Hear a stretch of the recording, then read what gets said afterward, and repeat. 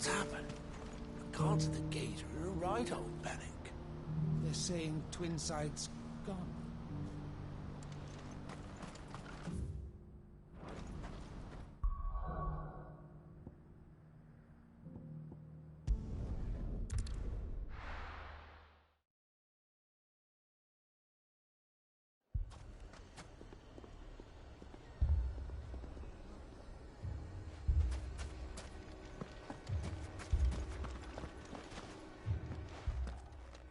Sid!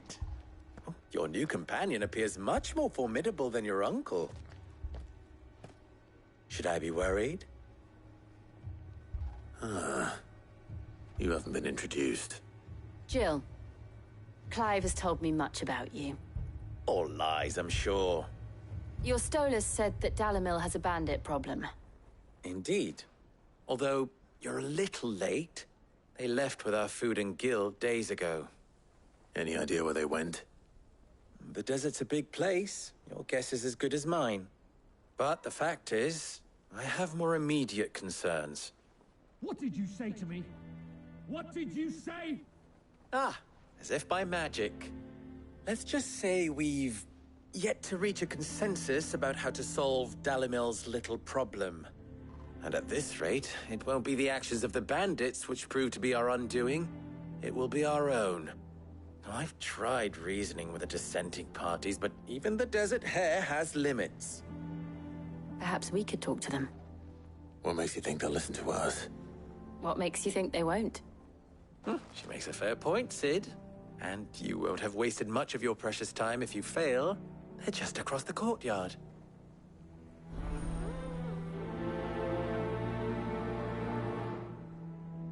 Suppose we just follow the shouting.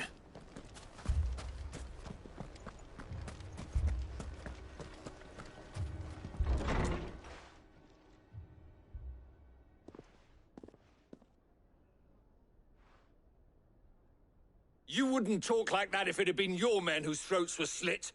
Blood for blood, it's the only way. We hire mercenaries and have them mount the bandits' heads on our walls as a lesson to the rest. And what happens when those mercenaries are slaughtered like your men? Are you going to hire more? We're better off using that coin to buy food and supplies. If we hire mercenaries, the only thing we're buying is the bandits' ire. And you cannot fill empty bellies with that. Do you hear me? But what happens when they come back? Maybe it'll be your throat that's slit. That's enough. Both of you. Any more of this and I'll throw you out myself. Come back when you're ready to talk like adults.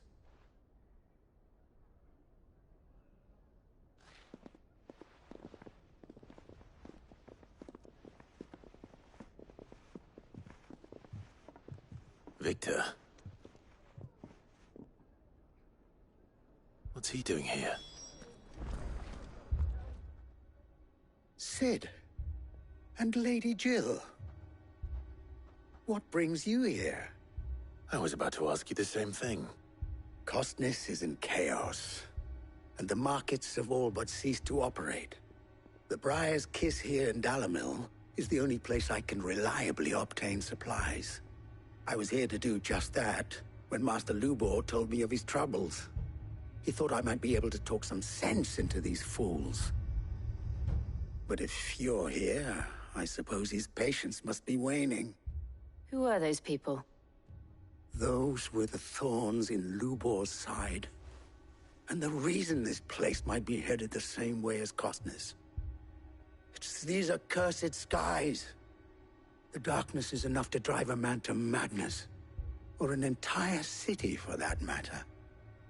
We're still working on the skies. But in the meantime, perhaps we can find a solution to Dalamil's problems.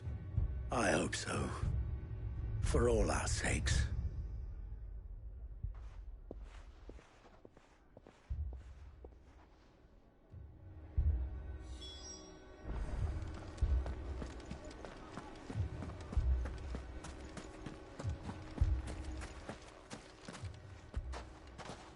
So, you see my predicament? What I saw was a room full of people who were angry and afraid. And with good reason by the sound of it. But if left to smolder, that anger and fear could set the entire town alight. My thoughts exactly. What to do? Both sides wish to protect their homes and livelihoods, if only they could agree on how. But as long as they are divided, we are vulnerable. And if there's one thing bandits like, it's an easy target. What would Sid the Outlaw suggest? Well, if it were my namesake, he'd let them choose for themselves and be on hand to pick up the pieces when it all went wrong. That sounds like a recipe for disaster. A recipe for disaster is precisely what it is. But perhaps that realization would be enough to make them question the ingredients. While it's plain neither Conrad nor Natalie will countenance the other's proposal, it may still be possible to make them doubt their own before presenting them with a third option. And that would be?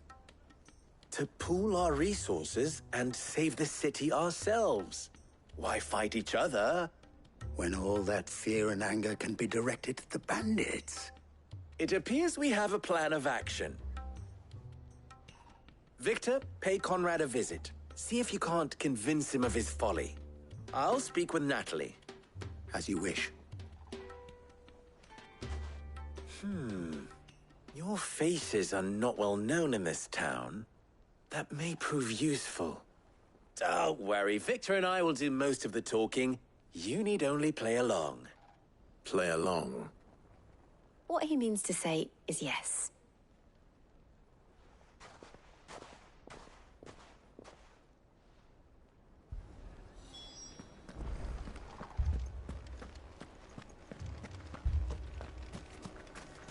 Picture it, Conrad.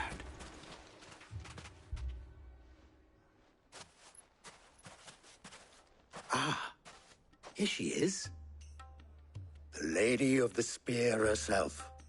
Conrad, may I introduce you to Jane, commander of the Red Wings, the oldest mercenary guild in the Free Cities. A pleasure, my lady. The pleasure is all mine. As I told you, I summoned the commander here from Canver to inquire about a contract. Victor says you told him no.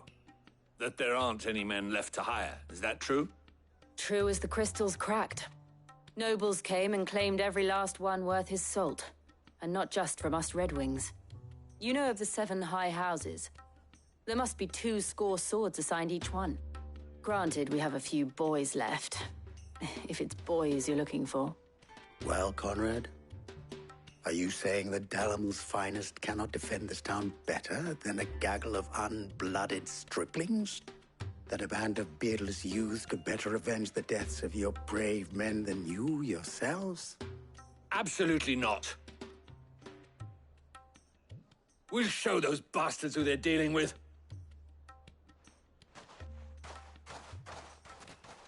I can't believe that actually worked. Conrad's not what you call the brightest candle in the crypt. And there's a reason why I had you do the talking and not Sid. Well played, my lady.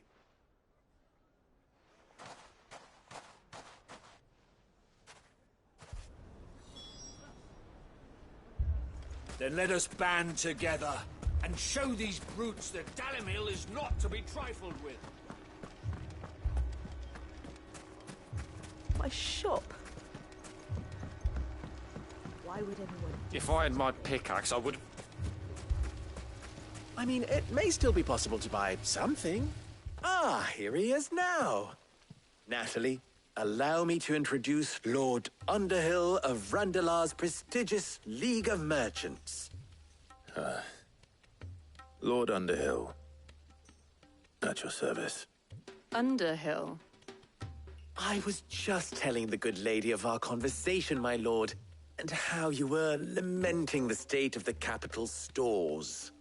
Lubor says that not only are the granaries almost empty, but that war and the Blight mean this season's harvest won't be enough to fill them for winter. Indeed, certainly that is the case. The nobles in the capital are buying up the city's stocks of barley and wine, driving the prices higher than most commoners can afford. It is only a matter of time before the peasants revolt. It is worse than I thought. If what Lord Underhill says is true, I fear we have little hope of supplementing our stores, meager though they regrettably are. And while I applaud your endeavors to dissuade our more bellicose citizens from seeking vengeance, I sense Conrad is not wrong in his assessment of the bandits' likely return. Which means that now, more than ever, we will need to secure what little we still have. Food, weapons, herbs, everything. If our humble town is to endure not only this hardship, but those that are certain to follow, we must stand united. All right. If it will help to protect my home, I'll do it. But you needn't have gone through this charade.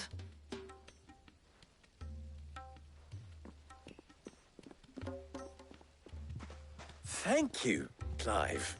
Your performance was nothing if not workmanlike. She saw right through it. I didn't say it was good, merely that it produced the desired effect. Now, my scouts should be returning shortly. Meet me back at the Briar's Kiss, and we shall see what we face.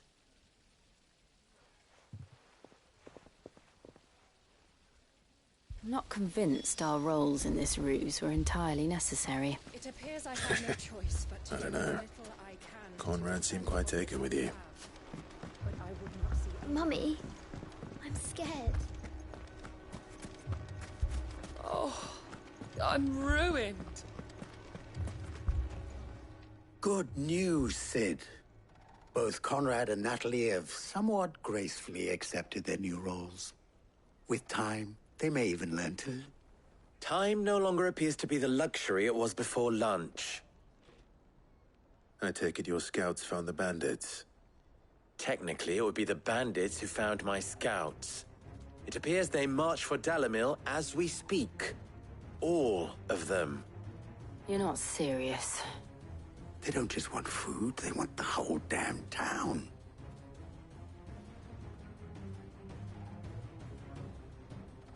I have a favor to ask.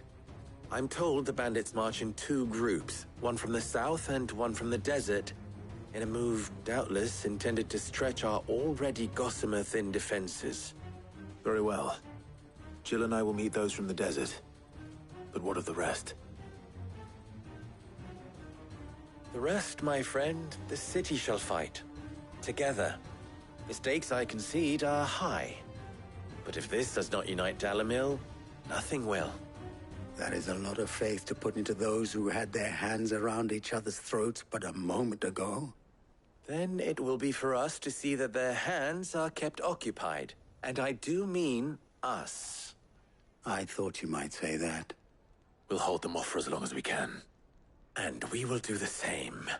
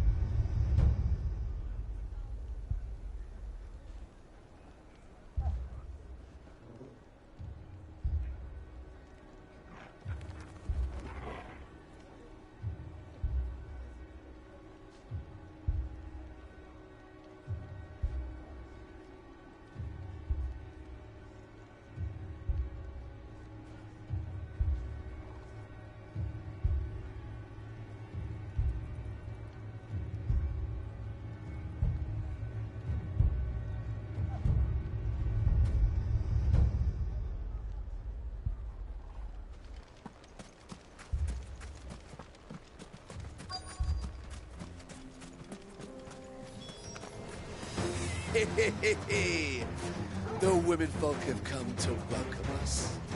I'll take that one. He's all yours.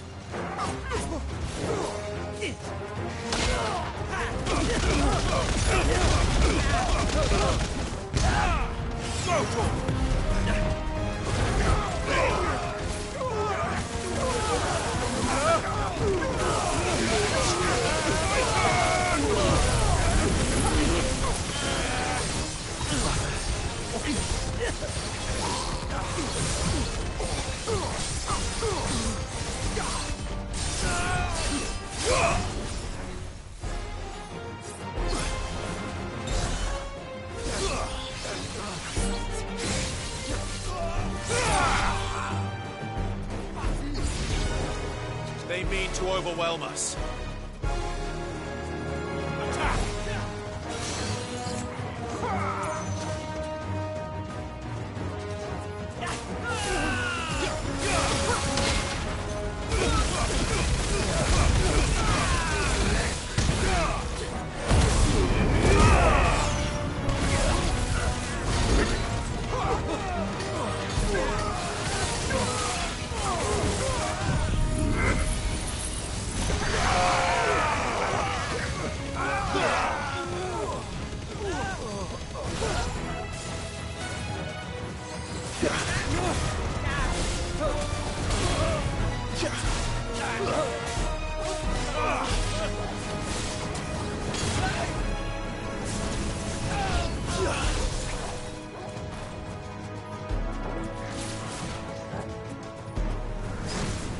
This one.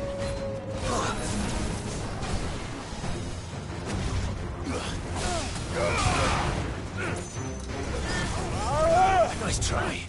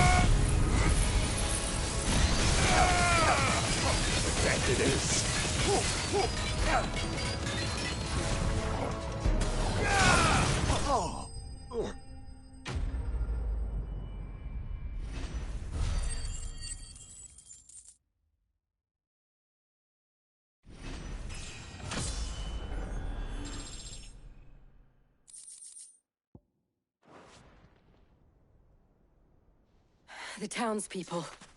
Could they have held out? I don't hear any fighting. What do you think? That we should hurry.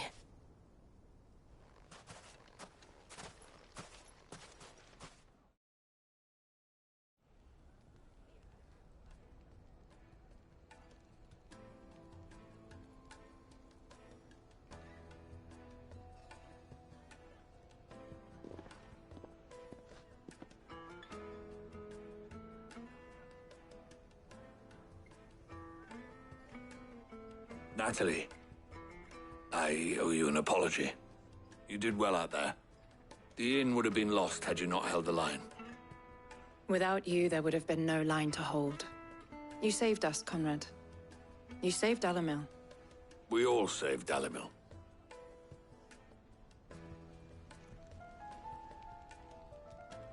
Conrad seems to have had a change of heart. I'd say they both have. I take it from your presence that our visitors from the desert won't be joining us either. Pity. The plan worked, Sid. Granted, it only took an army of bloodthirsty bandits at our gate. Come now, Victor. Why quibble over the details? We are united, and that is all that matters. As for you, Sid, you fight considerably better than you act. I'll take that as a compliment.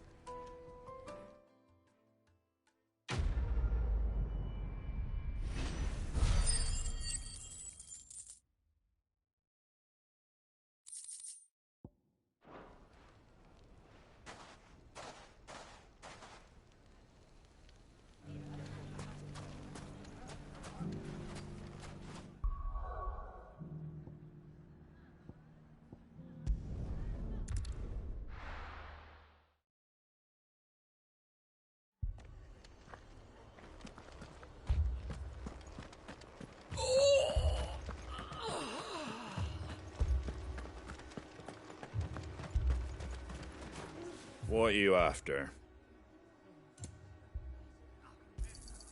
There you go. Much obliged. Thanks very much. There you go. Thanks very much. There you go. Thanks very much. There you go. Much obliged. Fare thee well. What are you after?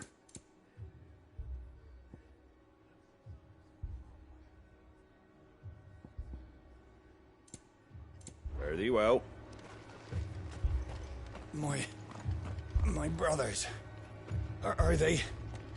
Shh, don't try to talk.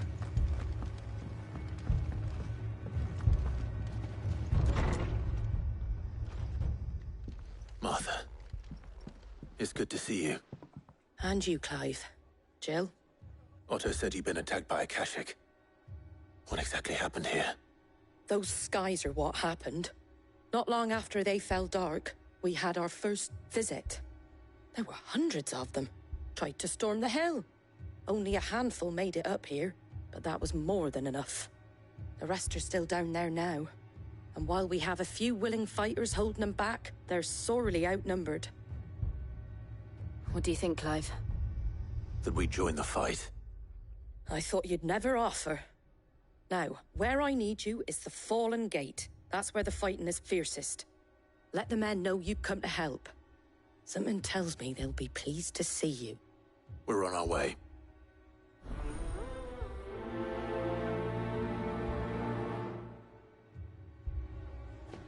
Do you think there are as many as Martha says? More.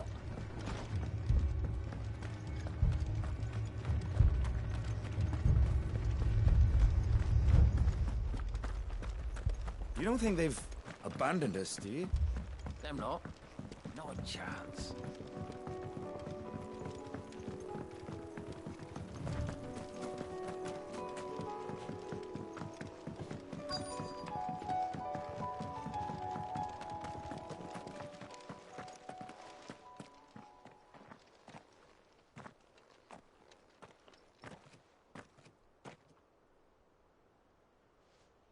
Clive, wounded.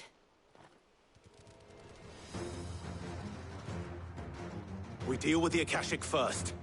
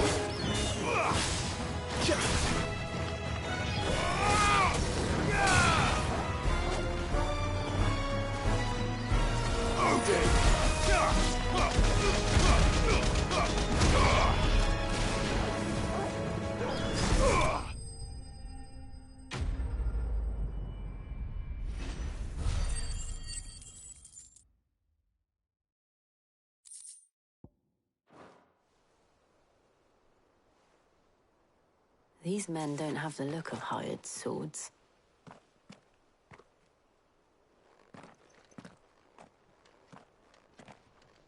If you've come to rob this place, You are mistaken, my Lord Rosfield. We're here by Madame Martha's leave. how do you know my name? Forgive me, my lord. There wasn't time for introductions. We're with the Guardians of the Flame. Wade's men? But how did you come to be here? Where is your commander? Sir Wade left earlier with a scouting party to find out where the Akashic were coming from. Did he? Take your wounded back to the inn. Martha will see you're looked after. We'll join you anon.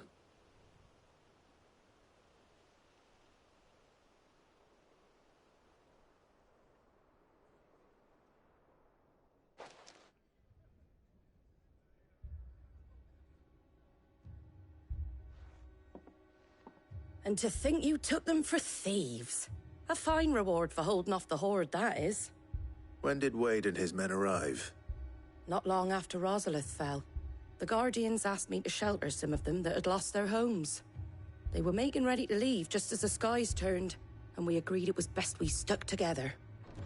Martha! Trouble!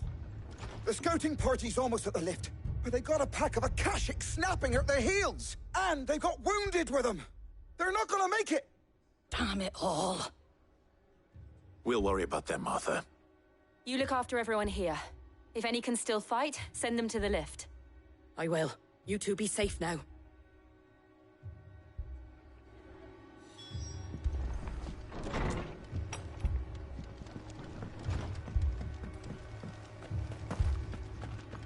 My brothers. Shh, don't try to talk. Mad dogs. The lot of them.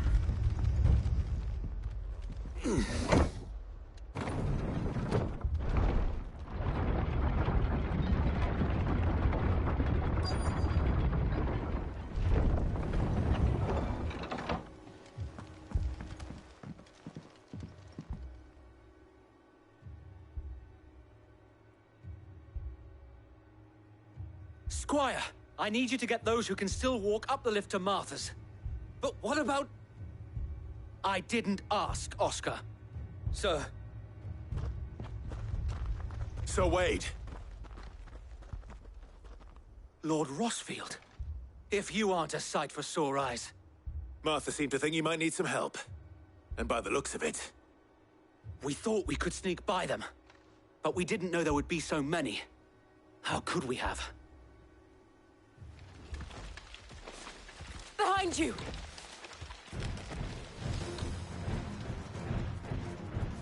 Damn it! We need to get the injured to safety. Do you think we can hold them off? We can certainly try. Are you with us, Sir Wade? Always. Then let's do our duty.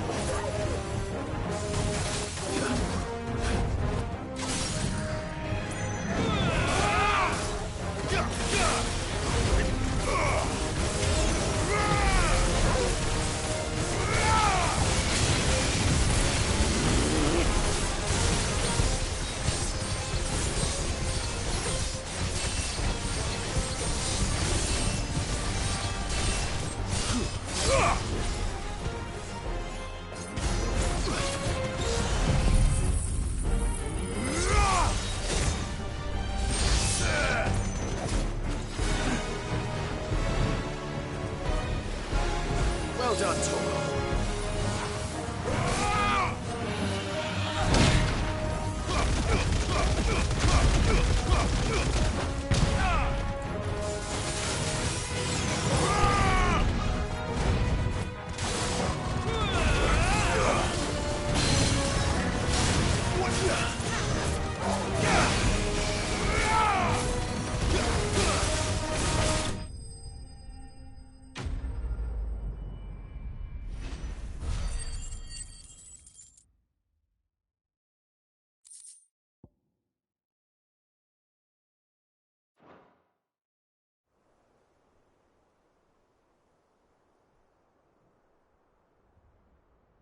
Is anyone hurt?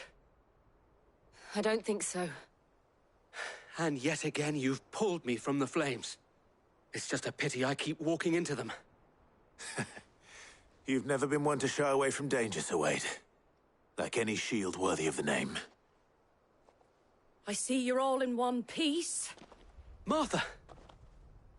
Is something wrong? The lookout saw smoke coming from down Eastpool way. Too thick to be a hearth. A second horde. Feel like finishing the job? Always. Jill and I will make for Eastpool. You'll need to move the injured without us. Don't you worry about them. The moment my men are safe, I'll follow. Good luck.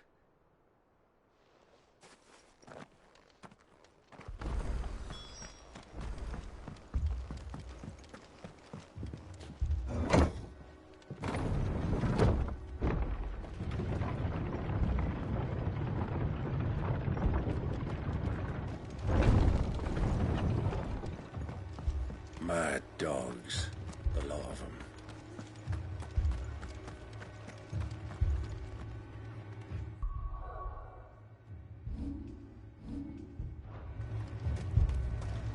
How do?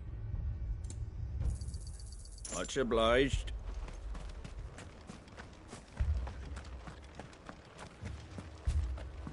This man's gonna die if we don't get him to a healer. But all our beds are taken.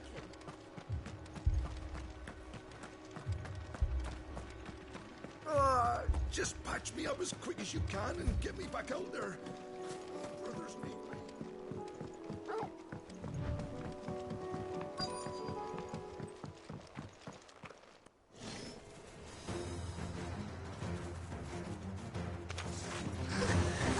They're headed for the rest.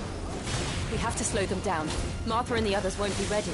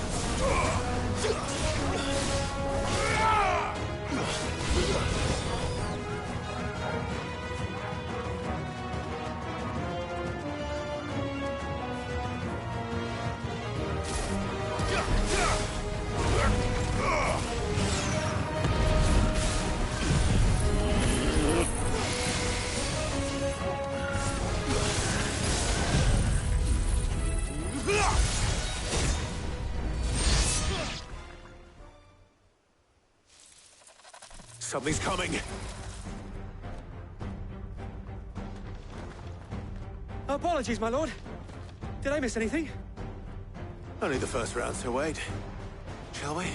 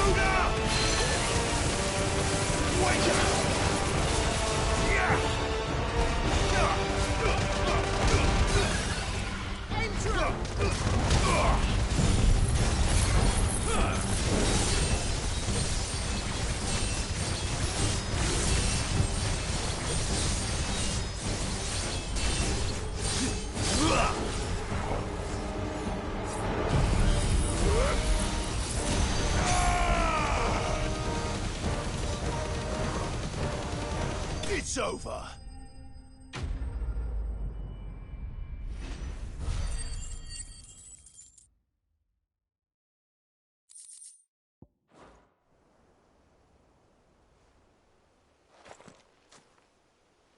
Do you see any more? No. I think that was the last of them. But it won't be long before the next lot arrive. Then we make for Martha's while we can.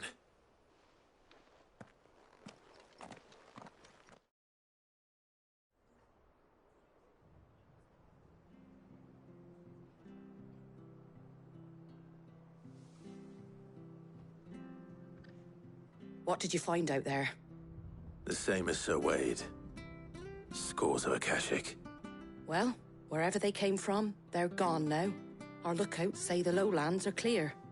Hopefully we'll have enough time to lick our wounds. How many of your men were injured? A damn sight less than if you hadn't turned up. Thank you. It was a hard-fought victory. But as long as the skies remain dark, I fear the Akashic's numbers are only going to rise. It's not a matter of if the Horde will be back, but when. And whether that's sooner or later, we'll need to be ready. The inn here affords a good view of the land, and is easily defendable. I'd like to make this one of our outposts. What do you say, Martha? You'd have more men to guard the rest. Well, when you put it like that, of course they can stay.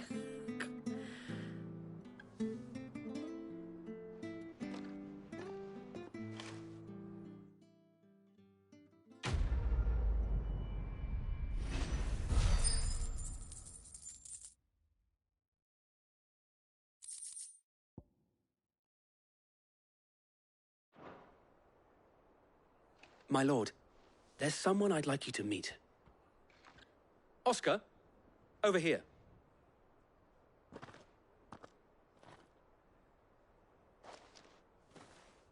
It is an honor to make your acquaintance, Lord Rossfield. I am Oscar. Oscar of House Murdoch. Murdoch? I wasn't aware the Lord Commander had children. Oh, he didn't. But his brother, my father, did. I am Sir Rodney's nephew. Well, go on, then. It's not for me to ask him. Yes, Sir Wade.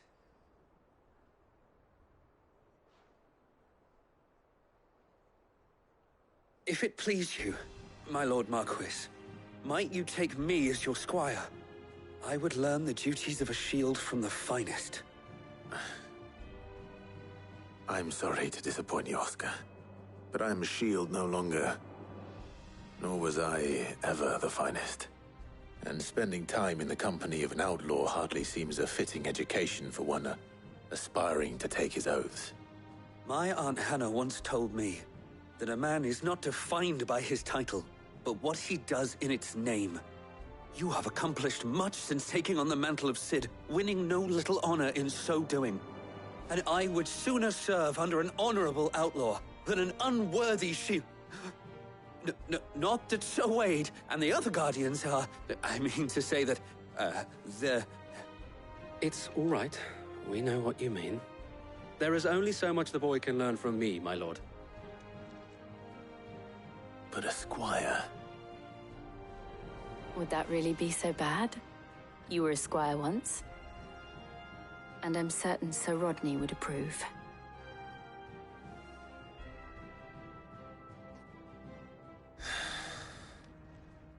Know that I'll show you as much leniency as your uncle showed me. I would not have it any other way.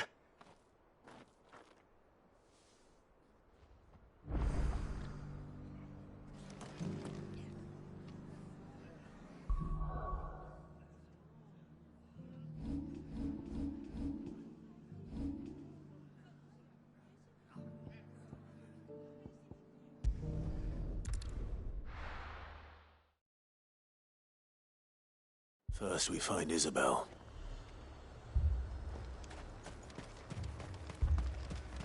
I saw it with my own eyes. The whole of Oriflamme under a flood. Then we're next.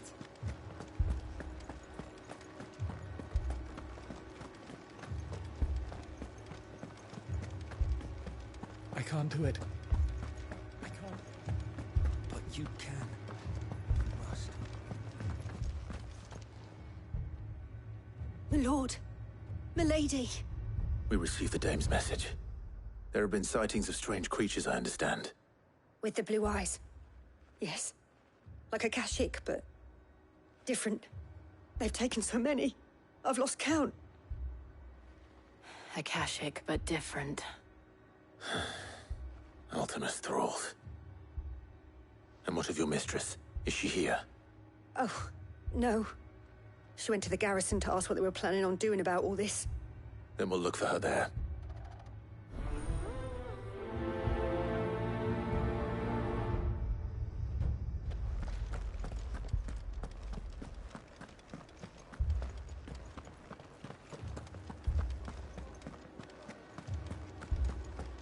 We could leave. But where would we... The two soldiers were carrying another. He didn't have any legs.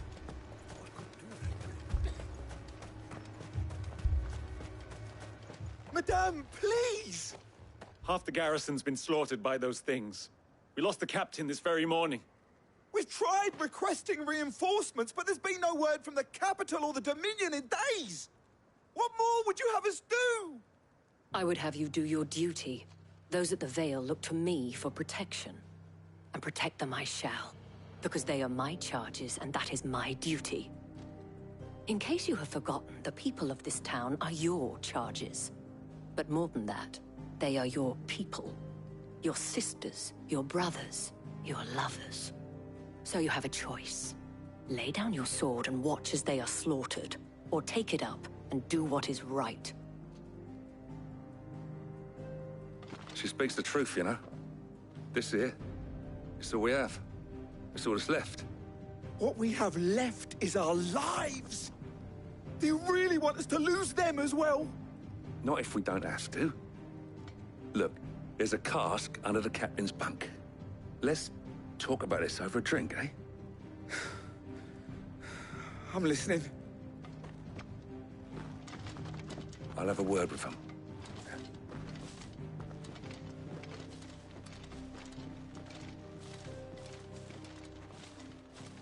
Ah, Clive.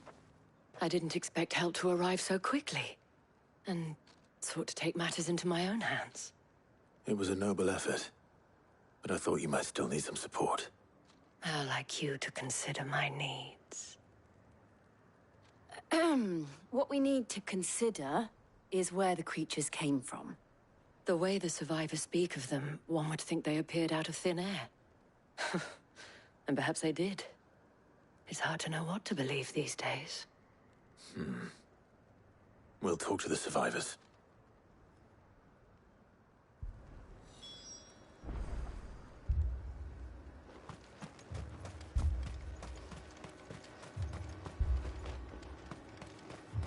Don't leave me, Pa.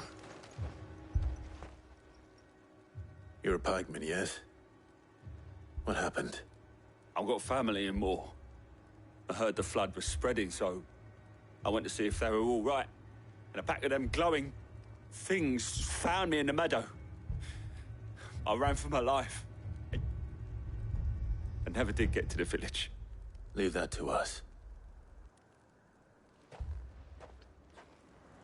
My family. I'm sorry, darling. That thing? I truly am. Did you see the creatures that attacked you? Creatures? Yeah, They came out of nowhere. They went for Joseph first, then me, and then they were just gone. Do you remember where you were? On the road from Oriflamme. We just passed Moor when...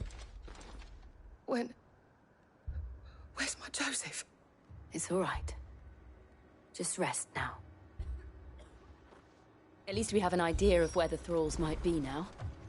We should head for more. I assume you have a plan? We need to find out.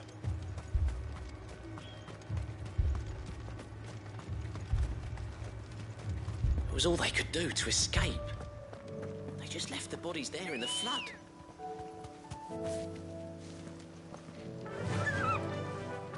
Faster!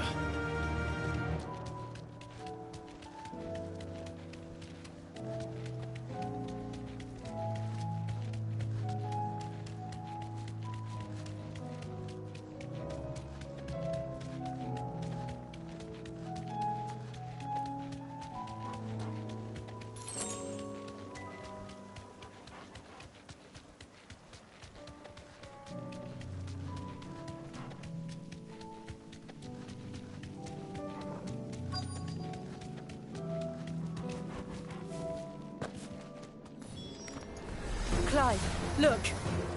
I see them. With me!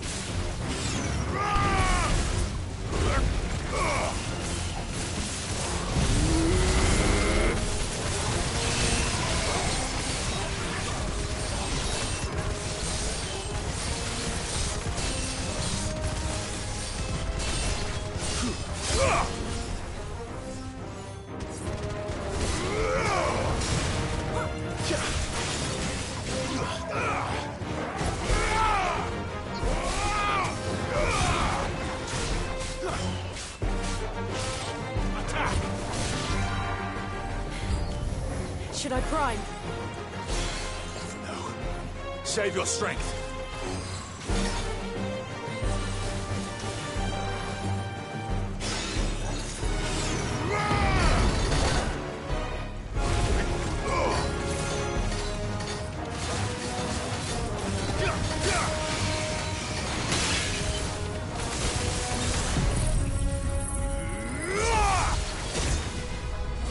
You're finished.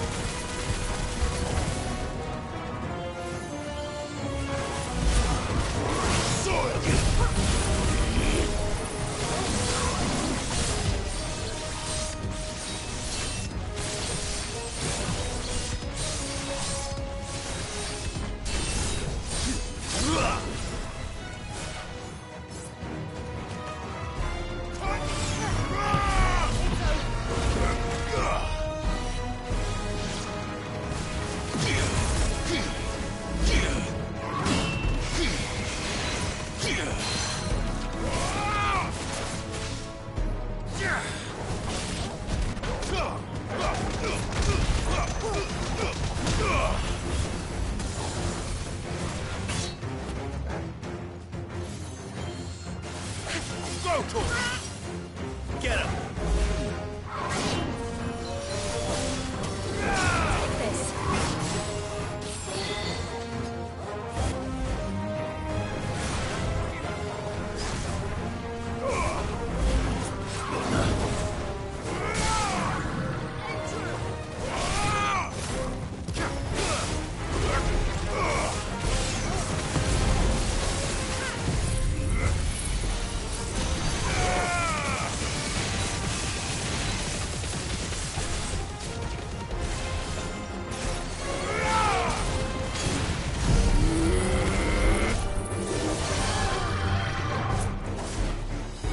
Too slow.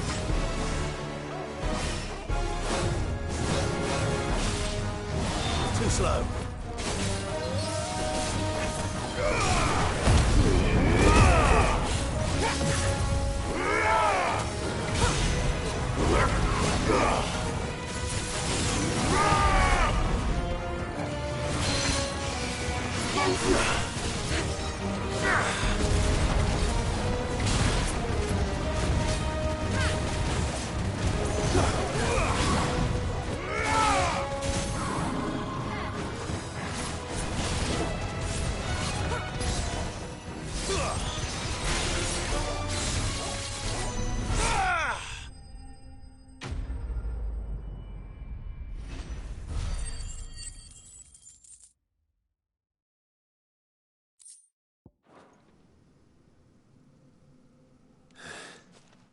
Do you think there are more?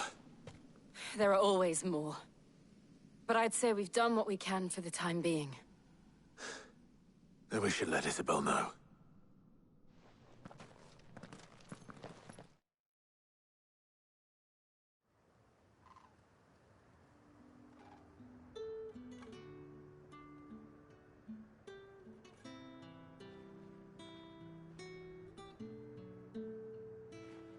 You have the town's thanks.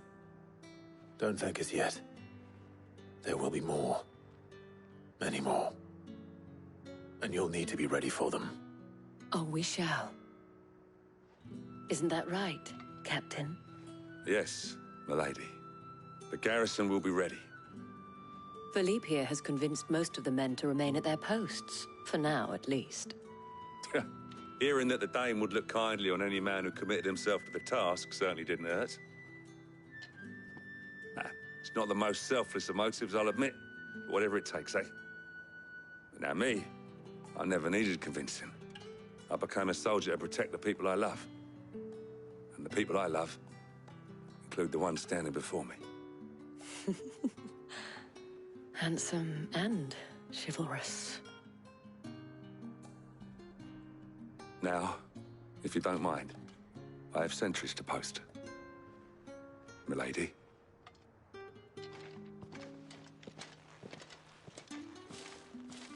Lest you wonder, I'm not foolish enough to believe that this has solved all of my problems. But it has solved one, and that's one fewer than I had this morning. Thank you again, Clive.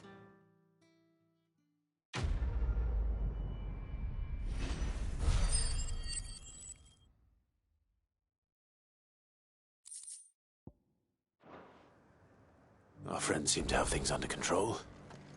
For now, at least. Let's go and put Otto's mind at...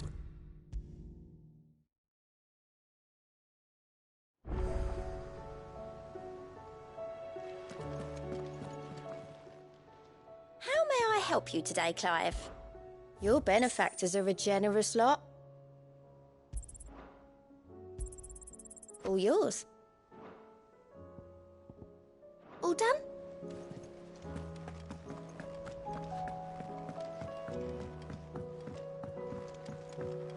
Did you see that?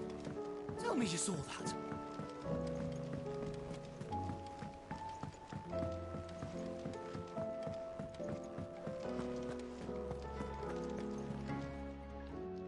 Still alive, are ya?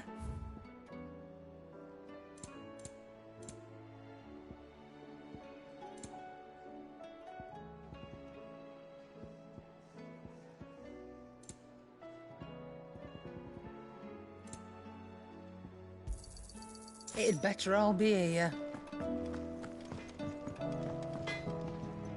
Trouble with your gear, or what do you want?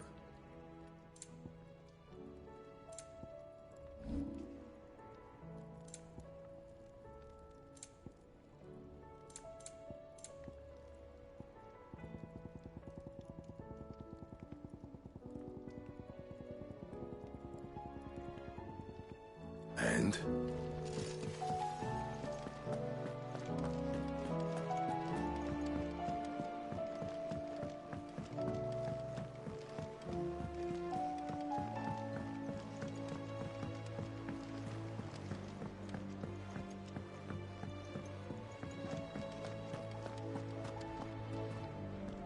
Was wondering when you turn up.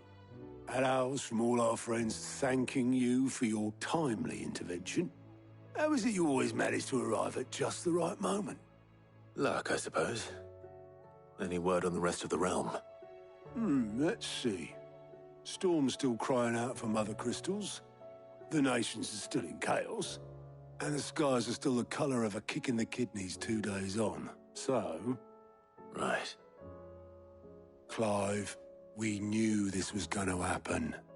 Well, not the bleeding skies part, but you take my point. Now's not the time to second-guess yourself. Now's the time to visit the infirmary. Tyre says your brother's awake. Thank you, Otto.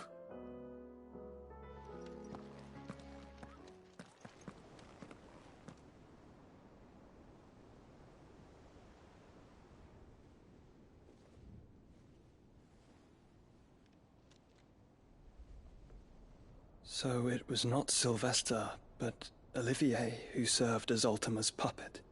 And when Dion learned of this, he sought to slay the fiend.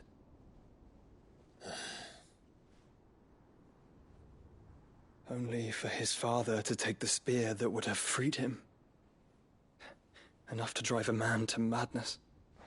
Small wonder he hasn't stirred. I would be afraid to wake. Had I but reached out to him sooner, warned him of the threat Ultima posed. But now, both an empire and her prince lie broken. Joshua, what do you know of Ultima?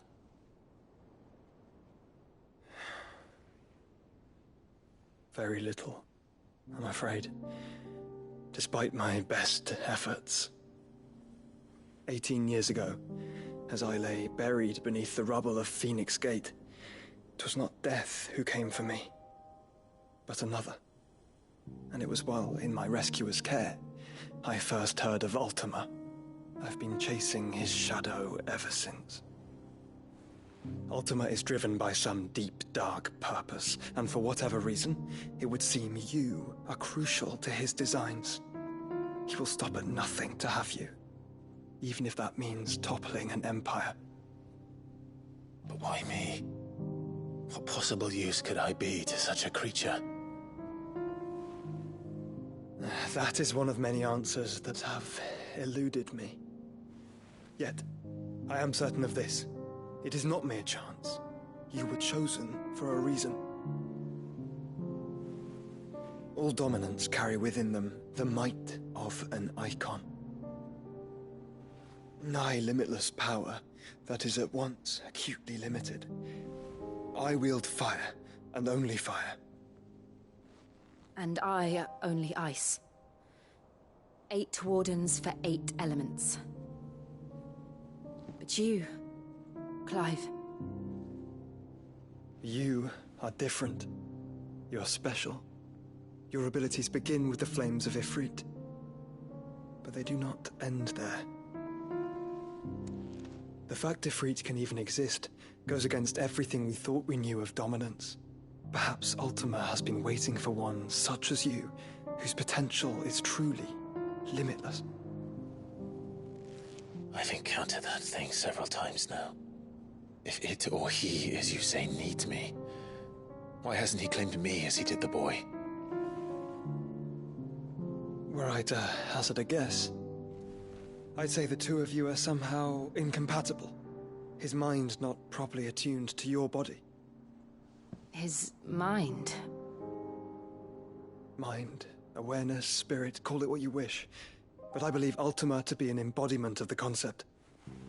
This is why I struggle and fail to contain him here inside me. I'm sorry. Inside you? With every setting sun, I feel my strength wane. And though the Phoenix's flames mend the prison I have made for Ultima, they do so at a cost. We must find a means to bring an end to him before I meet my own. What were you thinking? It was that or let him take Clive. And I've always had a soft spot for my brother.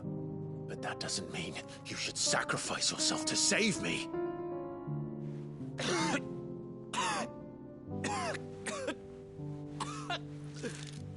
Joshua. Clive, it's Gav. There's an army of Akashic at the gates of Canver.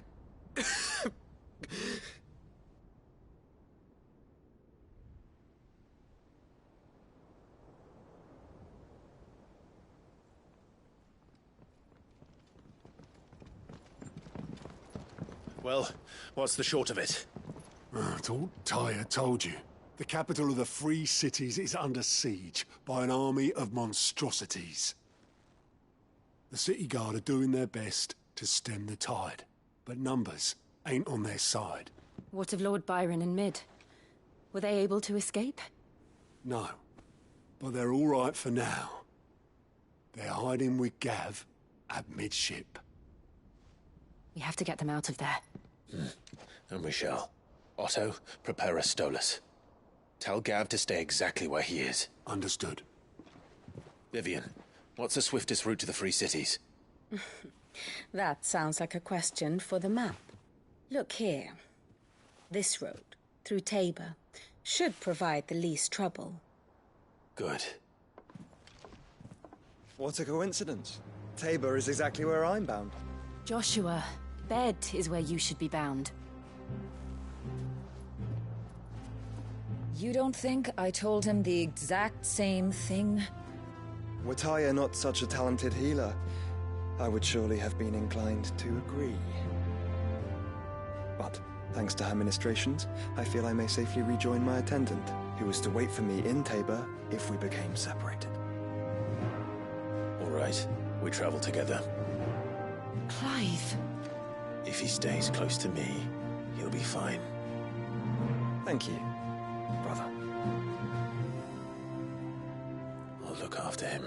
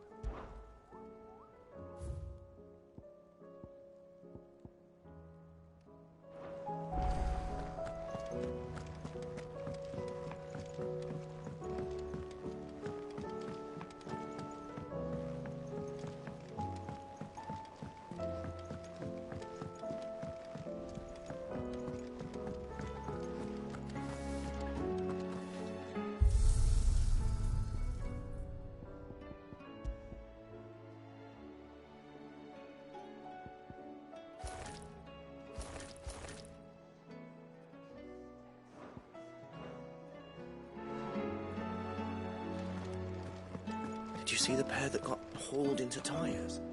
Aye, all their fancy suits.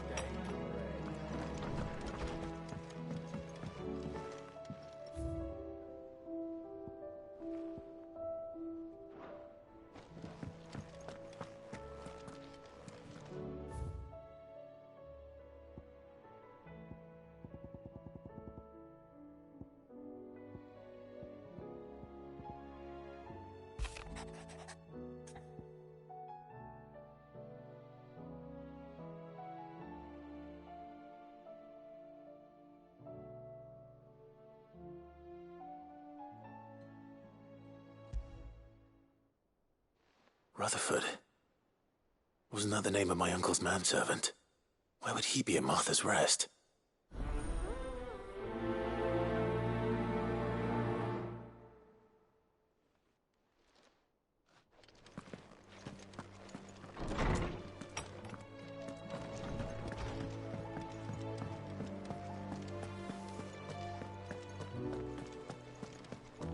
It seems the hideaway's lost its appetite. Here, you put me in this situation, Clive. You can bloody well get me out of it. I need a hand with a recipe. Are you sure it's me you're looking for? I'm not much of a cook. I'm all the cook will be needing, thank you very much. What I want from you is a little of your time, all right? Oh, and perhaps your sword. You remember Ivan's stew, right?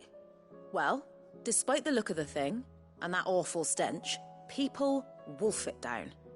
So I thought I'd try making one of these supposed masterpieces myself. Had a peek at the book and gave it a go, but, well... It wasn't as straightforward as you'd hoped. Ivan had the same problem. Yeah, but this is my blimmin' kitchen, and I will not be outdone. So if you don't want to be seen as playing favourites, I suggest you lend me a hand. I've never been one to play favourites, Molly. And I would be only too happy to lend you a hand. So, what's on the menu this time? A fried mortress of skyworm. That's one heck of a name, innit? Recipe seemed easy enough to an old hand like myself. Thought I'd followed it to a T. Only, turns out skyworm livers and drake's mint are not what I thought they were. At least I hope they're not, given the rancid mess they made. Ivan said the recipes in the culinary pilgrimage date back centuries. Who's to say the ingredients even exist anymore? Well, that's a question for a scholar, wouldn't you say? Perhaps you know of one? Kindly old fella who haunts the shelves, maybe? Fine. I'll go and speak to Harpocrates. Perhaps he'll know something. And if he does, I'll see if I can find your ingredients for you. You do that. Lest we forget, you've got a reputation to uphold.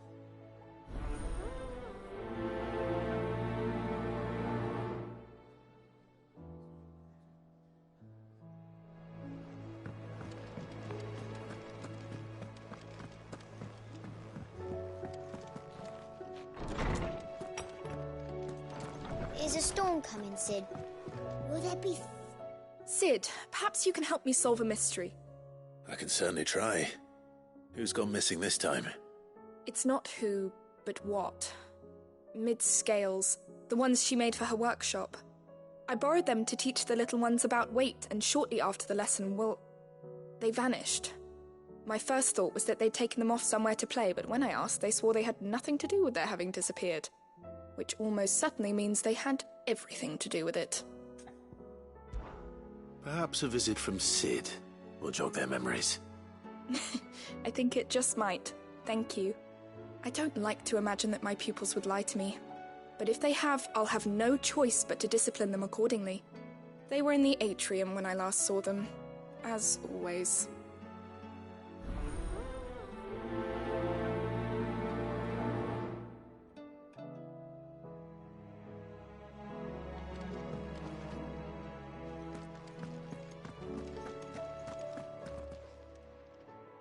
Lawsman Harpocrates, I've come to pick your brain if you don't mind. It's about the book you lent Ivan. Ah, Valisthea, A Culinary Pilgrimage, a classic. One of my favorites, in fact. The young man did a wonderful job with the Chance's stew. I do hope we shall be able to sample more such marvels in due course. That's actually why I'm here. I don't suppose you know where I might find skyworm livers and drake's mint. Ah, so the fabled Sandbrequois delicacy is next on the menu. Delightful. The descriptions of fried mortress never fail to make my mouth water. Now, skyworm is a somewhat antiquated name for the wyvern, their ground livers being the paste from which the mortress is made. Dragon livers. How very Sandbrequois. One would have thought the disciples of Bahamut would have a touch more reverence for their icon's brethren, but apparently not. I believe the specific dragon the recipe demands is the blueback wyvern, said to be the very colour of the sea beside which it resides. So we know where to look for our liver. But what about the drake's mint? Saint's bonnet in contemporary parlance, a herb which grows along the North Reach coast.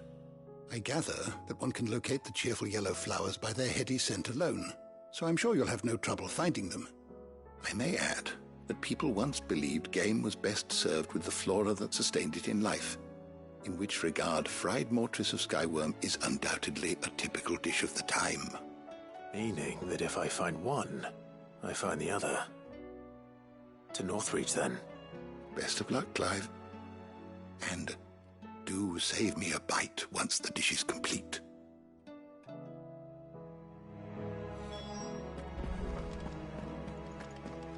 Is a storm coming, Sid? Will there be thunder?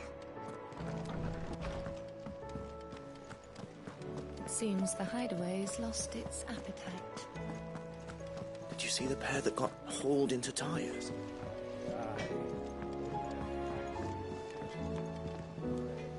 Oh my God. Is everything all right, Goots? You seem more discomposed than usual.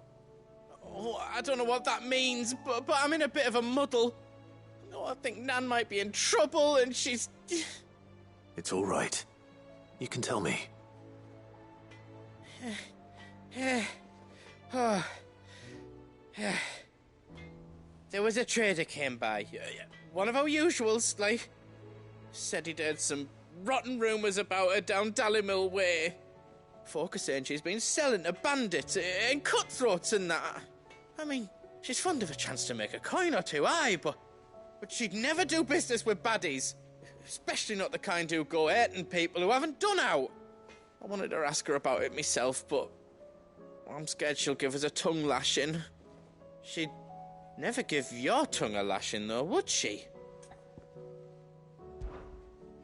Don't worry. I'll speak to her.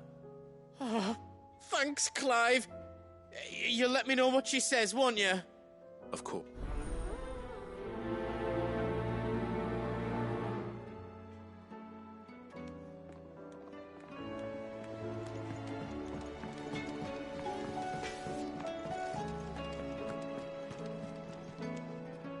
Lady Karen. How's business? Not nearly as foul as the weather. You're doing good trade then? Both in and out of the hideaway? Can't complain. Wait, what exactly are you getting at? Not once in 5 long years do you pay my affairs half a care, but here you are today, raking me over the coals like a bloody popoto? Just asking. Out of interest. All right. I'm here because I was told that certain rumors have been circulating. About you selling weapons to brigands. Oh, are you? And who was it who knows me so well as to tell tales of my evil exploits? I didn't exactly hear firsthand. All I know is that someone in Dalimil has been spreading word to that effect. And what? You believe it? You think I'm profiting off the blood of innocents, do you? Look, I've done things I'm not proud of. Might be there were a time when I turned a blind eye to the wretchedness of the world so I could line my pocket. But that woman is no more. And you'd know that if you'd ever paid the slightest bit of notice. You're right, Lady Karen. I apologize. It was wrong of me to doubt you. Aye, it was. Now, I reckon you've got better things to do than pointing your do-gooding finger at a poor old woman. Of course. Good day.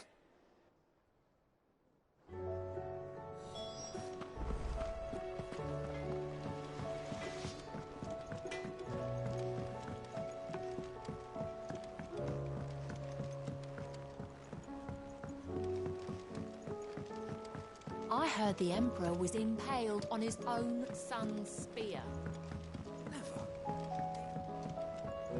We're all gonna die!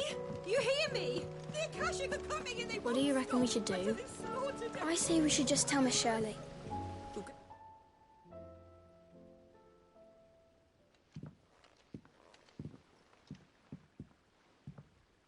Sid! Hard at your studies, I see. And what is that? It's not a set of scales, is it? No. Of course it isn't. Well, not anymore, it's not. Oh! And just how long hasn't it been one?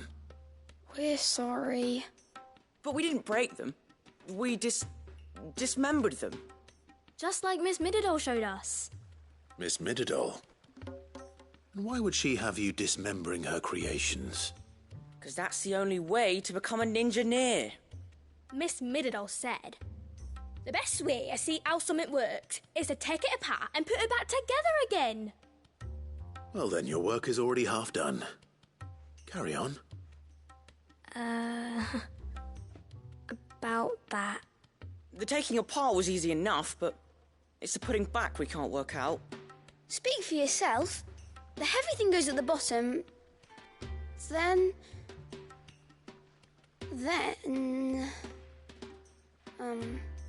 You three need to learn to take responsibility for your actions. So let's have a look at these parts with fresh eyes, shall we?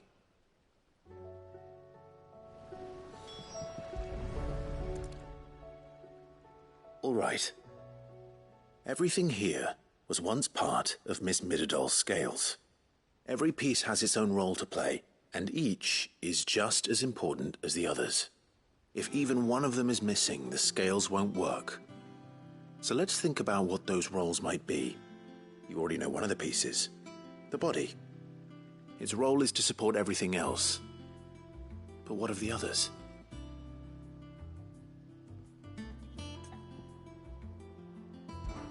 This is called the arm. Why do you suppose that is? It doesn't look much like an arm. You're right. It looks more like a wing. Like a chocobo wing! You've ridden a chocobo before, haven't you, Sid? Will you teach me to ride one day? I'll think about it. Now, what do arms do? Hold things. So wait, maybe this arm holds things too? Good thinking. You're on the right track.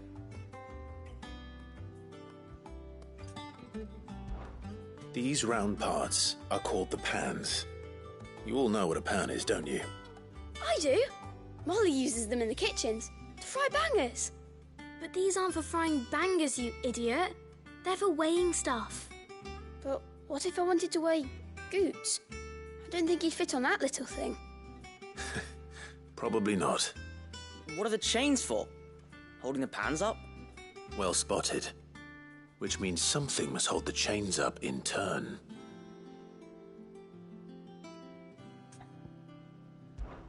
This tiny piece is what's called a cogwheel, or gear.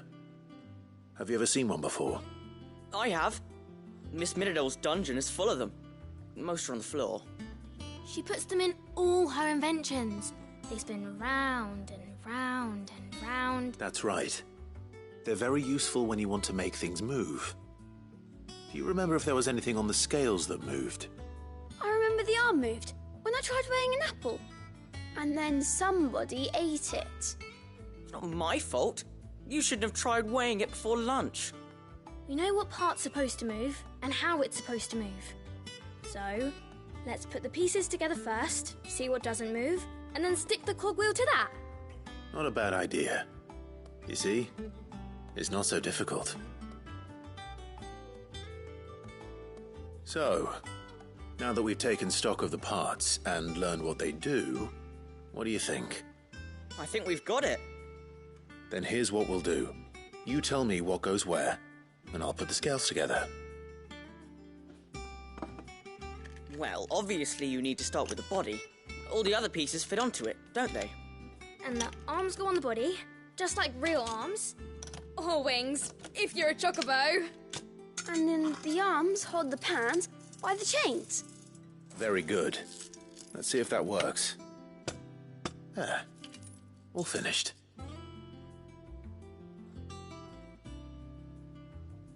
Yes! We did it! Well, with Sid's help. Oh, I just put the pieces together. It was you three engineers who showed me how. That's right. We're Miss Middledale's hairs. Her hairs? Yeah, hairs for the future. She's showing us her secrets now, so we can help out the hideaway when we're older. What do you think, Sid? Are we almost ready? With a little more help from Miss Middledale and Miss Shirley, I'd say it won't be long at all. You hear that? It won't be long. Until then, though, do try to be honest with Miss Shirley.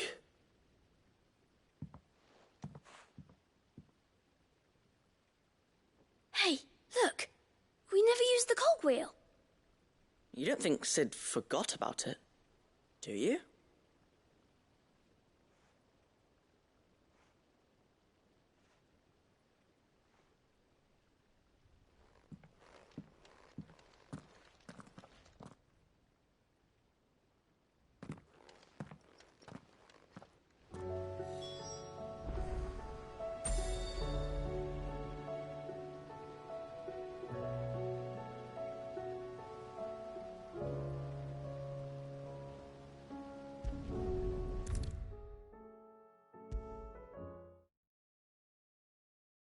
Is a storm coming, Sid? Will there be thunder? Well, did you solve the mystery? It was as you thought. The children had the scales, or the parts of them at least. They dismantled them to see how they worked. Oh, no, Mid will have my head. Thankfully she won't. This might even have been her idea. Although I was the one who ended up teaching the lesson. I'm so sorry, Sid. I know how busy you are. I shall see that the children are properly punished. Please, there's no need. Mid seems to have taken the three of them under her wing. She's even calling them her heirs. She'd have them follow in her footsteps. And her father's. I see. Sid, do you know why Mid has been spending so much time at the hideaway of late? She told me it was because her studies have been interrupted by events in Canva. Is that not true? No, it isn't. The university offered her a commission. In exchange for full tuition, room and board, They asked her to oversee the design of several new war engines. To anyone else it would be an opportunity, but to Mid, who lost both her parents to war, it was a bitter pill. One she was none too keen to swallow. But that should come as no surprise. She's only ever cared about bringing people hope. The very last thing war can be said to do. Which explains her heirs. She's working to give them a better life. And so should I. What's the odd engineering lesson? Ah, you've given them far more than that. And I'm sure they're very grateful.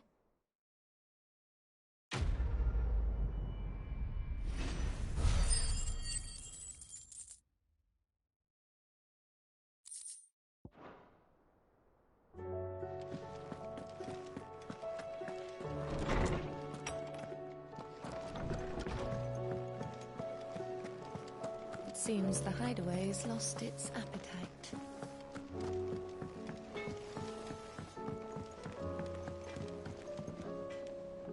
I spoke with Lady Karen. What did she say? That the rumors were unfounded, and that I was a fool for thinking they might hold any truth, along with some other things that made her feelings clear. And while it sounds like she may have done things she regretted in her past, she says those days are behind her. Oh, well, that's good. I knew Nan wasn't caught up in out bad. But why would people say she was? What did she ever do to them? It's not right. No, it's not. But people do things for all sorts of reasons. Perhaps we'll never know. Well, I'm going to find out. That trader, he said they were all talking about her in Dalimil. So that's where I'm going. I'll find someone who'll tell me, you'll see. Are you sure that's wise? Whoever's spreading these rumors means Karen ill. Oh, right. But that's why you'll be coming with me, isn't it, Clive? I suppose it is.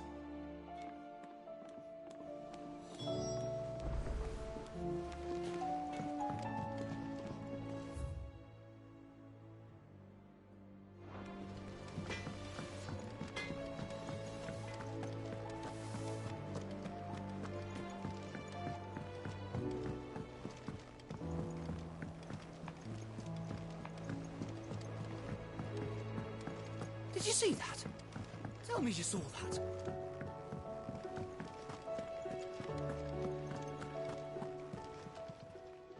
Clive! Quick look. Think you can help?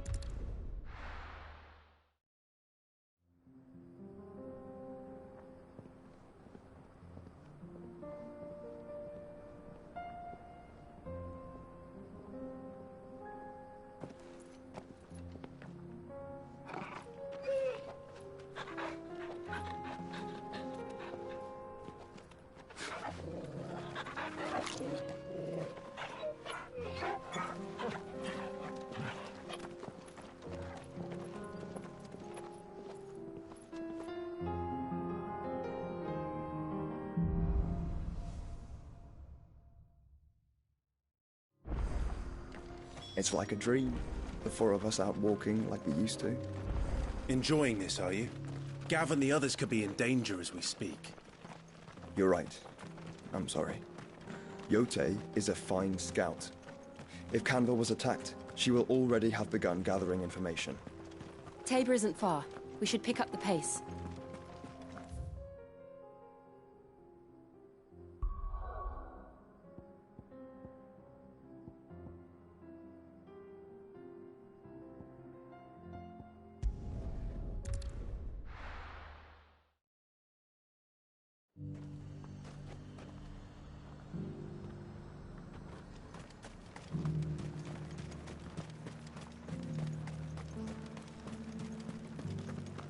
There were ghosts at the gates not days ago.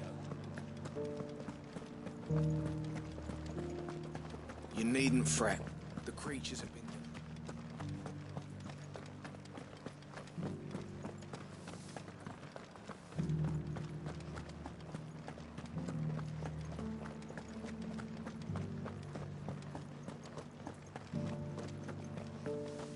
To the meadows, then.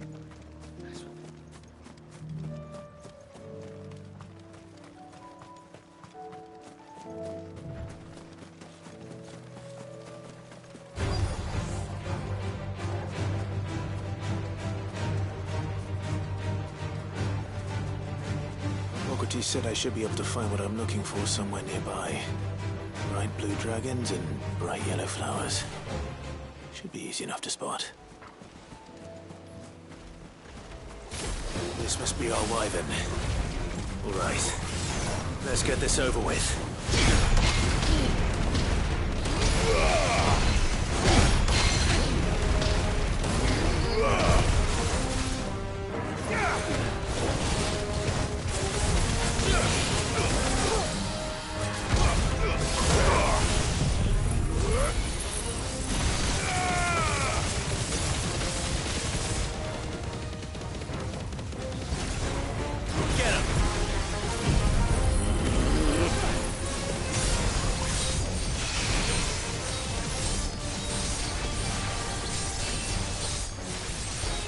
Over here!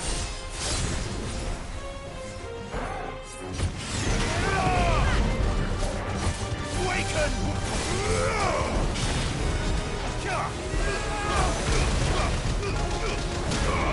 Too slow.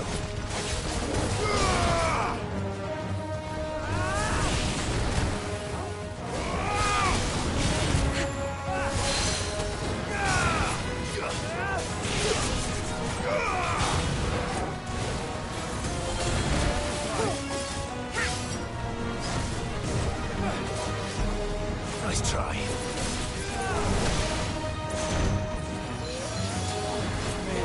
This one.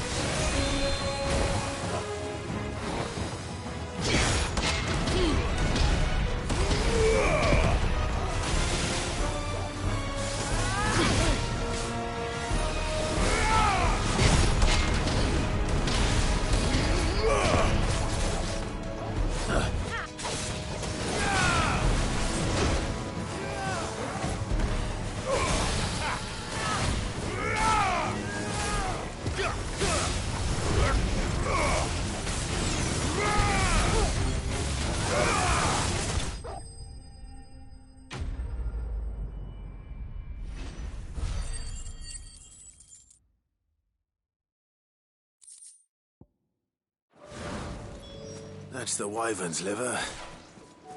Now I just need to find the herbs. Bright yellow with a heady scent.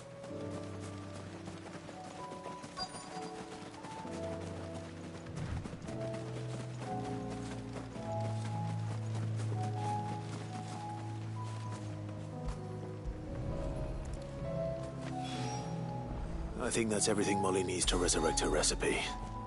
Better head back.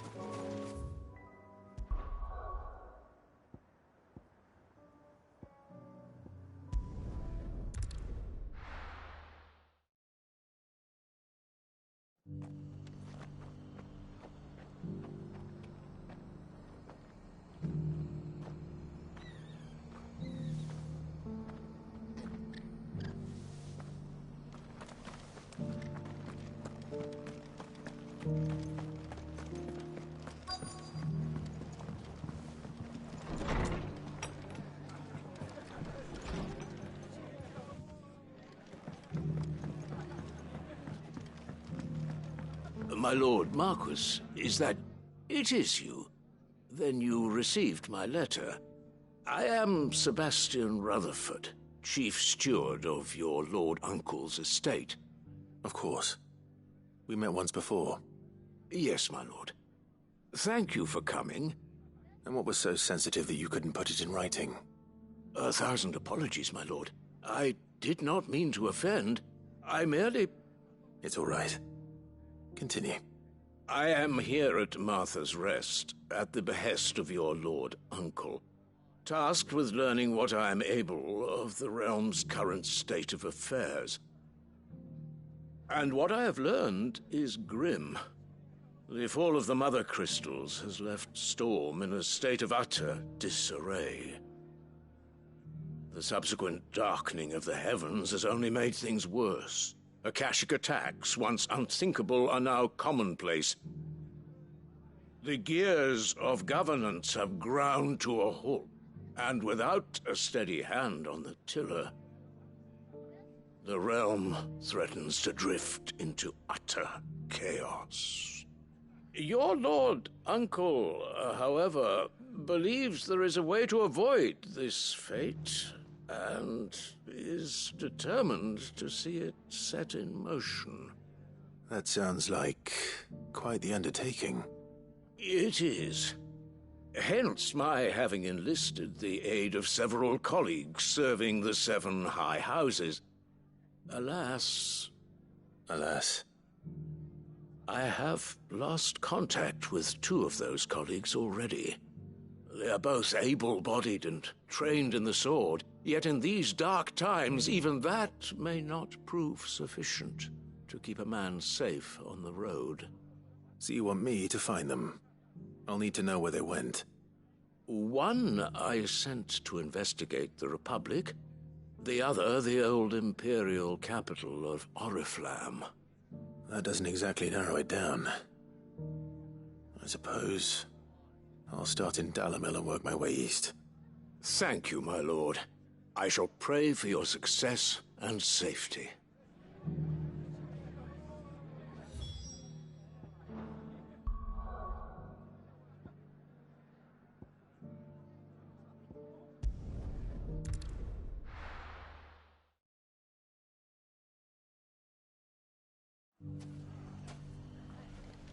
It's not going to be easy finding one man in an entire republic.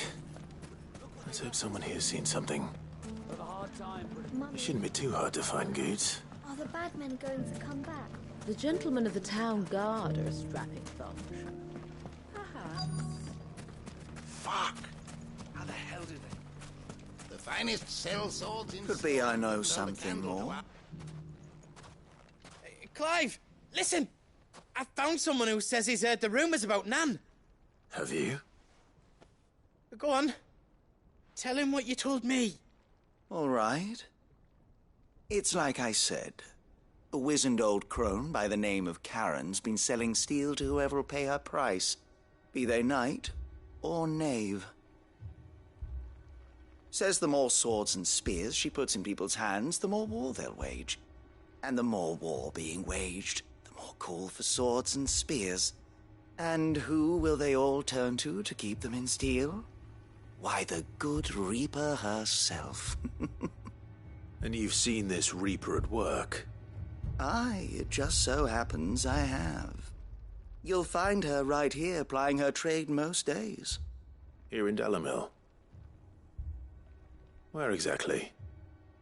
She has a stall here in the market, but if you're not the patient type, you can probably find her at her storehouse on the edge of town. But it'd be a bolder man than me that braved that particular nest of vipers.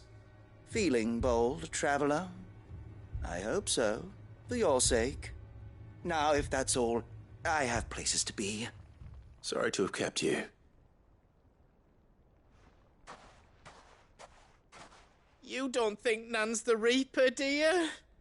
Not unless she's discovered the secret of how to be in 2 places at once. Eh? What do you mean? Lady Karen hasn't left the hideaway in weeks. So who has been running this stall he spoke of? Good question. I'll go and have a look. And I'll visit this storehouse on the edge of town. All right, but be careful, Clive. You too, Goots.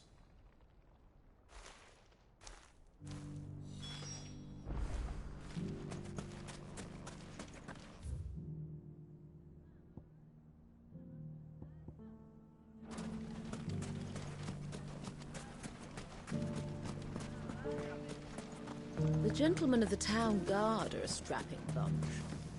Perhaps. What a mess. Where do we even start?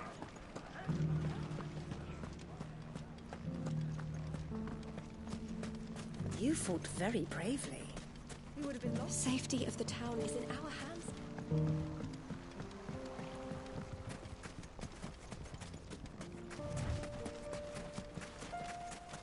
Time to brave the Viper's Nest.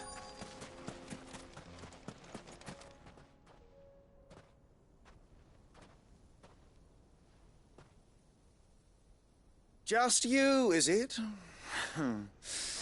Thought I might have laid it on a bit thick. It was a fairly unconvincing tale.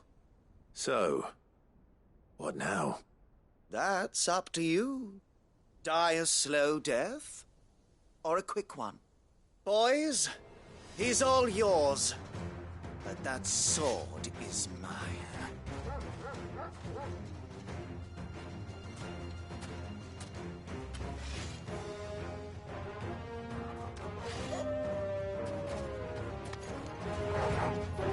Leave now and we can pretend this didn't happen.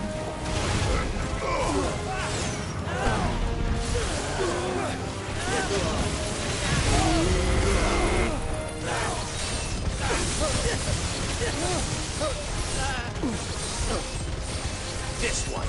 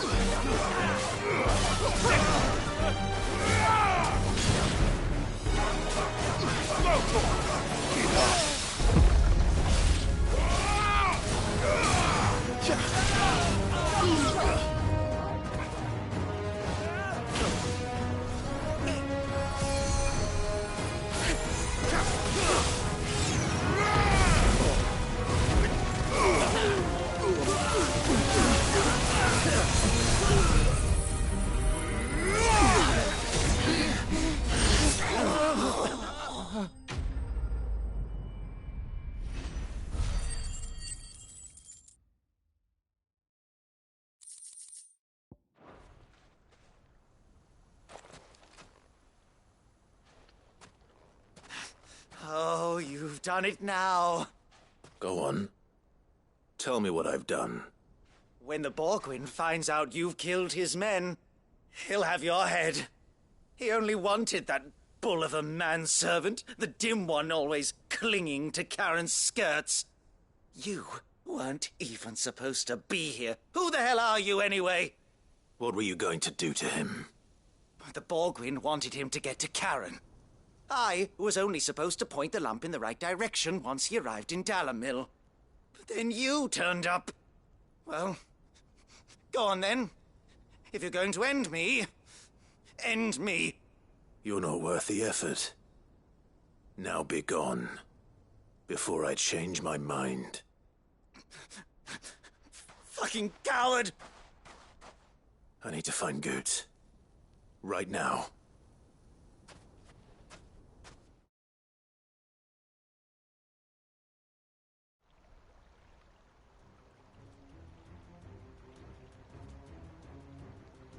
Get your filthy paws off me, you naughty-pated lout! Stop calling me names! And stop spreading them horrible lies about Nan! Well, that will be easy enough. For they are not lies. Every last word is true. And she must pay for her crimes in blood. Blood? Goot, are you all right? He's gonna kill Nan! He said she had to pay in blood! After what she did, it is only right.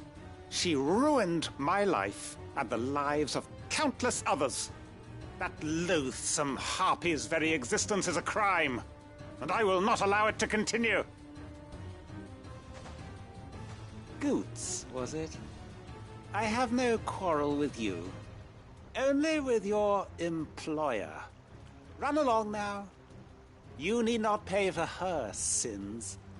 No. No? I don't care what she did. I won't let you hurt Nan. Promise me you won't hurt her. Or I'll kill you myself! Goots, no. Enough, all of you!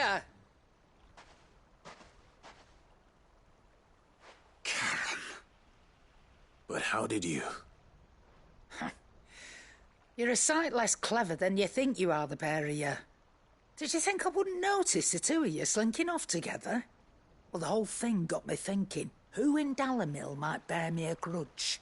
And a certain snivelling shit I ran afoul of in my fairy years came to mind.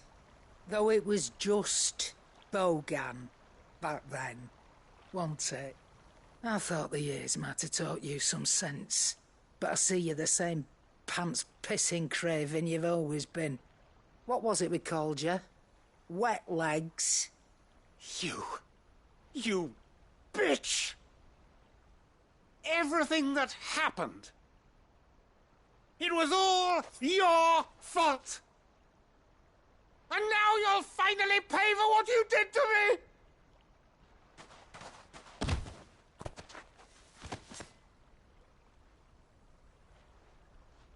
Goots, you...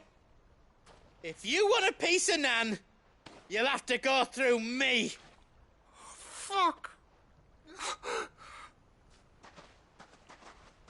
You great galoot. Out of the way, I can handle this myself. So, wet legs, you remember what you told me when we last met? An eye for an eye. Wise words, Sam. Wise words. And now, it's time to collect.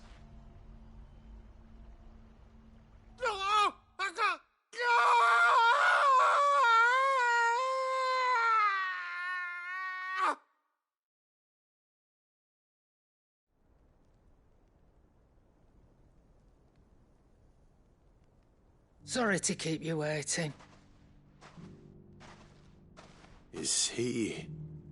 Dead? No. But I reckon he wishes he was. It ain't easy going through life one eye short of a pair. After all, I should know. You don't mean... Oh, don't tell me you didn't notice. Lost it to old Wet Legs back when we were working the same routes.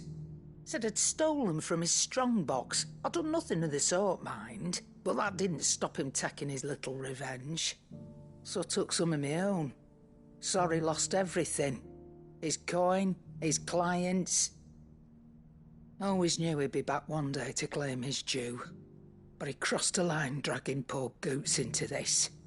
He didn't hurt you, did he? No, Nan. Still got all my arms, see? Legs too. But what if he comes back again? What if he does? First we take the other eye, then we work our way down. He'll learn his lesson soon enough. But something tells me the Wet Legs has learned it already. Right. Let's get you back to the hideaway. You've attracted quite enough attention already. Ta-ra, Clive. Remind me never to cross you, Karen.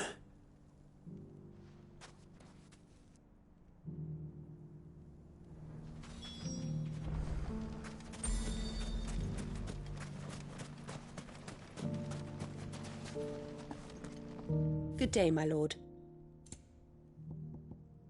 Fare you well.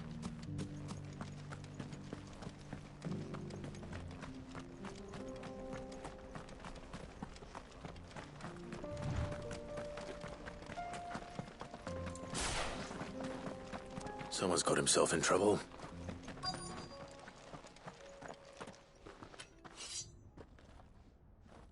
I don't see your master here, so you can start by giving us all the coppers in your purse.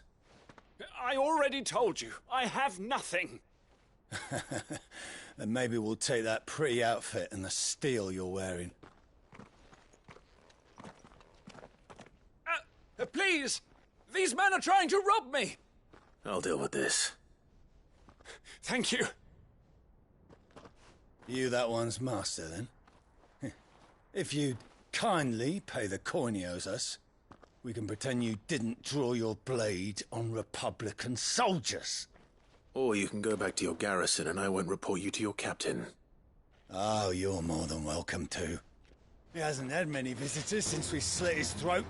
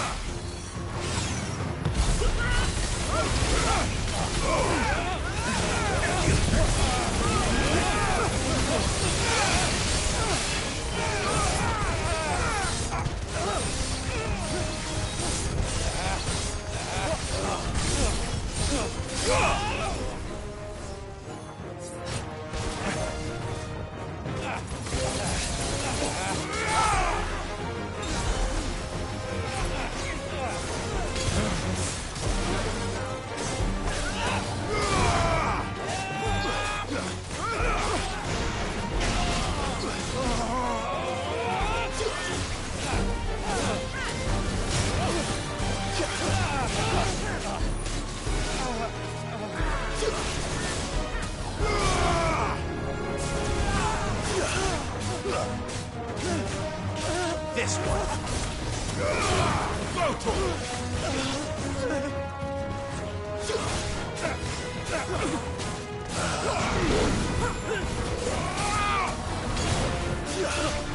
It's over.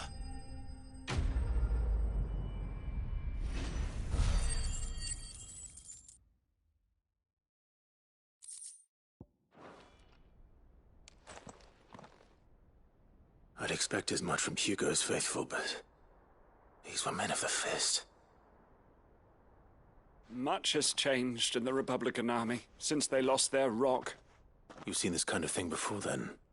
Many times. I was sent here to observe the situation. You're one of Rutherford's men. He sent me to look for you. Well, then you have my thanks. I fancy I could defend myself against one, perhaps two, but a whole regiment. I arrived in Dalimil several days ago, but when I called upon the captain of the local garrison to make inquiries, his men confiscated my effects and locked me in a cell. The captain is no more, and his men make the rules now. Fortunately, I was able to bribe my way free, only to be stopped again by those soldiers you so kindly dispatched. What of the Fist's central command? Surely they wouldn't allow such lawlessness amongst their ranks.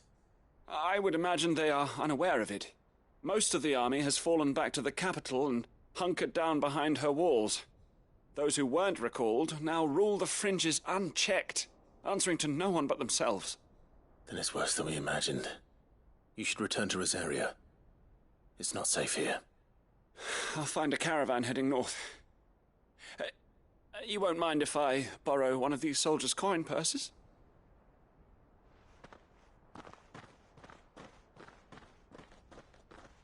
Not at all. Now, to find this second associate of Rutherford's. If he was bound for Oriflamme, I'll start at Northreach and see if I can pick up his trail.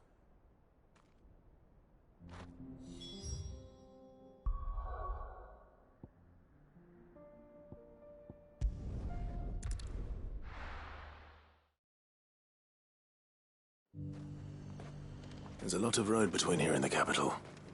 Rutherford's man could be anywhere. There were ghosts at the gates not days ago. You needn't fret. The creatures have been doing.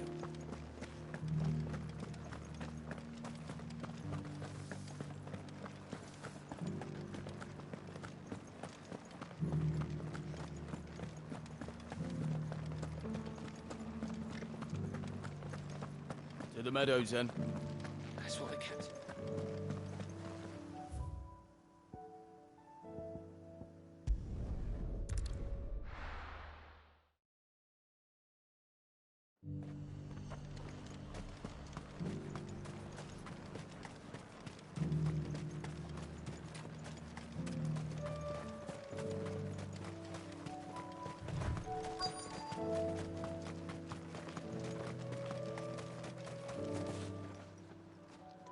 What happened here? If you're with the others, they've already relieved me of my belongings. I'm not. I'm looking for someone who was sent here by a man named Rutherford. And then you found him. I am Alistair Rockford, attendant to the Lady Ariane of House Wellesley. Of the 7 high houses of Rosaria. It's been a long time since last I saw my great-aunt. Is she well? My Lord Marquis? Yes. Yes, she is. The Lady Dowager has granted me leave to assist your Uncle Stuart. I was on my way back from the old capital when I saw some villagers being robbed on the road here. Bandits? They looked more like field hands, but it didn't matter in the end. I did what I could to help the victims, but all it earned me was a pommel to the temple. Which way did they go? South, toward the gate. All right. I'll take care of them. Founder knows I've met enough of their kind. You head back to Northreach, visit the Vale, tell them I sent you. Thank you. I shall. Founder be your shield.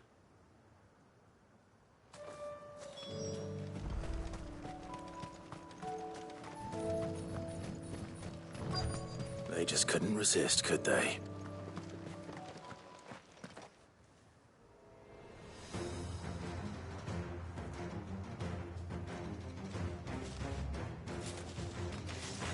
This one's ours, pretty boy.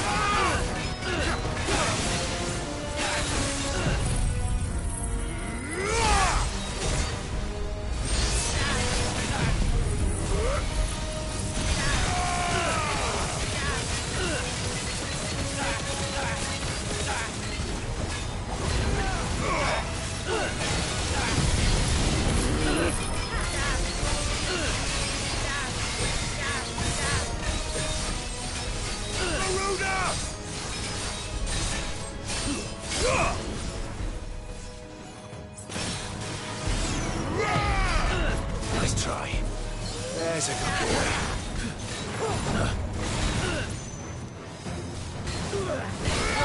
Nice try.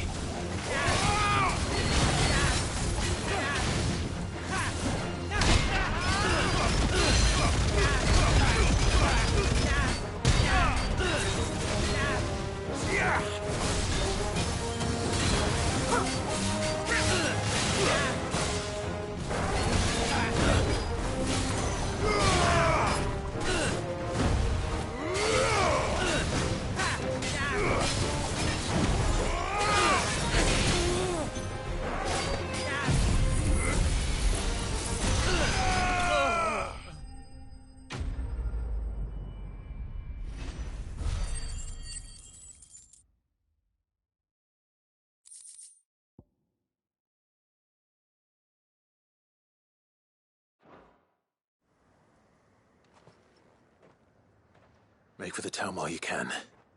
There may be more bandits nearby. You don't need to tell me twice. Many thanks, traveler. This looks to be all of them. I thought I told you to make for the Vale. And stand by as ill might befall the heir to the ducal throne. It's just Clive, and I'm fine. Which is more than can be said for you. I will survive. Strange that the garrison wouldn't intervene in such a brazen attack so close to their gates. The garrison have their hands full inside the city. Some days they don't even send out patrols. There are few hands left to work the fields, and even fewer to transport the grain. The market stalls are nearly bare, and the price for what remains is exorbitant. It's not uncommon to see a fight break out over a crust of bread. When I said the ones who attacked me didn't have the look of bandits, I meant it. They were probably just desperate. Rockford, listen to me. If you are to continue your investigation, you first need to seek the attention of a healer. Of course. I shall return to Northreach right away. But allow me to thank you first. Had you not happened along, Don't thank me.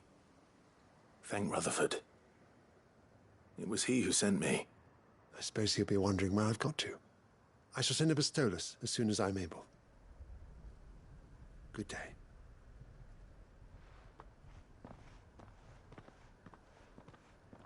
My uncle certainly has his work cut out for him.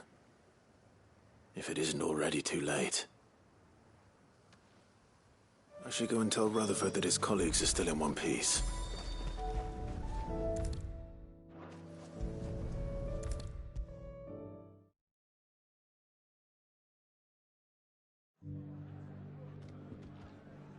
I see you're still here. The Rest's location affords a constant flow of traders, and with it, a constant flow of information. Speaking of which, I received word from both my associates. They have resumed their investigations, thanks to you. Well, they both seem to think the realm's prospects rather grim. I am afraid that grim would be putting it lightly. Storm is in crisis, and if we are to free her, we must work quickly. And we must work together. Such is your Lord Uncle's wish. As it is mine.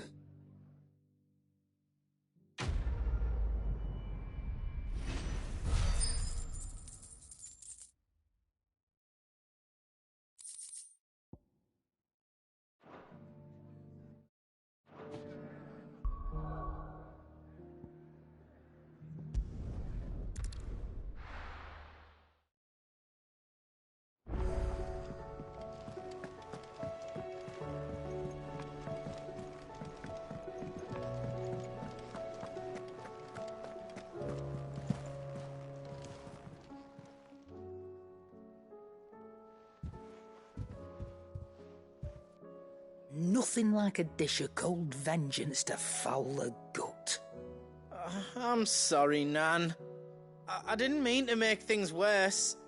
I just thought I had to protect you. Like you've protected me. Aye, well, someone had to. Your parents certainly didn't give a whit for your well-being. Reckon the both of us would be worse off if I'd not taken you on. You've always been me right eye, Goots. And I'd have you stay that way. So don't you dare go looking for trouble again. Well, I will.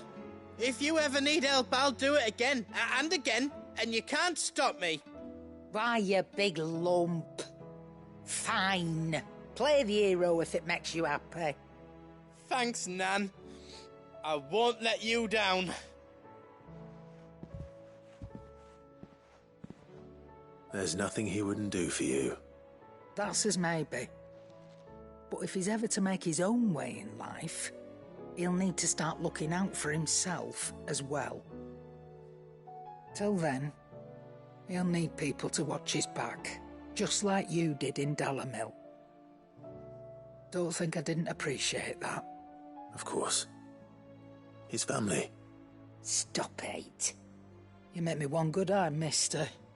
I don't go thinking that'll do you any favours. A potion today'll cost you the same as it did yesterday.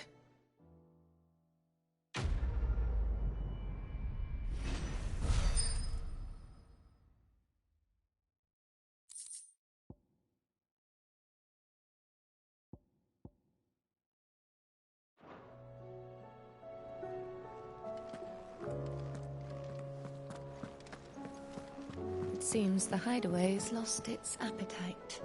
So, did you have that word with Tomes then? I did, and he was as helpful as ever. He told me exactly where to look, in fact.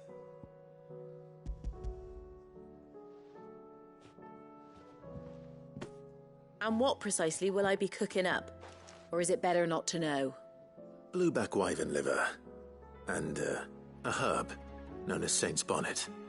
Ah, wyvern livers, was it? Well, at least it weren't actual worms, I suppose. Now then, you stay right where you are. I've got some cooking to do. Let's hope these grand old chefs of yore knew what they were on about.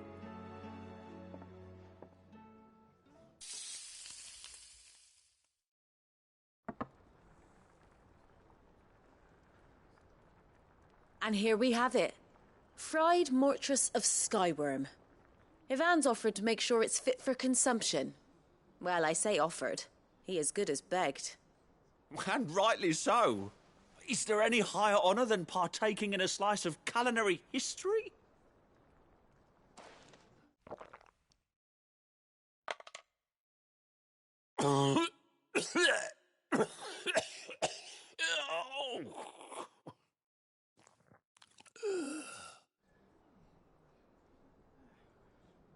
So, not fit for consumption then? What witchery is this?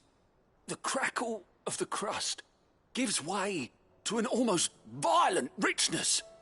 Yet, it is the piquant kiss of the saint's bonnet that tames this savage dish. It is a tour de force. A force of nature, even. A maelstrom of flavour and sensation. A graceful beast emerging from centuries of slumber. I think he likes it. Well, I can't quite tell with all that nonsense he's talking. But I reckon you might be right. It was decent then, I take it. Decent? It's remarkable. And I defy any man to say a word to the contrary. Sid, might I suggest that you command a party of your finest men and women to procure a dozen blueback wyverns forthwith? I'll give it some thought.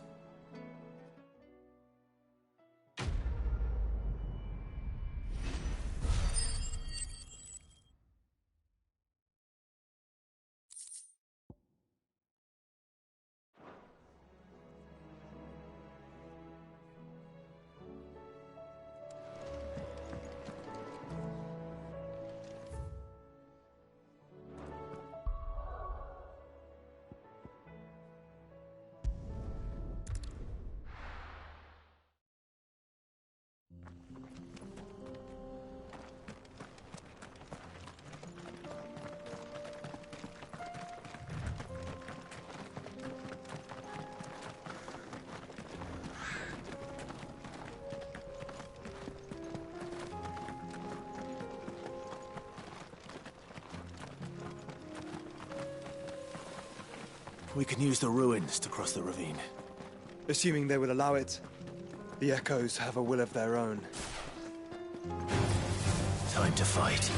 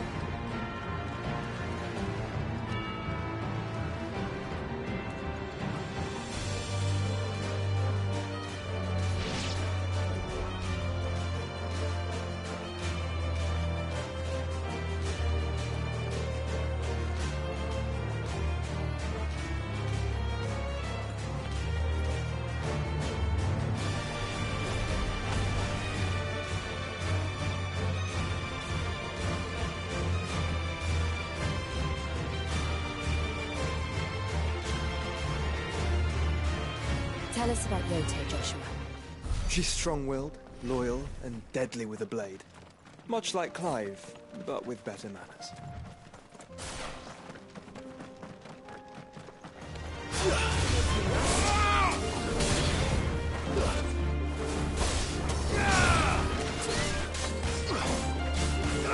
Over here!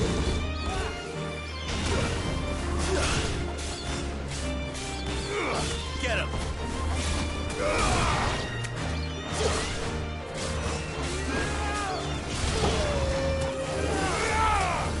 Let's press on.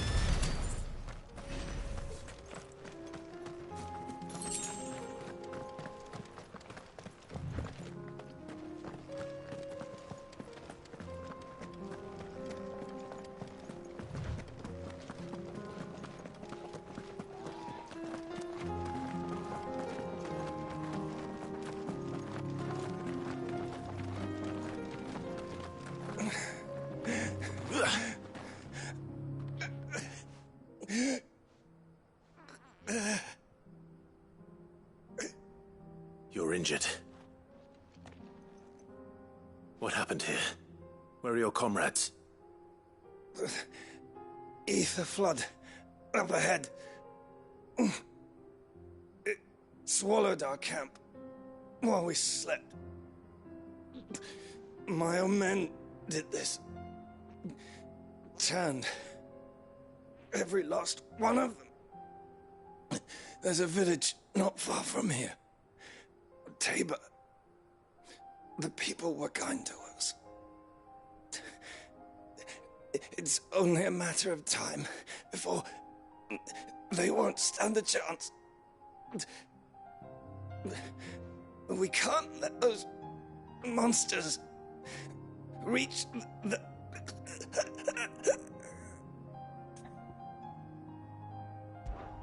I'll go. You catch your breath.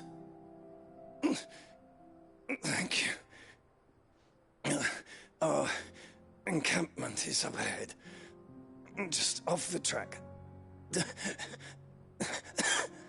They must not reach Tabor. Forgive me, Lord Kuka. Rest well, soldier.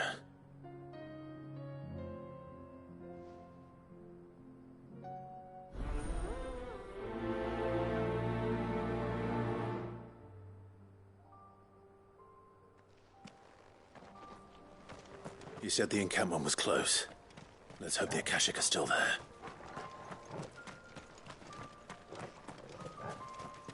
Another ether flood. They're everywhere now. We can't go round it. Then we'll just have to be careful. Good. I got here in time.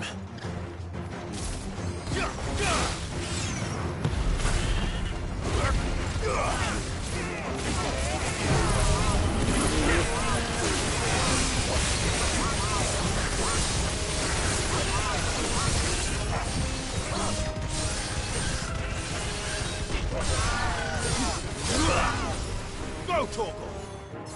Awaken!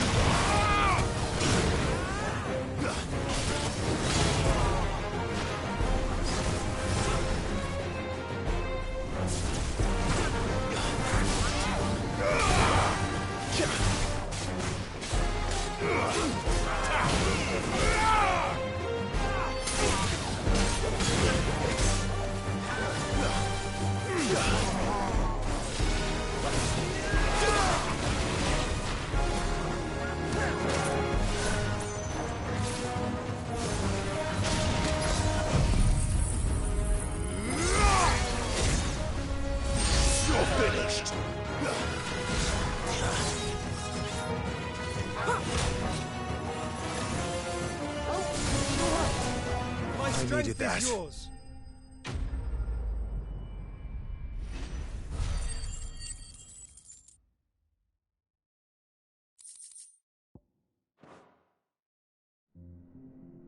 Is someone there?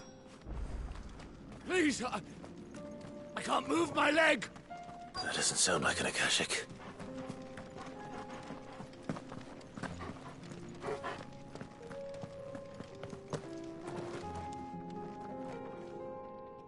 You're with the battalion? I am. I heard the fighting. Are the others? Taken care of. One of your brothers in arms told me what happened and asked for help. Another survivor? Where is he? Tell me. His wounds were too deep.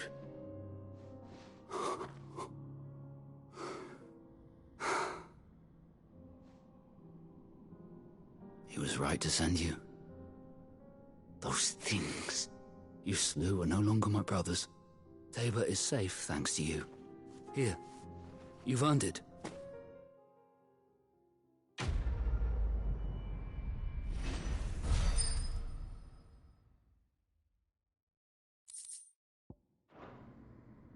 You seem familiar.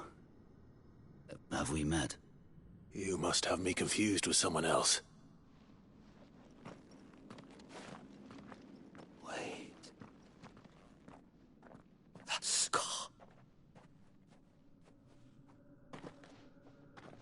Son of a whore. You're Sid.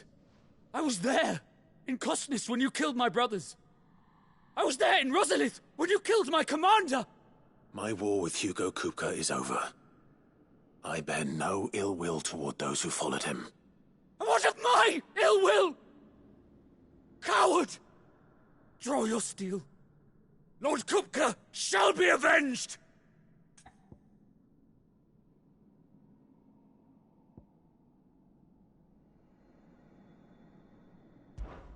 Fine. If you insist. For Titan!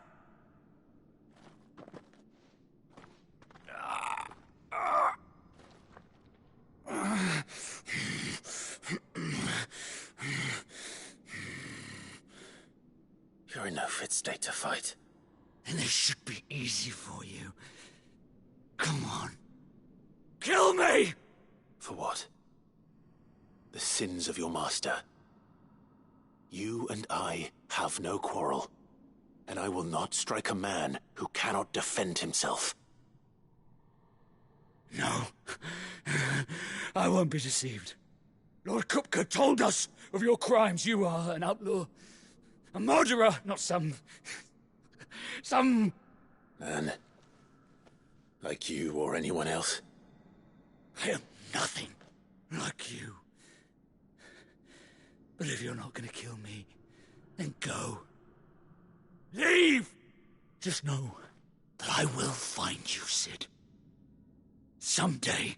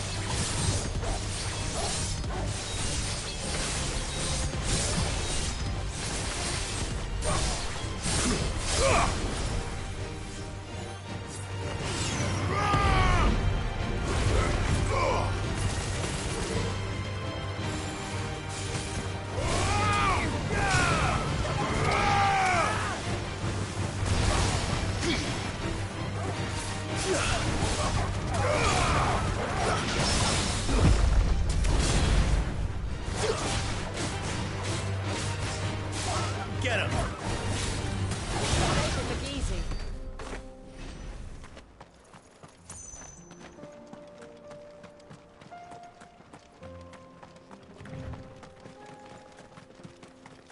We're nearly there. Have you been to Tabor before? There are a few places I haven't.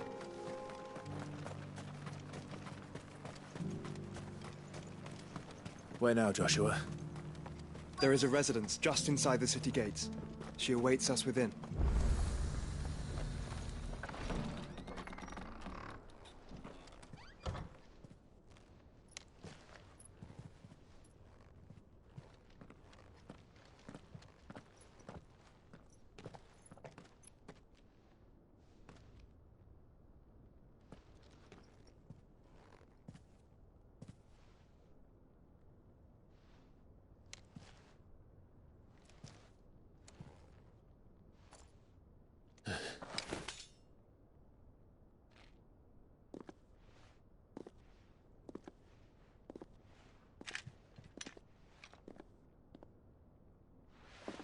My Lord Marquis, it is an honor. I am Yote, Knight of the Undying, charged with the protection of His Grace Joshua Rosfield, Keeper of the Flame of the Phoenix. Of course. It all makes sense now. Would you care to elaborate? The Undying are loyal servants to the ducal throne. Or more specifically, to its heir. They have served our family for generations, albeit from the shadows.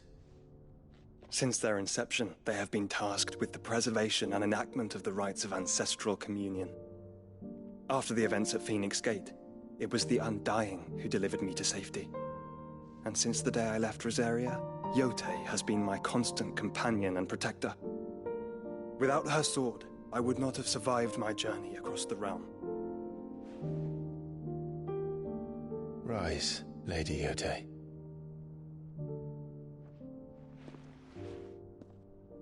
You saved my brother. I owe you a debt I can never repay. I but did my duty. Come now. Tell us what you've discovered. Your Grace. It is as you feared. The vessel we spied off the coast of the Crystalline Dominion on the night of her fall. It was the Einherjar. Beyond any doubt. The Black Galleon. Joshua, the Einherjar is the Royalists' flagship. What business would they have in the Dominion? Upon learning of Waloed's involvement in recent events at Drake's Fang, I sensed the malign influence of Ultima, and bid Yote and the Undying look into the matter. We have reason to believe that the Black Galleon weighed anchor shortly after the fighting began, and set a course due south. For Canva. Then it is Waloed knights who besiege the cities. What is left of them? Yes. And the Black Galleon sails at but one man's behest. Barnabas Tharm.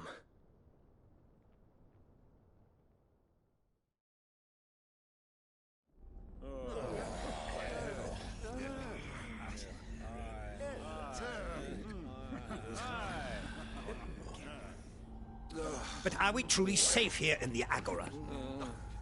The city guard have been paid, if that's what you're implying. All the more reason for them to run. Well, you are free to leave, Lord Minister. Markets abandoned, warehouses aflame, blackened hulls choking every port in the capital. Canva is ruined. The realm teeters on the brink of chaos, and all you can think about is commerce! Forgive us. We were not aware Dhalmekia now subsisted on charity. How dare you?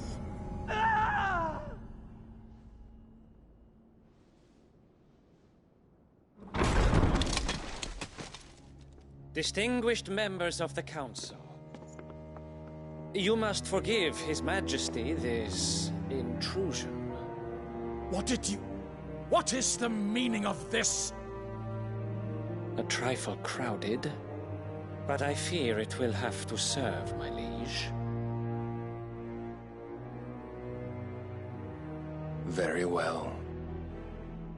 My colleagues, do you not see? The King! He has come to save us from the Akashic!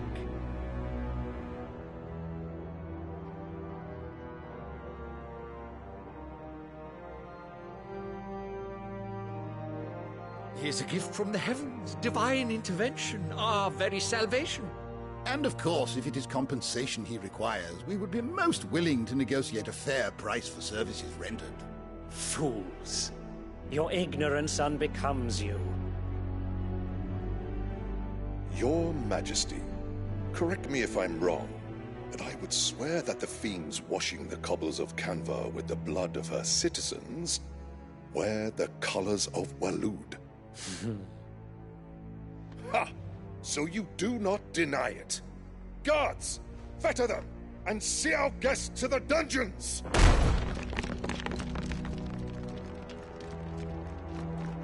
Enough.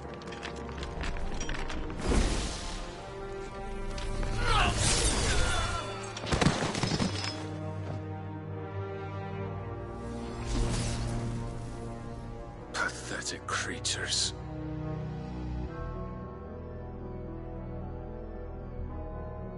That you should imagine yourselves worthy of salvation.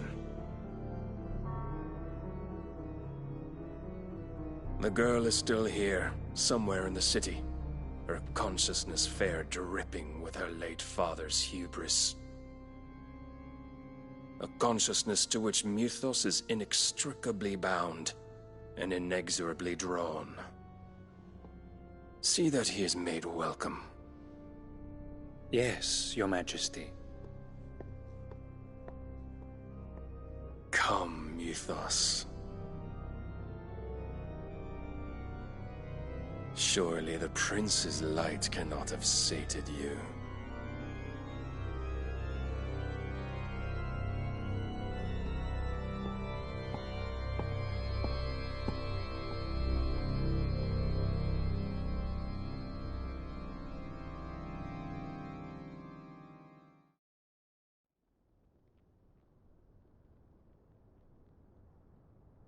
So then, how long has Waloed been under Ultima's control? How long indeed? Based on what we know of Barnabas's actions, I would guess some few years, mayhap more. But to what end? What does Ultima want? The tapestry. Show them.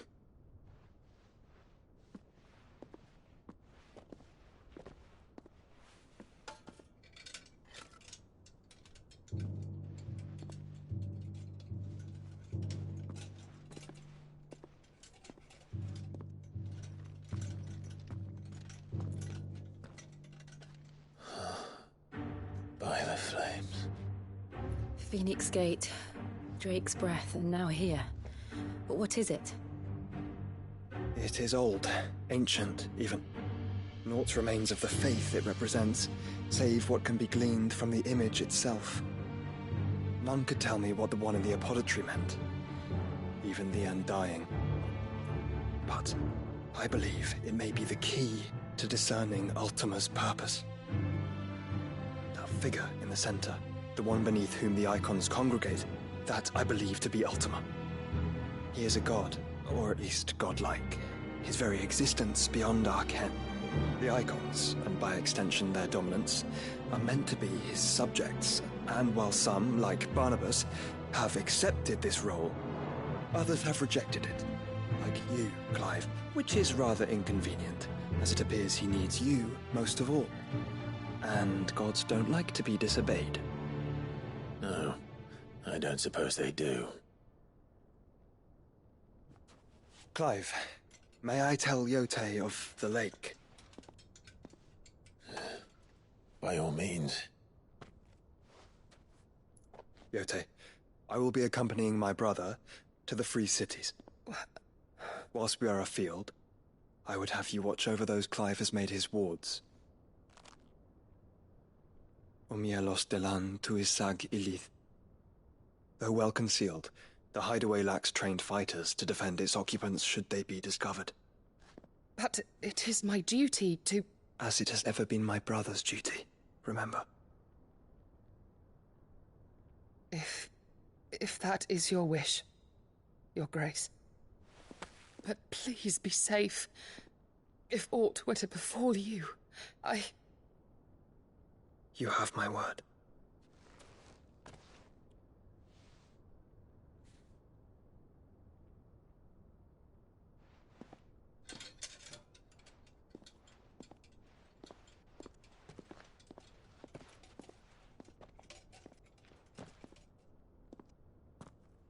Farewell, my lord, my lady.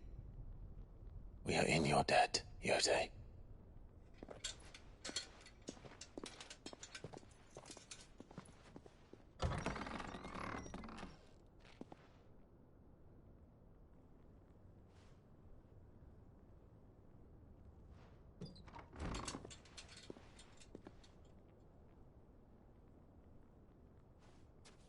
Let's find our friends.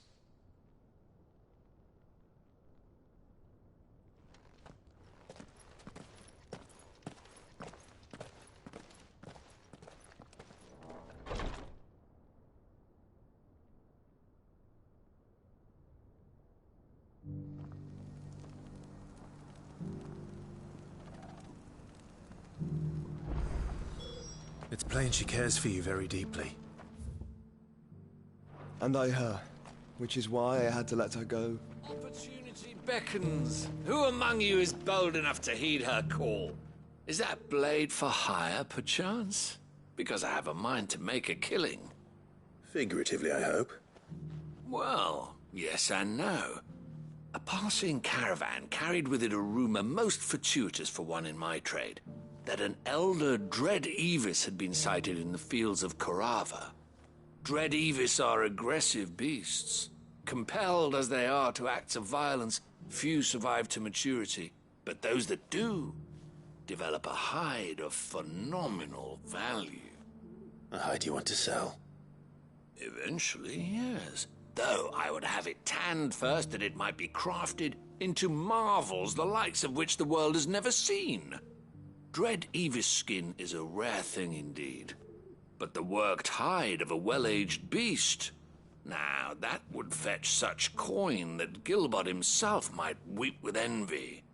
Bring me that beast's skin, and I will share with you the bounty of our combined labors. All right. I'll hunt your Evis.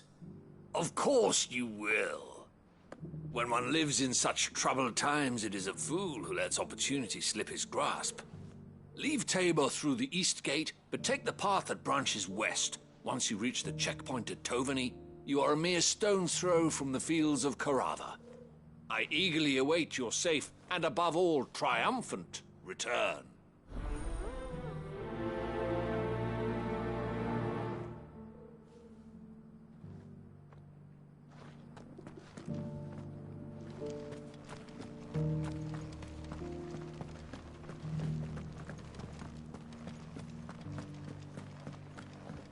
Beneath the flood, yes. How are those new boots treating you? They're fantastic. You! Finally. No one was paying me the slightest heed. Is something wrong? At the university, the students would hang on my every word. Sadly, this far from home, I'm just a vagrant greybeard. The university? You're a scholar. A specialist in ancient cultures. The most accomplished in all Valisthea, some have said. Not that I look the part in these tattered rags. In my heyday, no obstacle could have kept me from my studies. Yet here I am, a wizened windbag, bested by the many steps of Tabor. The answers I seek lying just beyond my enfeebled reach. Would you do an old man a kindness and brave the stairs in my stead? You'll be amply rewarded, of course.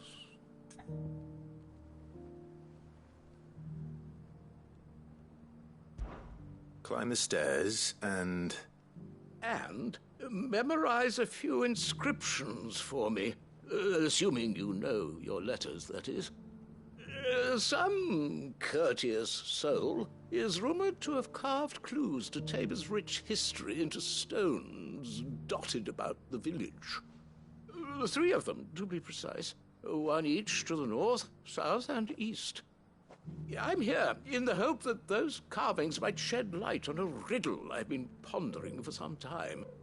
Namely, the otherwise undocumented origins of Tabor's unique people. People quite unlike those of neighboring lands. I can't promise I'll remember everything perfectly. Remember what you can. I'll piece together the rest. Make for the domed pavilions, and you'll have no trouble finding the stones.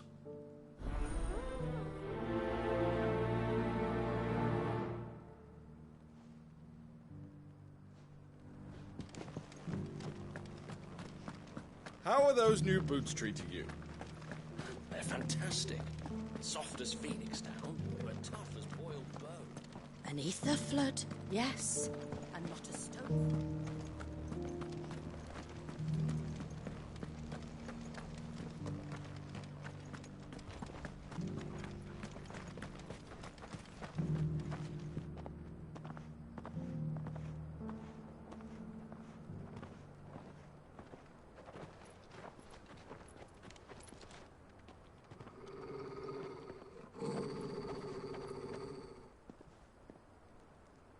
Cyril. How fares the search? Well, Your Grace, my report shall be with you ere long. Ah, yes. Yotei is otherwise engaged, at my behest. And the duty of wardenship? Fulfilled. For as you see, I've been reunited with my first shield. I am Cyril, Knight of the Undying and bearer of the Burning Quill, charged with chronicling the mortal deeds of His Grace, Joshua Rosfield, Keeper of the Flame of the Phoenix, and rightful Archduke of Rosaria. I entrusted Cyril here with overseeing the investigation into Ultima's origins. Findings from his brothers and sisters afield are delivered here to be collated and catalogued. Just how many Undying are there? Not nearly enough, milady. Yet we are glad to give our all in service to the Phoenix. Such is, and has ever been, our creed. I see. You have your associates, I have mine. But you may now think of them as ours. That won't be a problem, will it? The Phoenix is our sun, and we but the shadows that quicken in his radiance. It is from the darkness that we serve, both him and now you.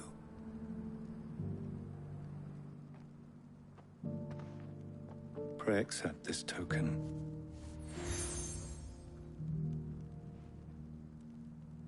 For as long as you bear it, members of our order will reveal themselves unto you. If there is nothing further. No. You are dismissed. Your Grace.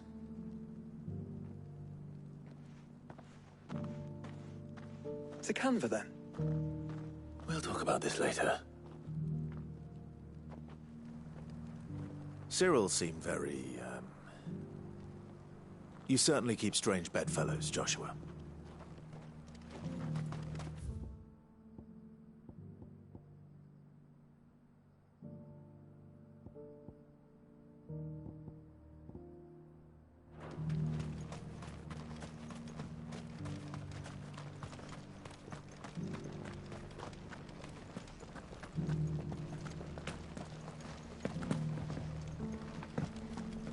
Here's the scraps you were after.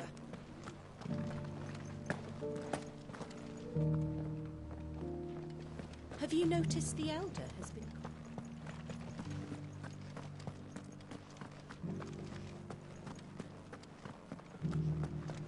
So it's these stones to Canva, and the rest of the boxes to Dalamil. Why won't the sky go back to how it was? I don't like it. Nor do I, dearie. In all my long years, I've never seen such a thing. How are those new boots treating you?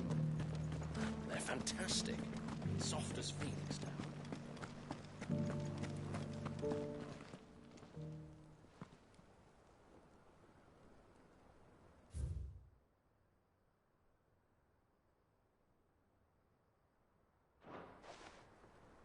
Farmers must have settled here in Tabor.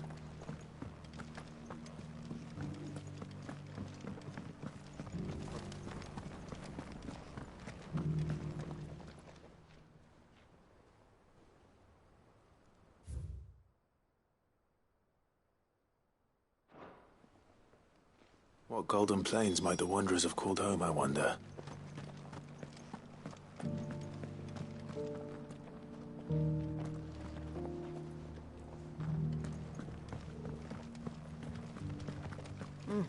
Not a scratch on them.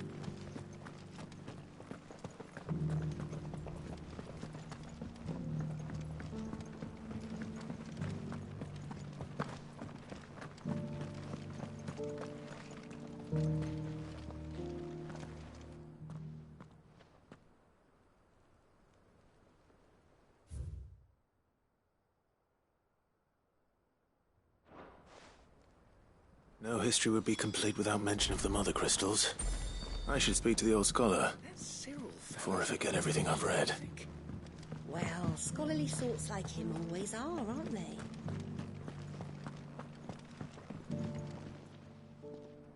The engravings were in good repair considering their age. Oh, would that I could have seen them for myself. Oh, come, don't tease me now. What did you learn of this place and its people? Let's start with the engraving to the south, shall we? What did it say?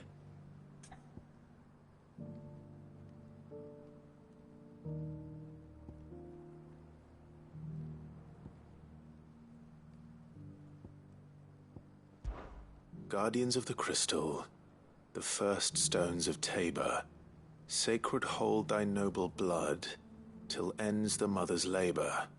I'm pretty sure that was it. Fascinating. It would seem the founders of this city were descendants of those fallen charged with protecting the mother crystals. But whatever could have driven the Guardians so far from their sacred charges, I wonder? The engraving to the north is next, I think. Wanderers of the Golden Plains, lay your roots in stone. With pride recall thy noble past, and make these rocks a home. Or, I think that was it, at least. No doubt you're right. There are vestiges of nomadic customs in Tabor its guardian roots could never account for. This is proving most enlightening. Now, for the final stone.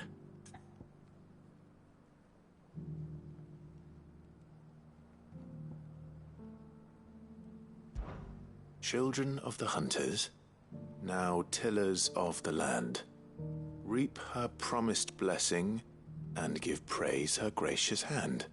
That's all three. And so, we add primitive farmers to Tabor's founding peoples, the final piece of the puzzle. 3 engravings, one for each of the 3 peoples to have settled Tabor in ancient times. Guardians of the Mother Crystal, wanderers from across the plains, and last but certainly not least, hunters turned farmers.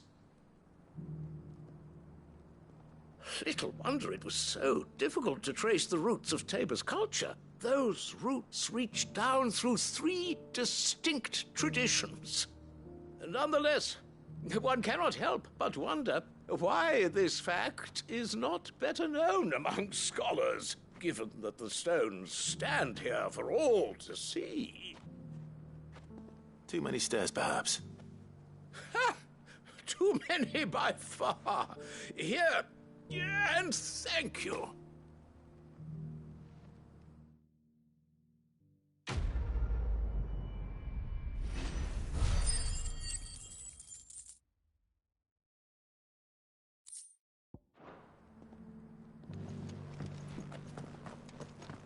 How are those new boots treating you? They're fantastic. Soft as phoenix down, but tough as boiled butter. Beneath the blood, yes, and not a stone.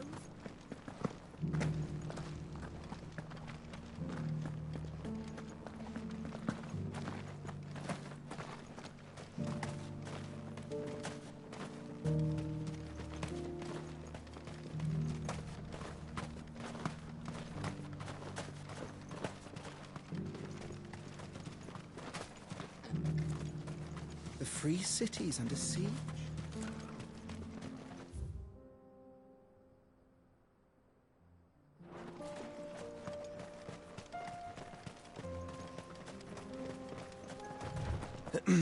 Are you sure this is the right way, brother?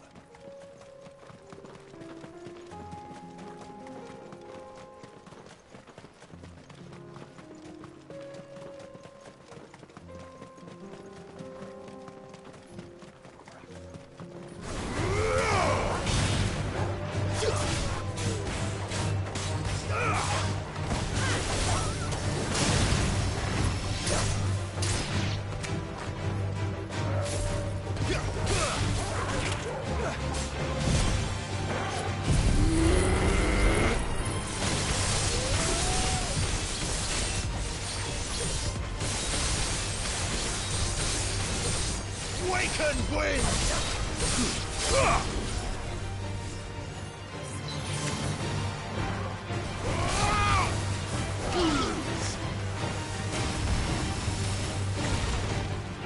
Odin! It's over.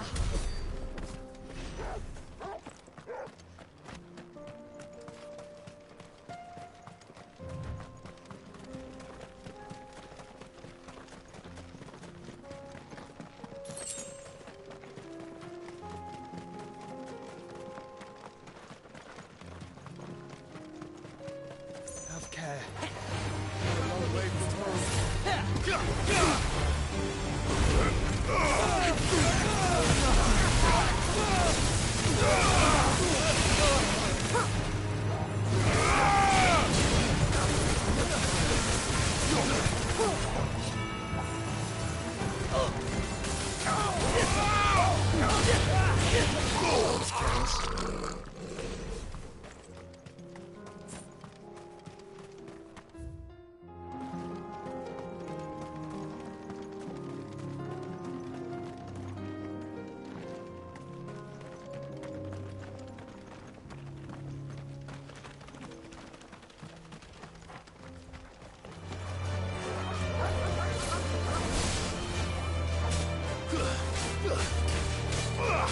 Attack!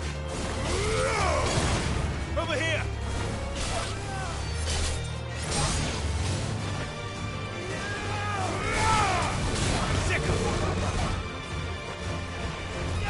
Attack!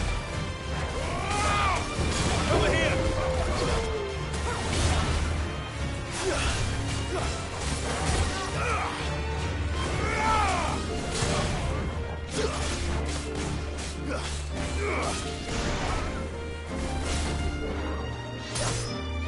Quite another day.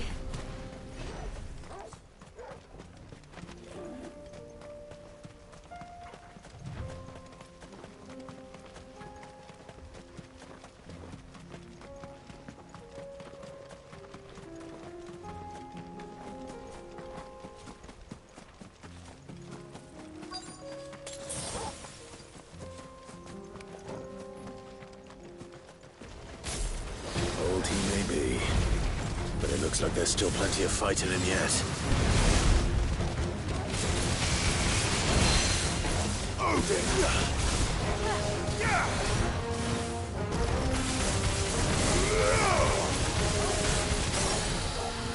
My turn!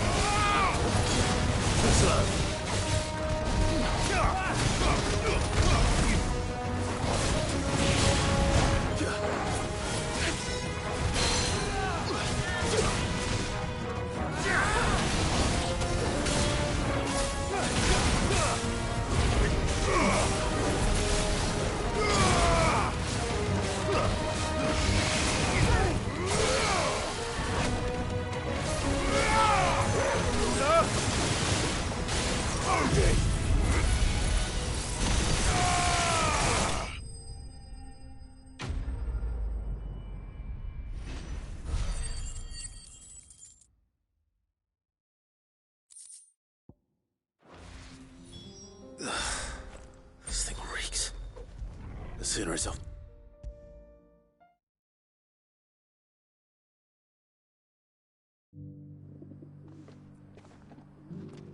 Here's your hide, as requested.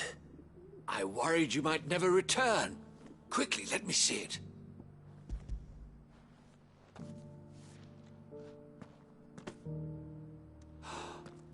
Oh, as supple as a maiden's cheek, yet as adamant as her virtue.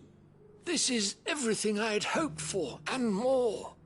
Clearly, my trust in you was not misplaced. You must be a hunter of considerable talent to have bested the beast with nary a scratch. Join me as my honored partner. With my means and your might, we shall be as wealthy as the merchant kings of Zemeckis. I don't plan on making a habit of this. I'm busy enough as it is. Very well.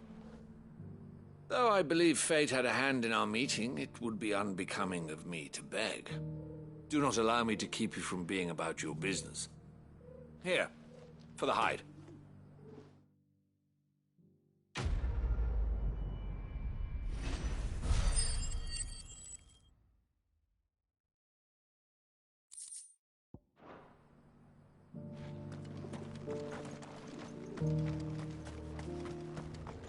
Are you buying or selling? Anything else? A fine choice. Anything else? Go safely.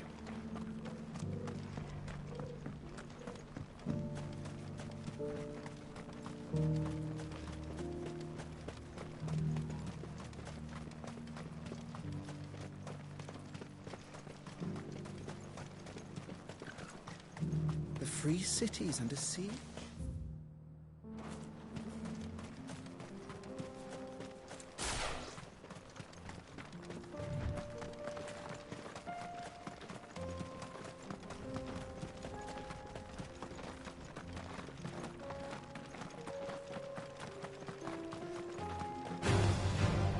Orcs. Then let us be rid of them.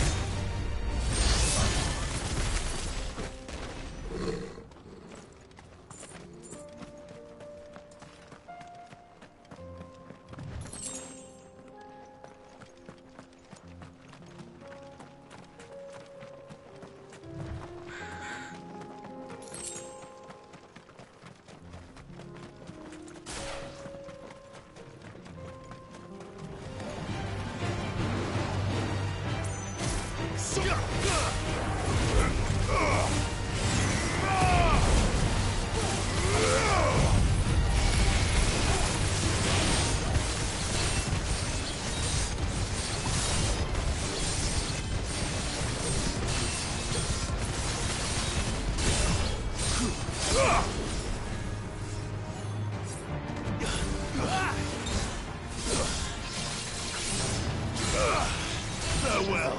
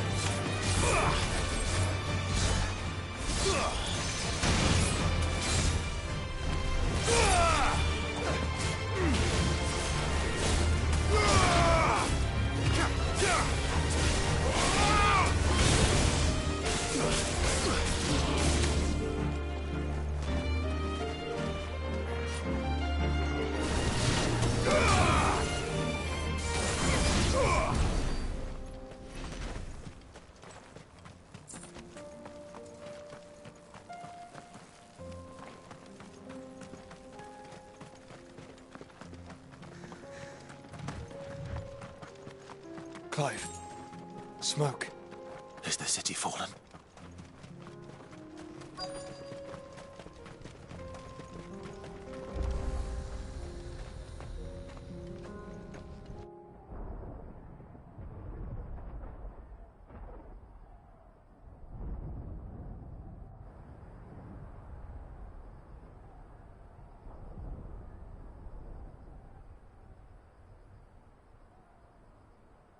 The free men are still holding their own, then. Do we have any idea where Gav and the others might be? There's a warehouse near the docks where we agreed to meet if there was any trouble. We should hurry.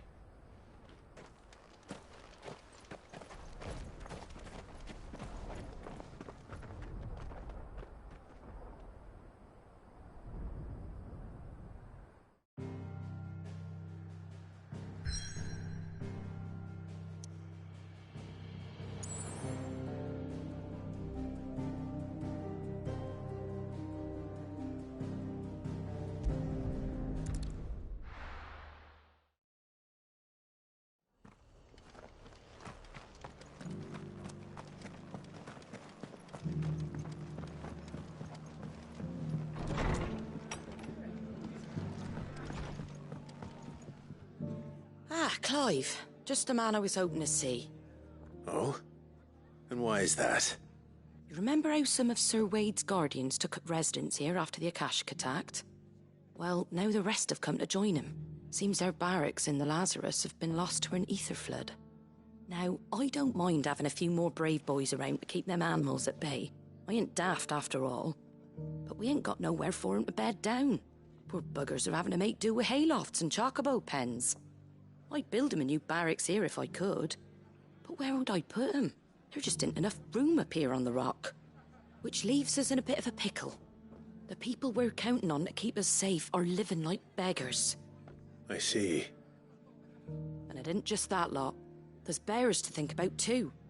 There's been more and more of them turning up lately, coming from all over looking for safe haven. But there's only so many we can shelter with the room we've got. We can't keep cramming more and more people into less and less space. What we need is a new home for our new arrivals. And that's what I was hoping you might help me with. If it ain't too much of a burden, of course. It's no burden. Thank you, Clive. So, where were you thinking of making this new home? Well, I reckon we could do a lot worse than Eastpool. Eastpool. It's been a long time since I thought about that place. It was a tragedy, what happened. And if any of us could have done anything to stop it, we would have. But what's done is done. And those who lived there wouldn't have wanted the village they loved to be left in ruins. I suppose you're right. The blight might be pressing in, but I reckon it's got a good few years left in it yet. There's just one problem. A band of cutthroats have made it their den, and they don't seem like they'll be moving on in a hurry. Nasty bastards they are too. I've lost some good men to their raids. Would have sent someone to clear 'em out sooner if my boys didn't already have their hands full fending off the Akashic. But now we've got a few more guardians of the flame to call on. I reckon it's time we made our move. What do you say? Fancy leading a raiding party? I do. Eastpool was once home to people I loved. I won't have bandits sully those memories. I'll gladly drive them out of there. And I know the men will gladly follow you. I've already shared a few thoughts with Sir Wade about how we might be able to win the place back. And I dare say he's got some ideas of his own too. Why don't you go and talk to him? Of course.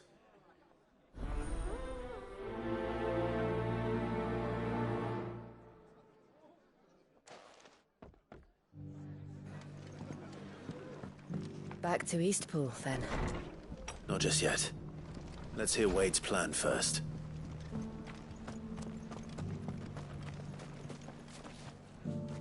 So, Wade, it's good to see you well. And you, Lord Rosfield. And you. I spoke with Martha.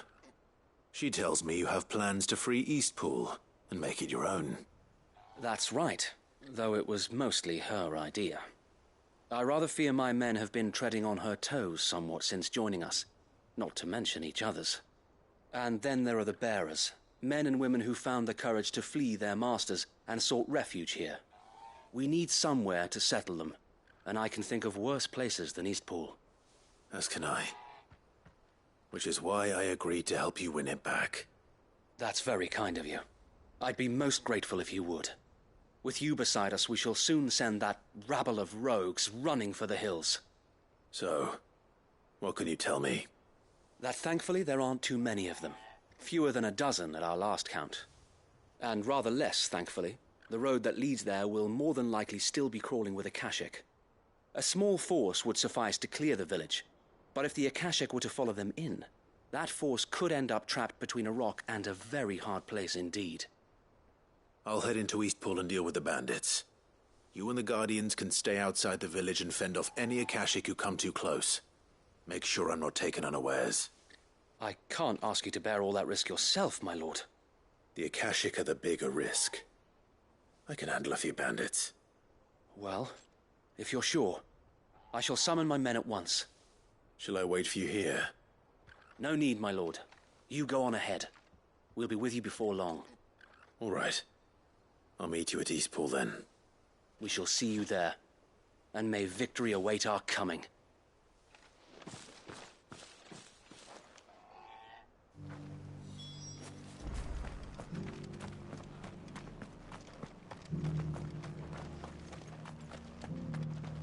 I'll build a barricade so sturdy, even a bandit.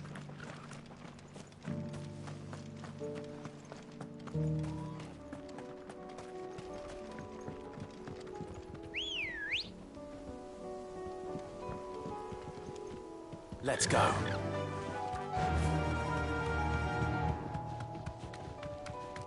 Can hardly make out a blooming thing. Company.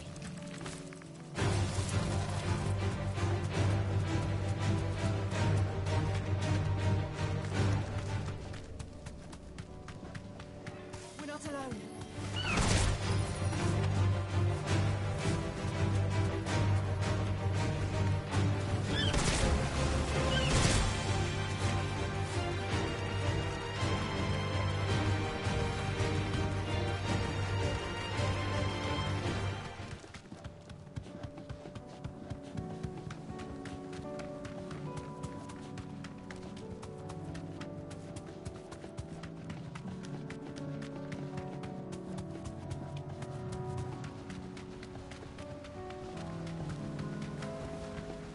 You deserve a rest.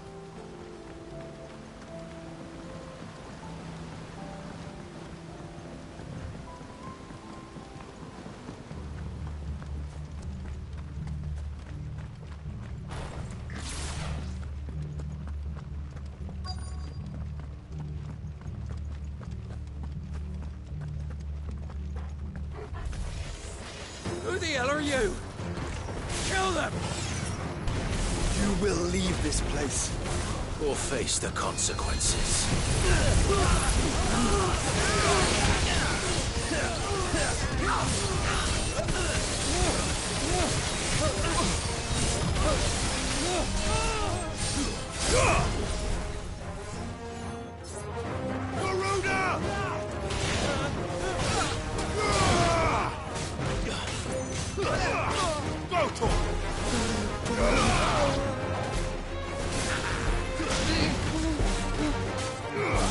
This one.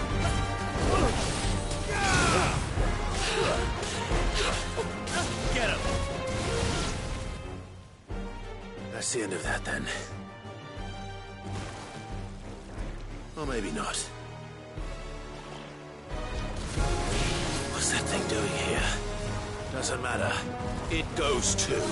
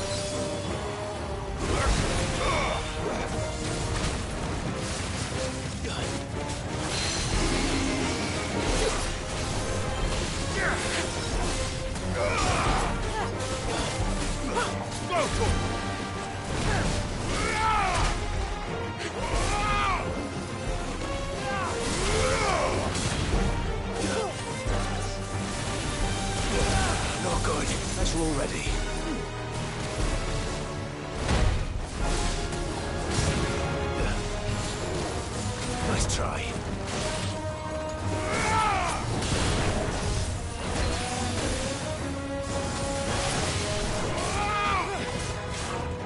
Too slow.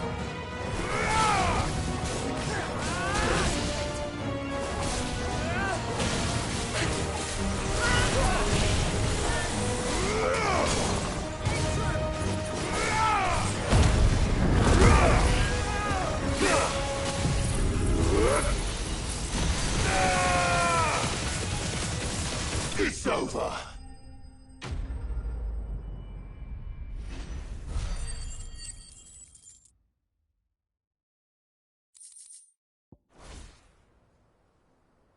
Any more surprises? I'll take that as a no. Bravo. A magnificent display, my lord. You were watching. I thought you were keeping an eye out for a Kashik. We were. Put down more than a few on the road, then arrived just in time to see you slay that... whatever it was. Let's hope it was the last of its kind. Though I expect you and the Guardians will be up to the challenge should another appear. I would hope so, my lord. Your men will be bringing the bearers who'll be living here, I assume.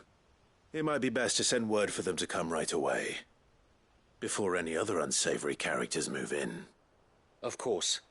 I'll send orders for them to depart immediately. Leave it with me, my lord.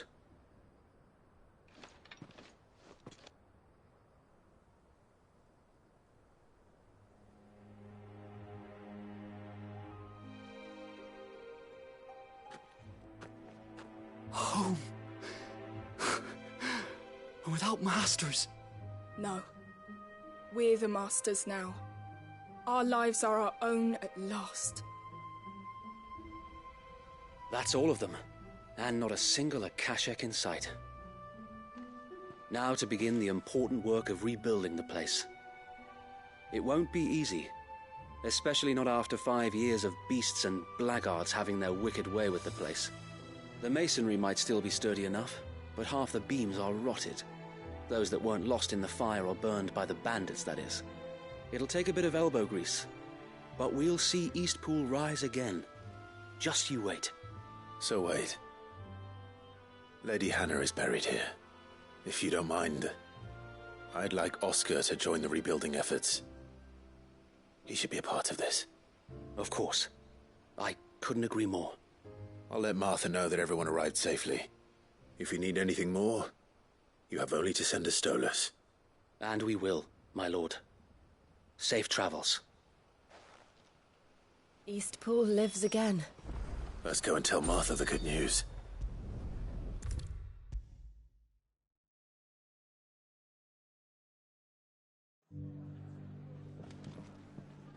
Ah, there you are. All went well then. Sir Wade told me you got rid of the bandits while his lot kept an eye out. Nicely done. And what's all this about some shape-shifting nightmare showing up? On second thoughts, don't tell me. It'll only give me nightmares of me own. What matters is you did it, and now we can build our new village. I suppose it will be. What will you call it?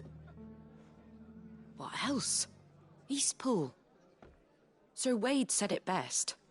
There's plenty bad happened to that place, but that don't undo the good that happened there. No need to throw the baby out with the bathwater. Did Wade say that? Well, something along those lines. Anyway, the poor souls might have made it to Eastpool, but their work ain't done yet. So the way I see it, neither is mine. If it's food or lumber or strong backs they need, the rest is ready to provide it. Thank you, Martha. No, thank you. You didn't have to help us. I wanted to.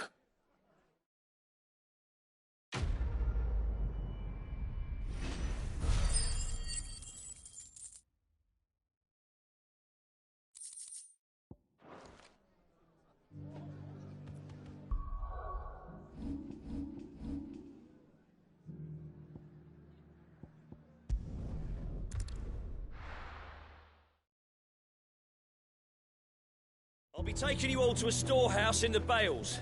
Leave anything you don't need behind.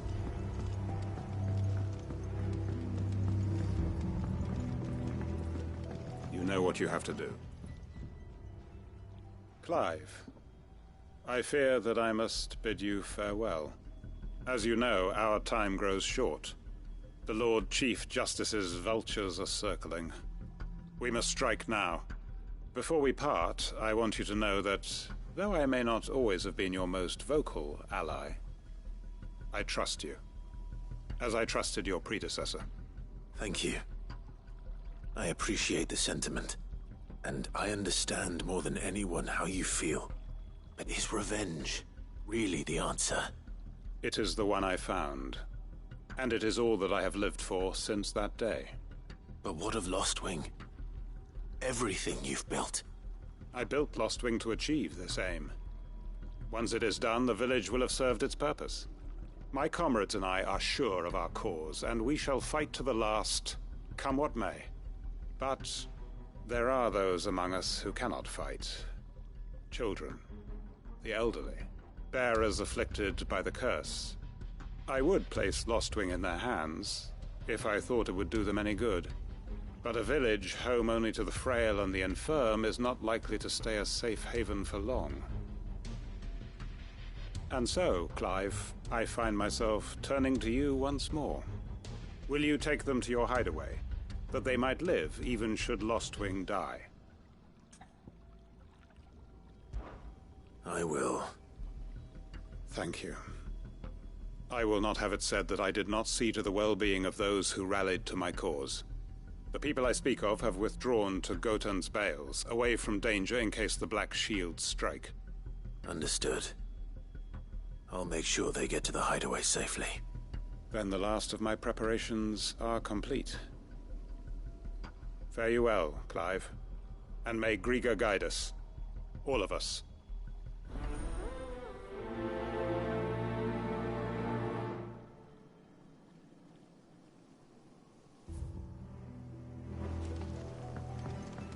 Come then, brother. We are awaited in Gotan's Bales.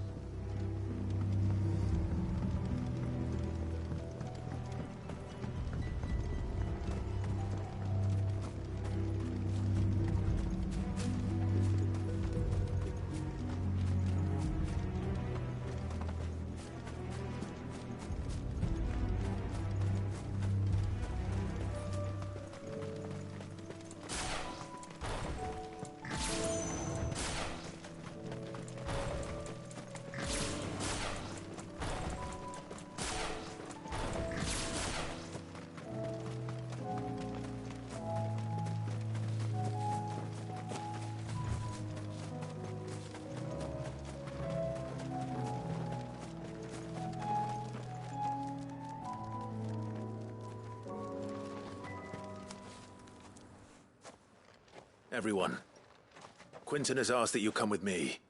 He can no longer guarantee your protection, but I can. There's a safe place I can take you to. Well, if that's what the Master thinks best. Sid, none of us would be standing here today if it weren't for Master Quinton. We owe him our lives. So we ain't about to start telling him what he should do with his. If he's saying we ain't safe in Lostwing no more, it's 'cause he ain't coming back.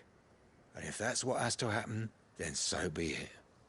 I only hope he can see this through to the end. That we get to see justice done. I hope so too. Oi! You lot! Where's everyone else? They ain't already left, have they? They've gone with Master Quinton. Fuck! Fuck! Fuck! What's wrong? I've just come from the Justice's manor. We have to get Quinton to call off the attack. It ain't just the Black Shields protecting the place. He's got a guard dog and all. A fucking monster. They don't stand a chance against that thing. If I don't get the message to them, they're all gonna fucking die. No. We can't let this happen. Sid! Don't worry about us. You've got to catch up with him. We can't let Quinton die before that bastard does. All right. I'll do what I can. Where is this manor? It's way over to the east, through the woods. Heaven Hall, he calls it. Promise us, Sid. Promise us you'll do what you can.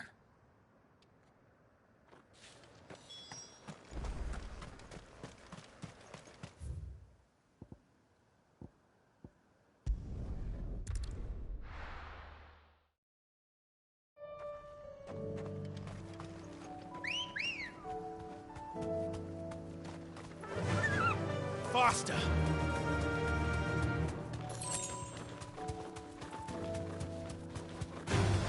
All right.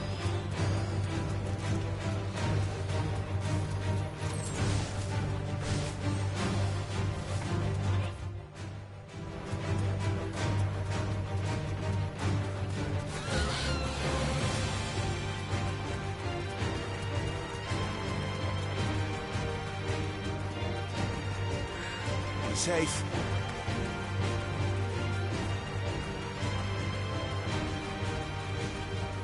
I needed that.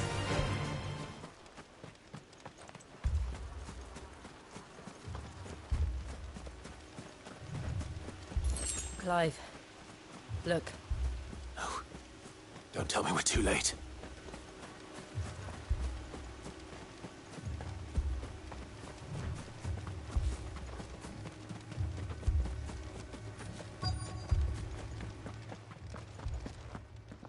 Quentin, are you all right? No. But I am alive. Which is more than I can say for my comrades. They followed me without question all the way here.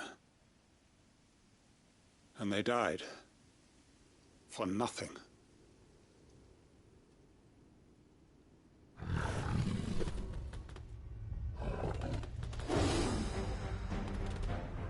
This must be the guard dog. Quentin. I'll hold it off. You go. But... your comrades didn't die for nothing. They died for you.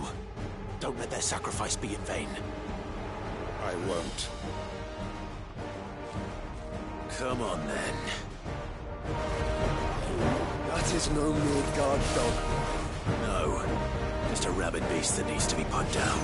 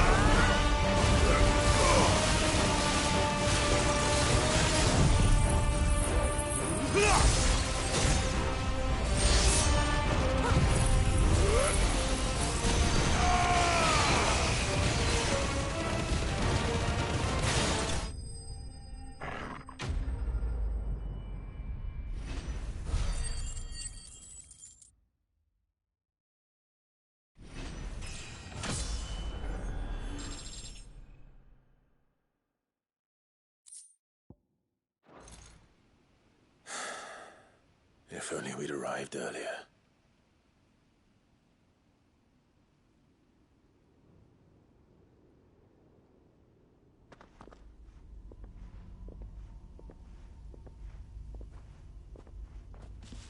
Is it over?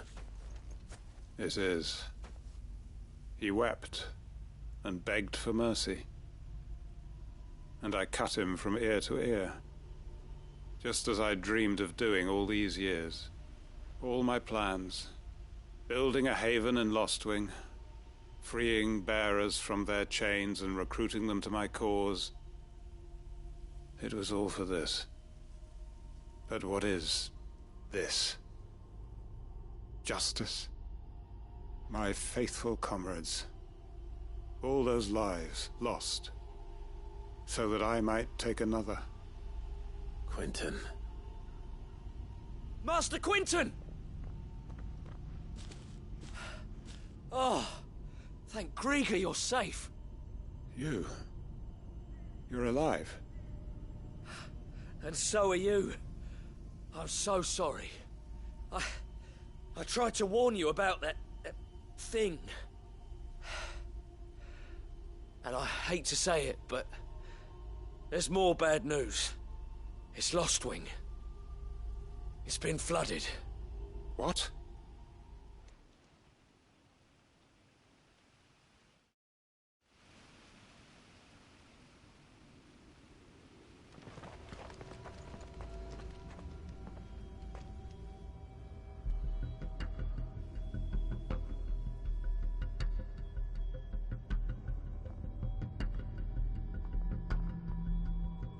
Lostwing. My Lostwing. And look who's here.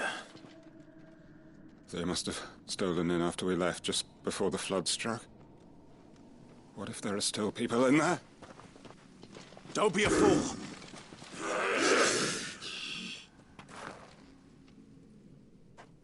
Damn it.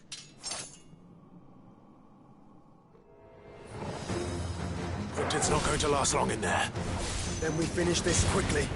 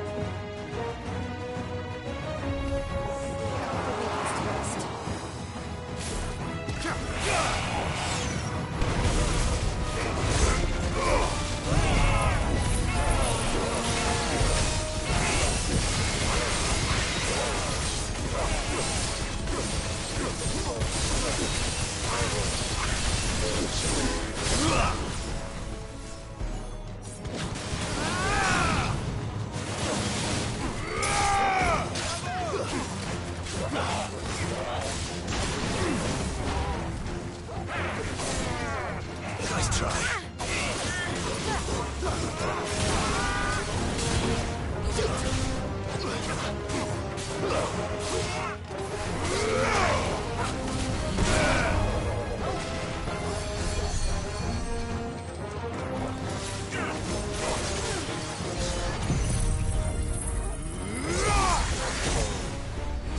Enough.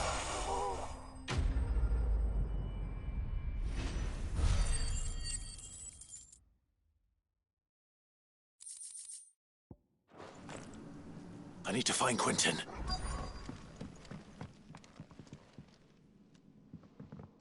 Quentin! Quentin! Look at me! Thank the Founder. He hasn't turned. I'm going to get you out of here.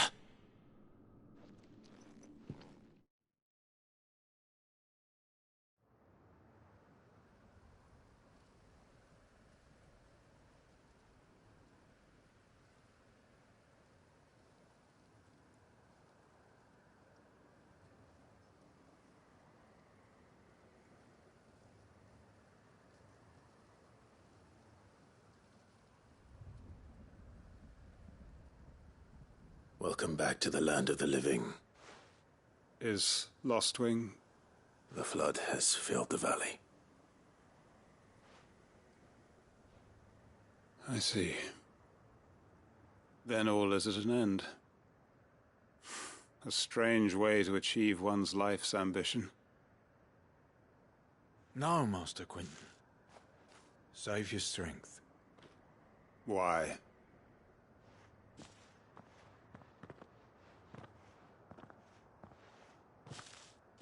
All that I strove for is gone. Only emptiness remains. I have nothing left to live for. What the heck are you on about? You've got us, ain't you? Don't try telling me you only freed us so you could get revenge. We're more than that to you, and we all know it. I thought you weren't coming back. But I prayed, and you did. There's got to be a reason for that, right? Can't we just go back to how it was? You know, you looking after us all. Your work ain't over yet, Master Quinton. We believed that you were the right man to lead us, and we still do. Your village may be lost, but it seems your people aren't, so long as you remain to guide them. But why? After what why would anyone follow me? 'Cause we're family, aren't we? Family? Yeah, and all our comrades who went with you, they felt the same. Lostwing weren't just a village. It was all of us. It was. And as long as we're still here, it is too. We can start again. Build a new Lostwing, right here in the Bales.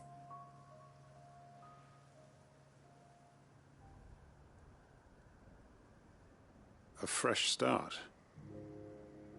One life ends, and another begins. Why just a village? We could build towns. A nation, even. What's to stop us? That's the Master Quinton we know. Please. I am nobody's master. Quinton will suffice. After all, we are family.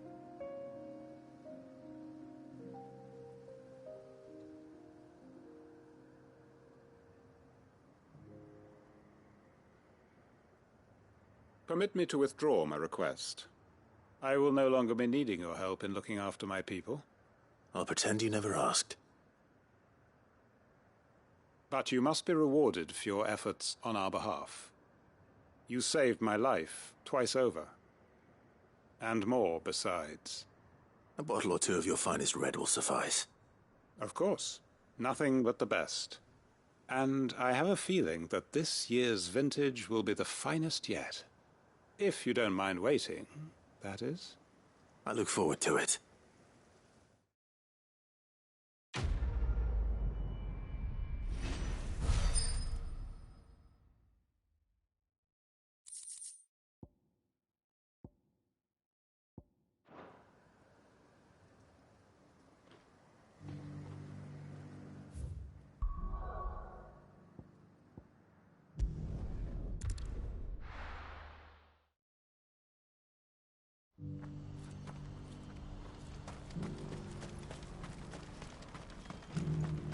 If we're going to do this, we'll need help.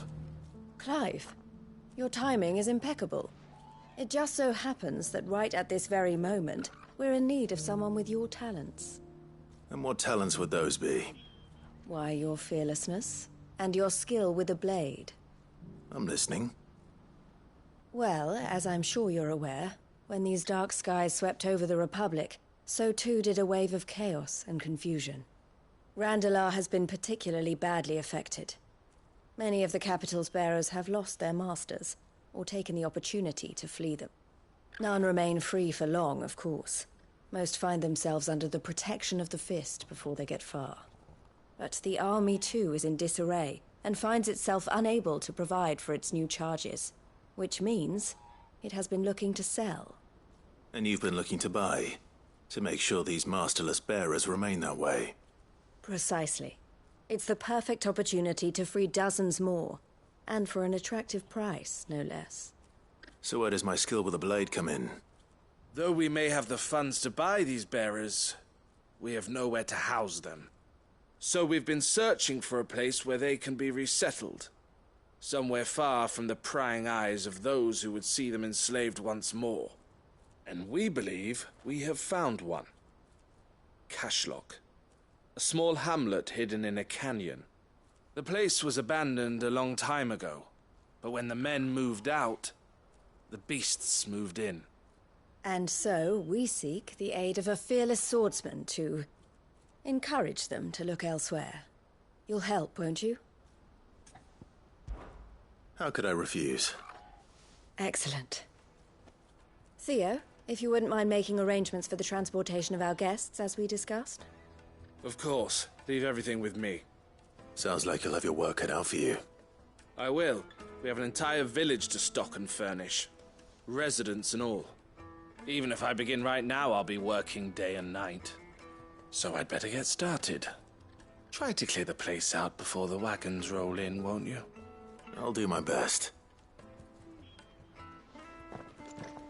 You will find a village in Chadra's Thread, past Lateney's Cleft. My man there will open the gate for you. All right. Wish me luck. I'm sure you won't need it.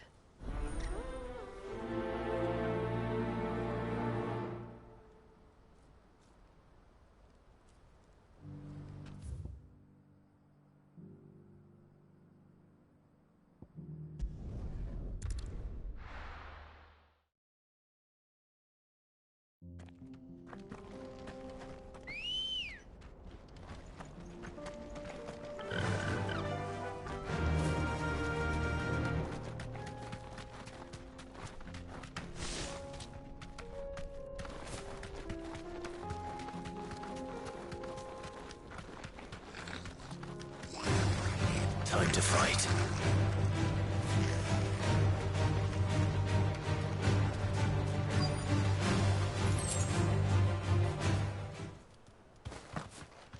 This must have been a nice place once. It will be again.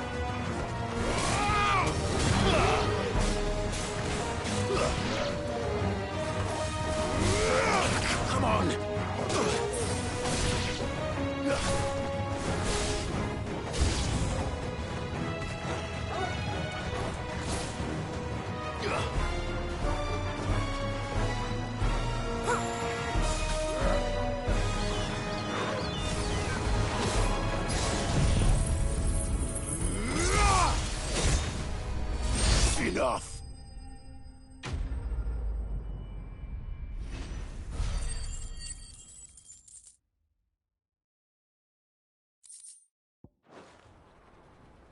I think that's the last of them. I think you're right. Let's head back to...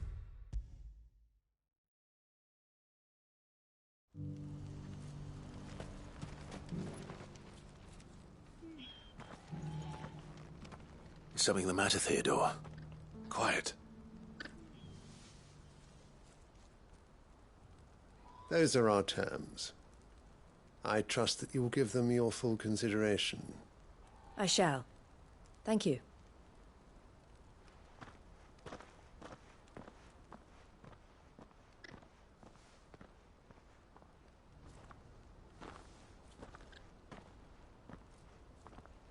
Him again. Someone you know? Yes. And, no. But enough about him. How did you fare down in Cashlock? It's done. The village is safe now. You made quick work of it, as always. I should go and let Eloise know. Don't let me keep you. But Clive, don't tell her I was watching her, will you? She'll only get upset. I'll explain everything once you've finished with your report. All right. We'll speak then.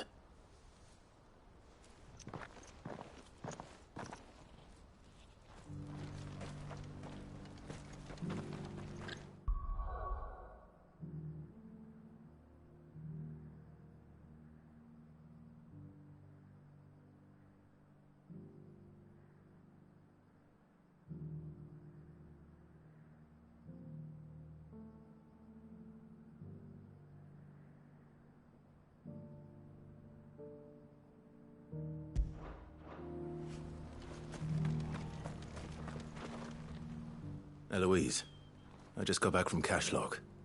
The village should be safe now. Thank you, Clive. Here, something for your trouble. Well then, now that you have laid the groundwork for our little project, I suppose we'd better finish the job. The first thing we'll need to do is make sure our offer for the bearers is accepted. You're still in negotiations? We are. A trusted colleague has been dealing with the Fist on our behalf, but things have been trickier than we anticipated. I suppose it's to be expected. This is the army we're dealing with. Fighting's what they do. But we shall emerge victorious in the end. Well, if you need any help, you know where to find me. I'm not sure I do, but thank you all the same.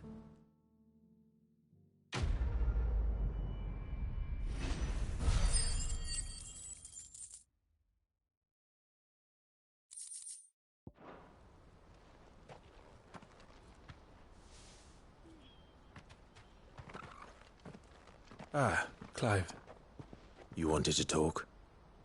The man I was watching earlier, the one speaking to my sister. He represents the Silver Peak Consortium. It's one of the bigger trading houses. I don't think I've heard of them. Well, every trader in Dharmekia has. They operate across the length and breadth of the Republic, and they're still expanding. They've been trying to get Eloise to join their ranks for some time now, and judging by her reaction earlier, I'd say she had half a mind to accept their latest offer. And you'd rather she didn't?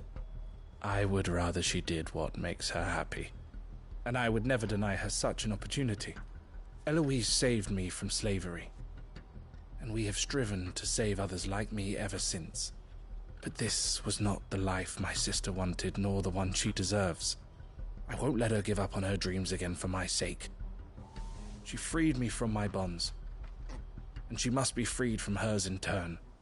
You're a good man, Theo. I have always been grateful for what my sister did for me, and I want to repay the favor by letting her live her own life. But each time an opportunity to do just that arises, she turns it down. For my sake. She loves you. And I love her. Which is why I want this time to be different. To show her that I don't need to be watched over anymore. Though I'm sure I'll still need some help from time to time. I trust that I can count on you. Always. Thank you, Clive. Well then, I had better get back to work. These bearers aren't going to move themselves. That's a job for the Crimson Caravans.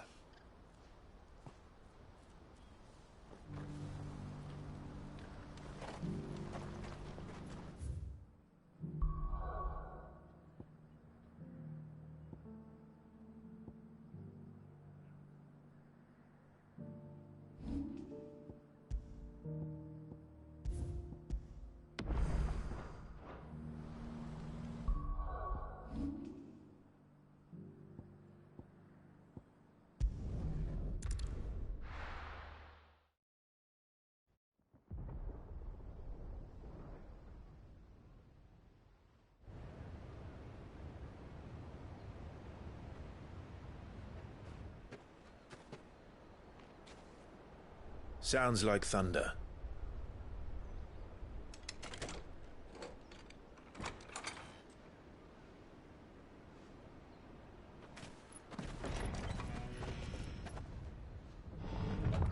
You're late. We're starting to think you'd stumbled off a cliff. I seem to recall that was you, Gav. Good to see you. Any trouble on the road? Nothing we couldn't handle. I knew you'd come.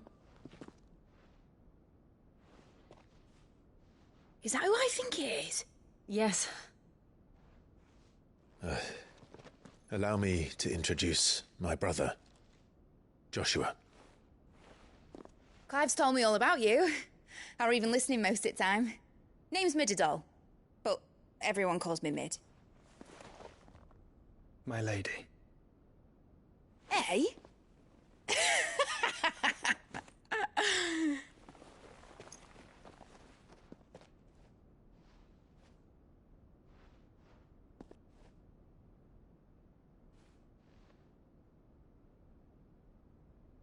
My boy.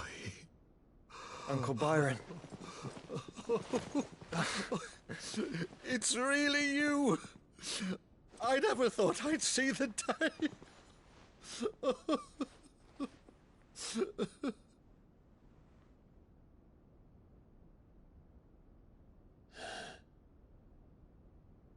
So these Akashic are being controlled? That's what it looked like.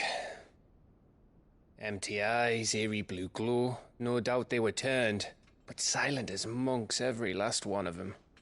Your man here speaks true, Clive. We saw more than a few in the city. They moved in ranks with a purpose, and not of their own. Ultima's doing. Perhaps. What of the city? The people? Dead, mostly. Mostly, but not all. A handful managed to lock themselves in their villas before the Horde arrived.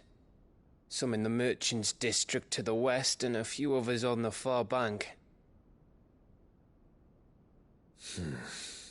If the Akashic stumble across either hiding place, a few bolted doors won't hold them for long. We need to find them. And quickly. What do you propose? We split into two parties.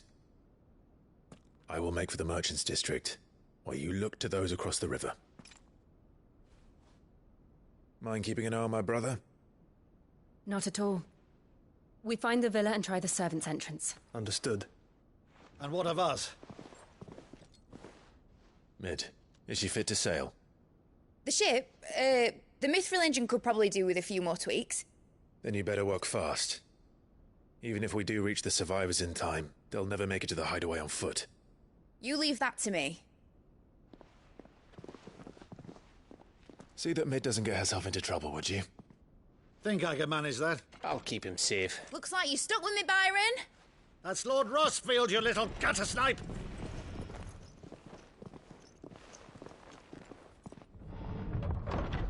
Shall we then? And you keep Clive safe. Be careful. Both of you. You too.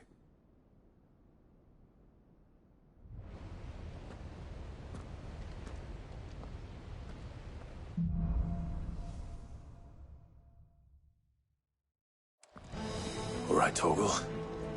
Let's find those survivors.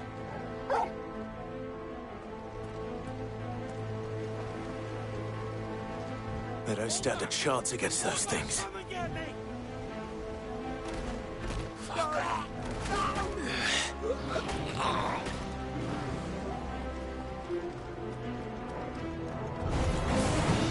They've been routed.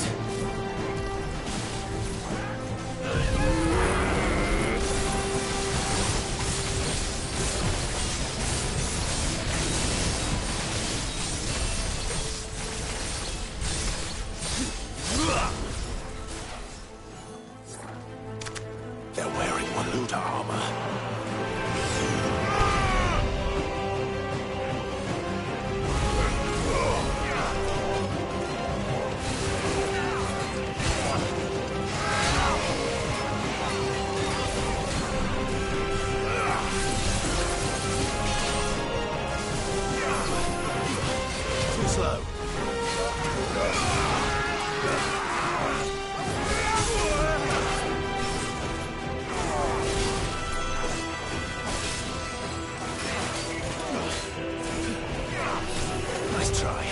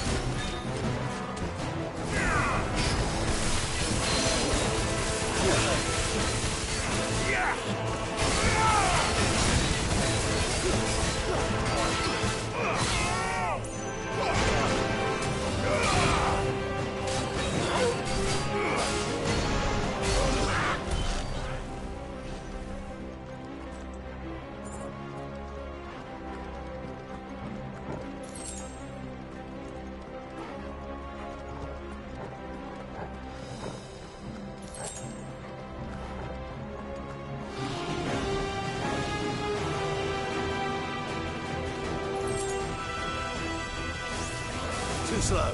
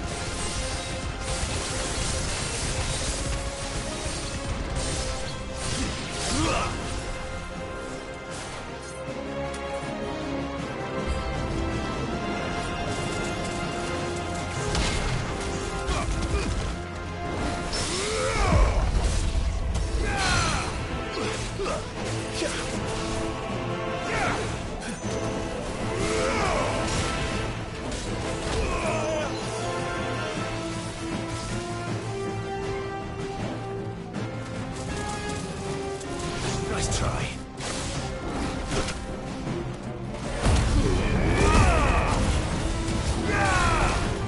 Come on.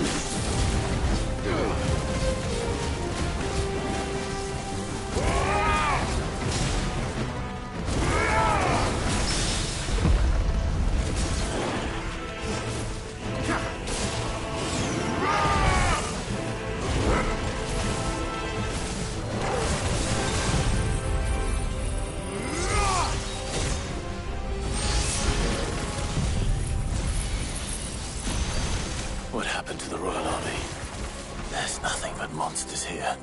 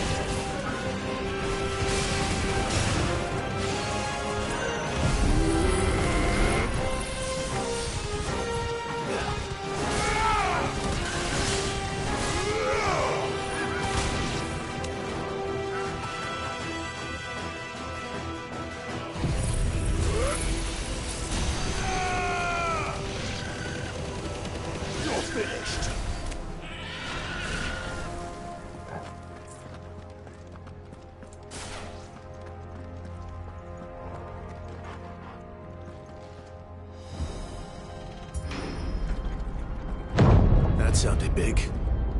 Joshua and Jill must be busy.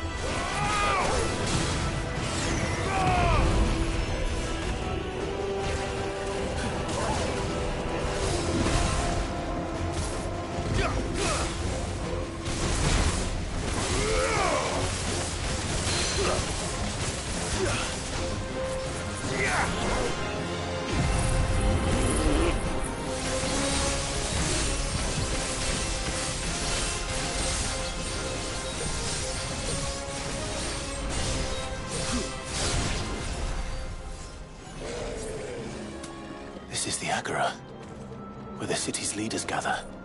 There may still be survivors inside.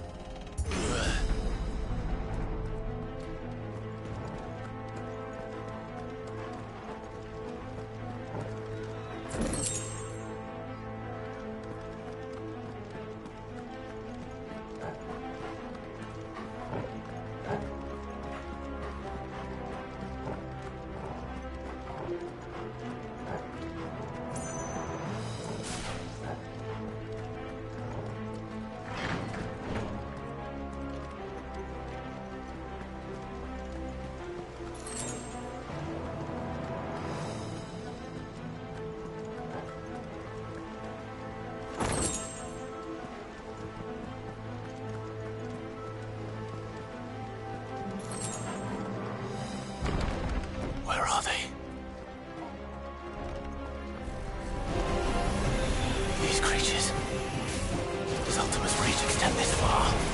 What the hell is going on here?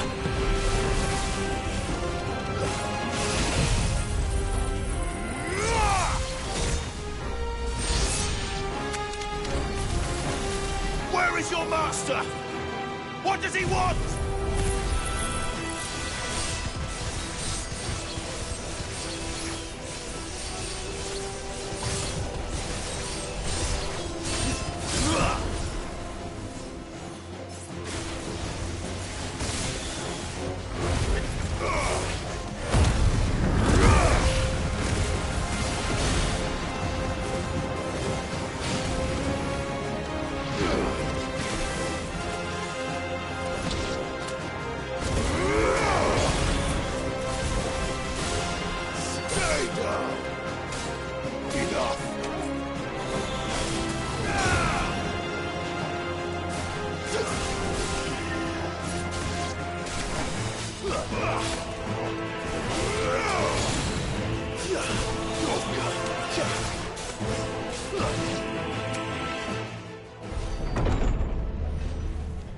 You've caused quite the commotion.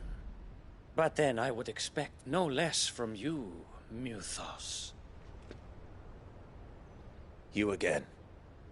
I don't believe we've been introduced. You were in my family's crypt. And now you're here. With an army of Akashic thralls. Manners, Lord Rossfield?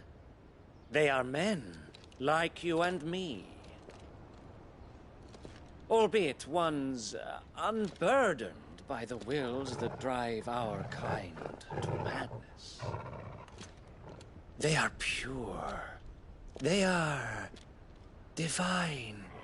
What? And they are all that remains in this once raucous city. You'll pay for what you've done. As you wish. I confess I have been very much looking forward to this. Pardon me this indulgence, Your Majesty. The vessel shall not be spoiled.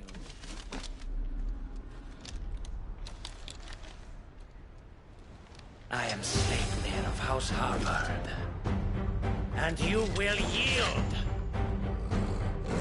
Or not. As long as you don't hold back. You needed that.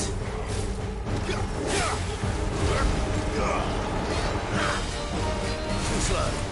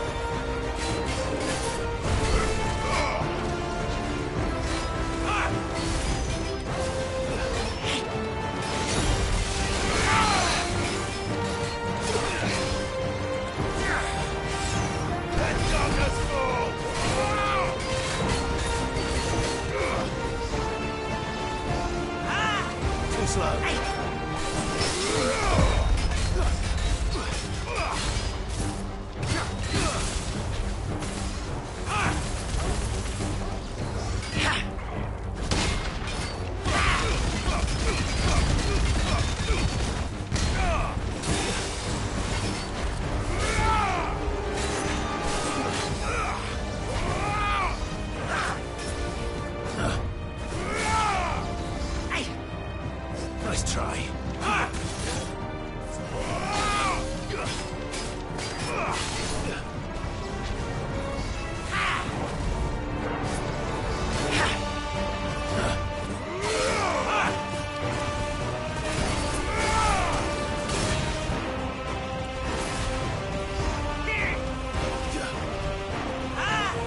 Nice try.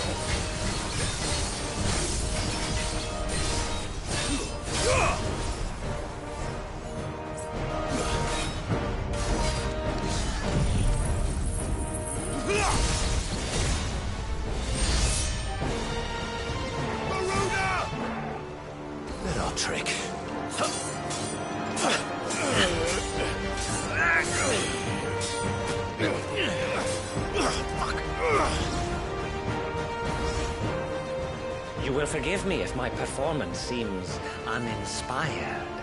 It is just that I expected so much more from our chosen one. Perhaps this will kindle your flame? What now? A gift from my liege lord's armory. Gungnir. Watch closely, Mythos.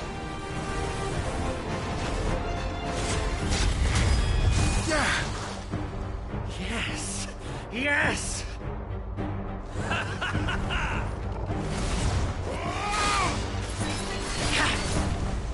Too slow.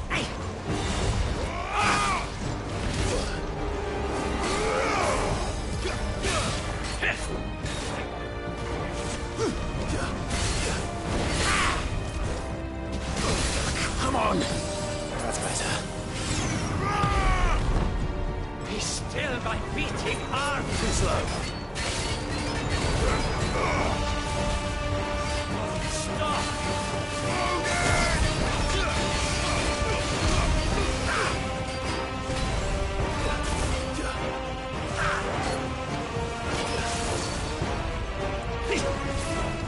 Let's try.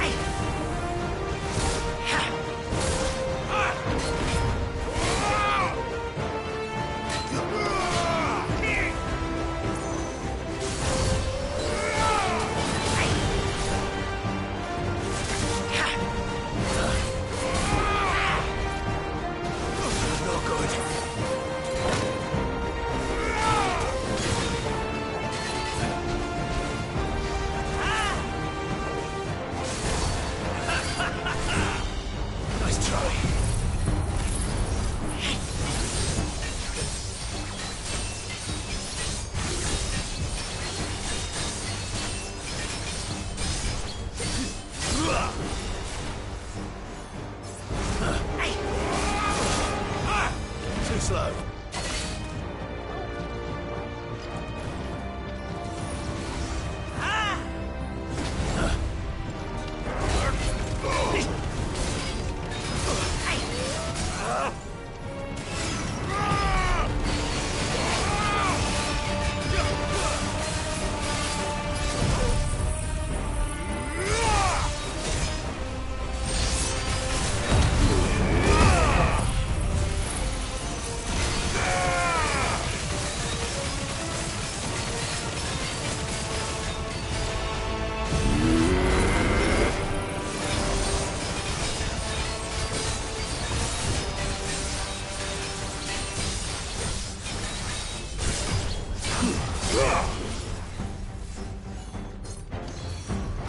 One is seldom enough.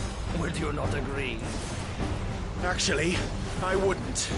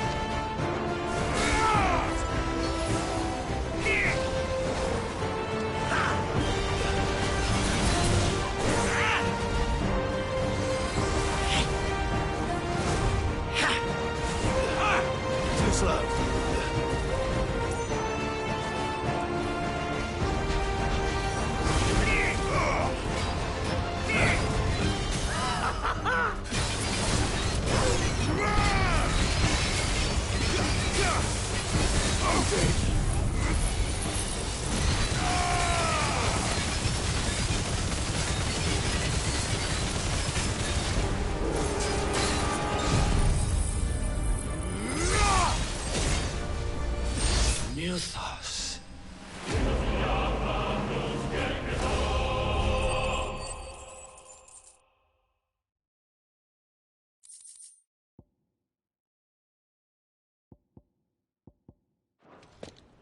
The vessel is strong.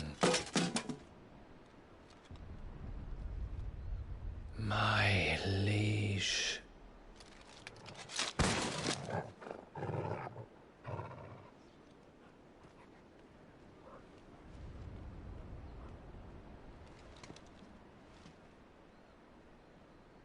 Clive! You're all right. As are you, I see. We are, yes. I'm sorry, but we couldn't save them. It was over before we arrived. Well, you did what you could. I fear we were all too late. What's wrong? Nothing. I hope.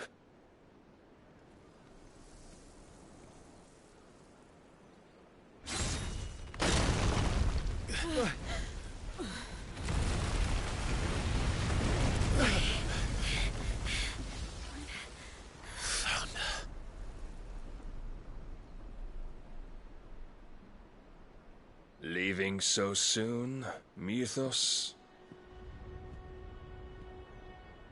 It's the king. Indeed. You may kneel before Barnabas Tharm, Warden of Ash and King of Walud. Get back.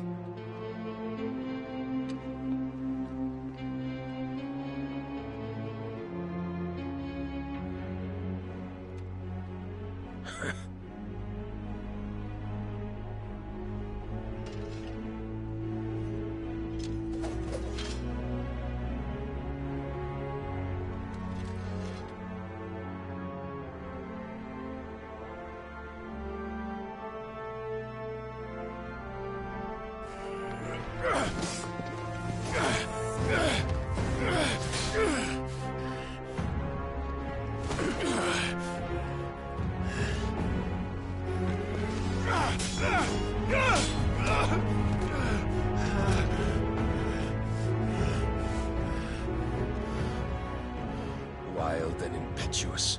I expected more of the boy who bested my Lord Commander. Yet I see why my master covets you so. The power within you, Mythos. The potential.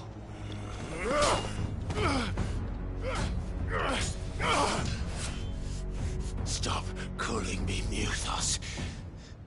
But Mythos is everything. The cornerstone of all creation. The Lord's vessel.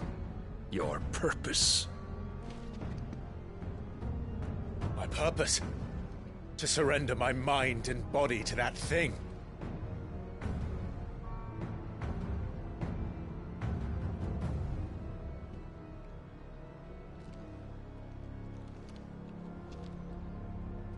No, Your Majesty. My purpose is my own. I made a promise to my friends, to my people. And nothing is going to stand in my way. You would allow this delusion of free will to bar your path to greatness? Truly, your volition is a cancer. One that must be excised.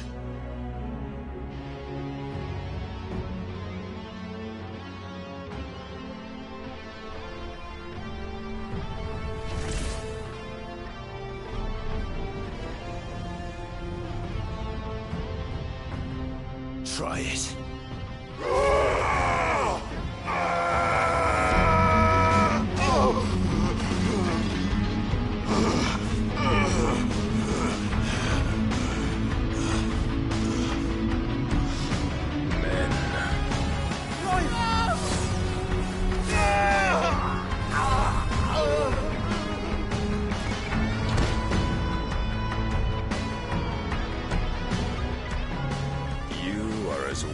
is all the rest.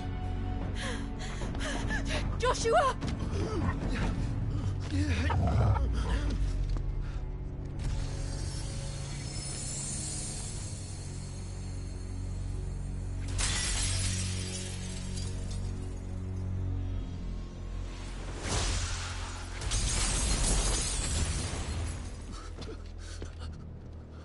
Oi!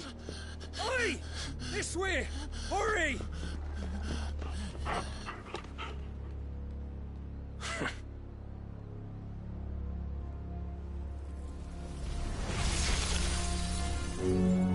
Power beyond reckoning, and they use it as a crutch.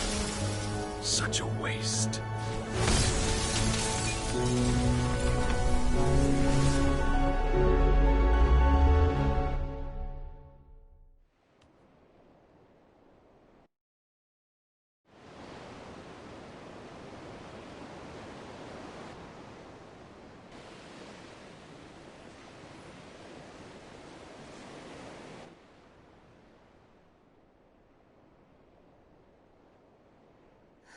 Will he be all right?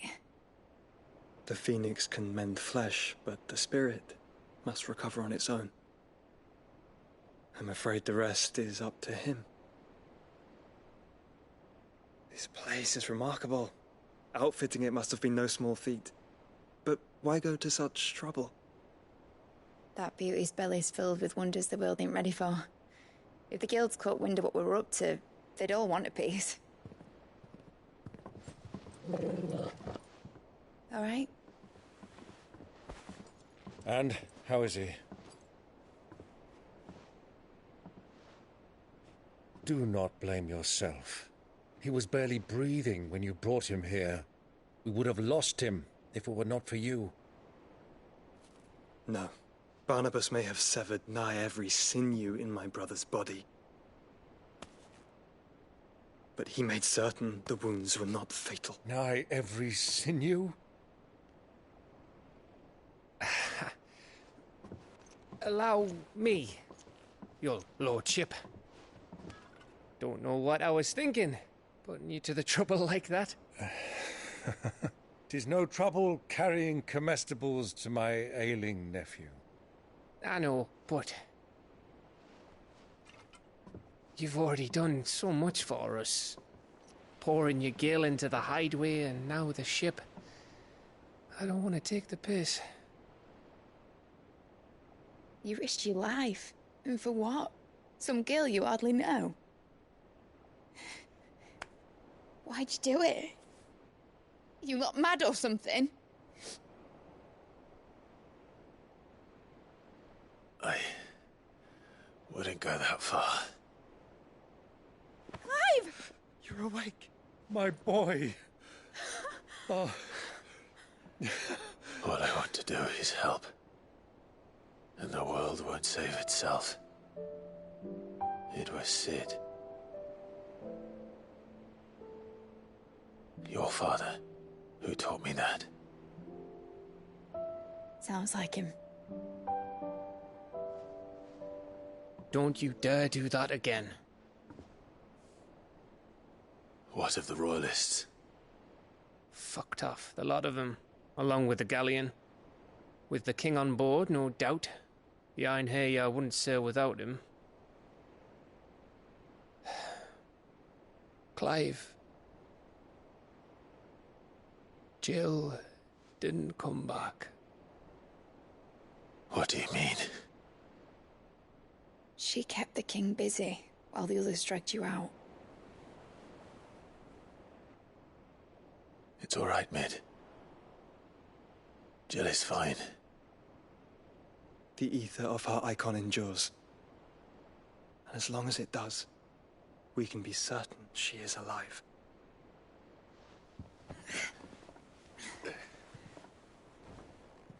We must pursue the Black Galleon. Jill will be with the king, I'm sure of it. Well, good luck catching him, because my ship's going nowhere. It's the Mithril engine. She's got a kick like a wild chocobo and a mind to tear the hull in half. But do you have an idea?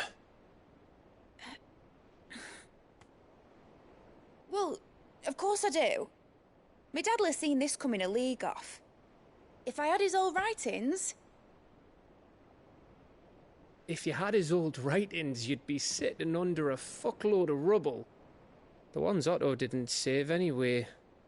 I suppose he might still have a few pages in his stores. We'll have to hope it's enough. Do what you can to ready the ship. I'll speak with Otto. In your condition, you really are mad. Perhaps. But the world really won't save itself.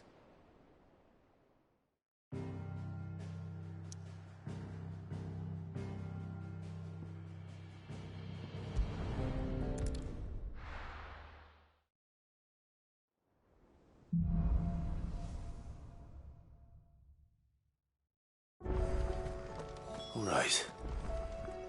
Gav said that Otto might know something. Cole said it was an army of Akashic. What will happen to Mid and the others? They'll be fine as long as...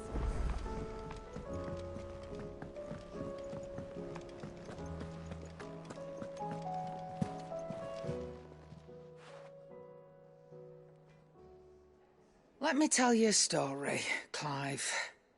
All right. Them rumours Wetlegs were spreading. Might be they weren't just tales plucked out of thin air. You see, there were a time when I weren't too particular about who I sold steel to, so long as they paid me the right price.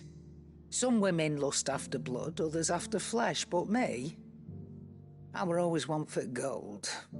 And to satisfy that lust, I sold to opposing armies, stabbed my every client in the back, made myself the most hated woman in the twins. But then one day I met a man who made me a different kind of offer. Said he'd give me access to a realm-wide community of like-minded individuals in constant need of steel and sundries. On the condition I sold to him and his alone. Was that the first time you met Sid? Aye. And I fell right into his damn trap. He was true to his word, so I ended up being true to mine. And I soon started making the best profits I've seen since taking up the trade.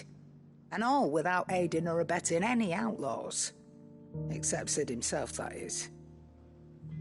Told me about his plan to topple the mother crystals, you know. Said that with them gone, the realm would want for all manner of things. An opportunity for the likes of me to mint Gil. Why, I reckon an enterprising individual could find himself the richest dam in the twins. And that's when he had me. I emptied my stores that day and moved into the Hideaway proper. And the rest, as they say, is ancient bloody history. A dozen years on, and I'm still not the richest dam. Not for lack of trying, mind. But I can say, I have never been happier. You've all shown me there are some things more precious than Gil. That there are. So don't you go messing it all up. Or you'll have me to answer to.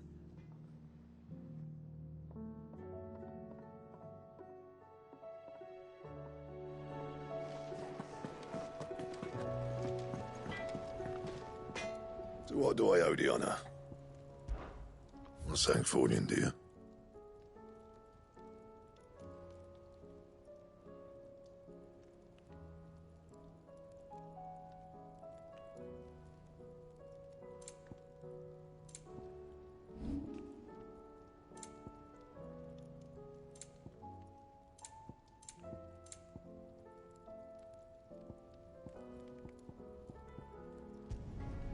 Yeah, that should do you.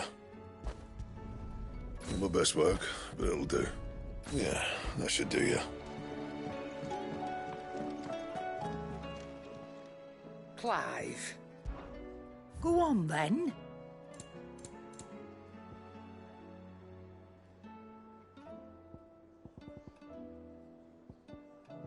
Is that all? If it's knowledge you seek, we've tomes aplenty to guide you in your search. Those tomes wouldn't happen to have letters in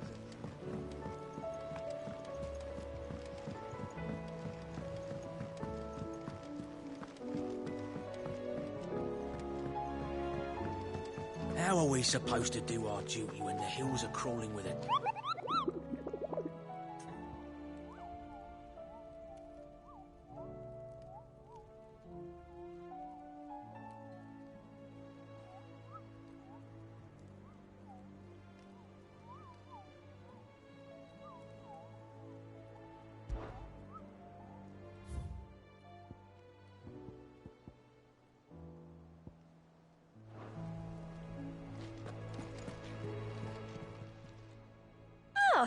wasn't expecting you back so soon.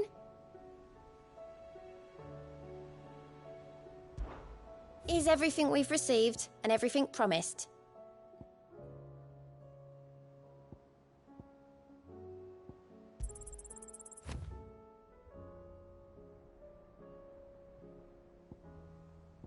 You earned this.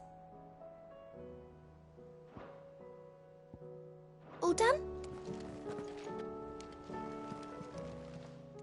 Fancy a look at the list, do you? Quick look. Always something in there.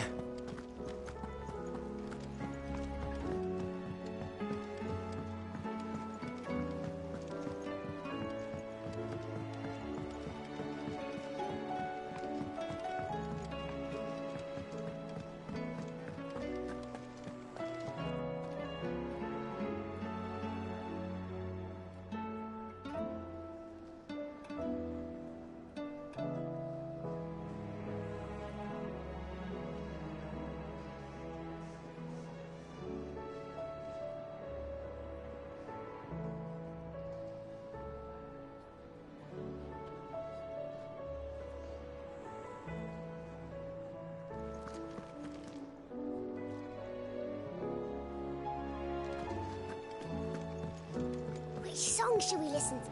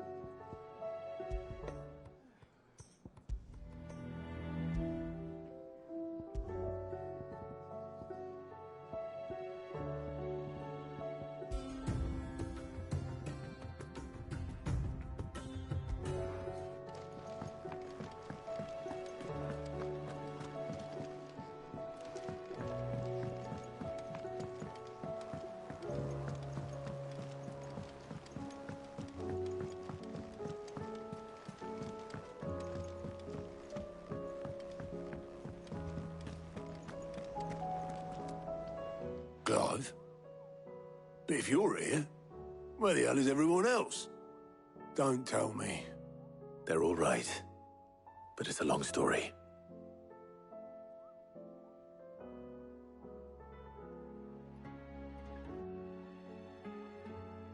You lot don't do things by halves, do you? Well, at least everyone's still breathing. Now, as for these writings, I'm sorry to say, Clive, but if you had those, you'd be... Sitting under a pile of rubble, I know. But we were able to save a few bits and pieces from the ruins, most of which ended up being used to build this place. The more personal items we gave to the next of kin. In the case of Sid's things, that would have been mid. Then I'll check the workshop.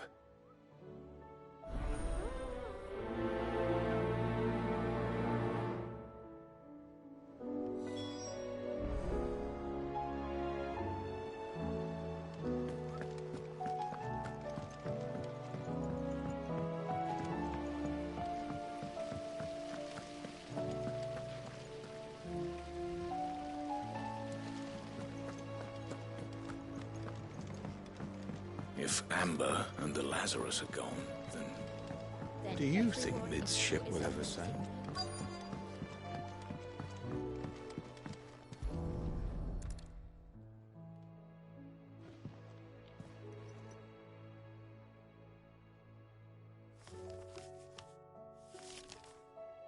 This looks like it's from Sid's old diary. But you'll already have read it. I'd better keep looking.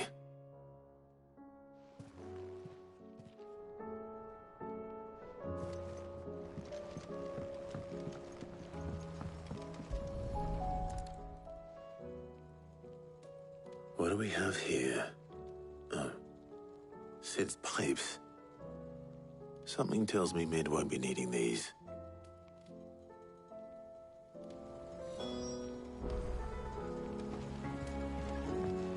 We've had no word from Canva for days. Please tell me Mid is all right.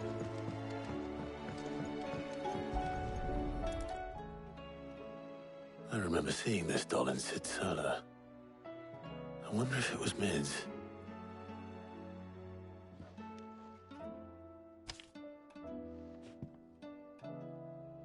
Huh. What's this tucked inside it?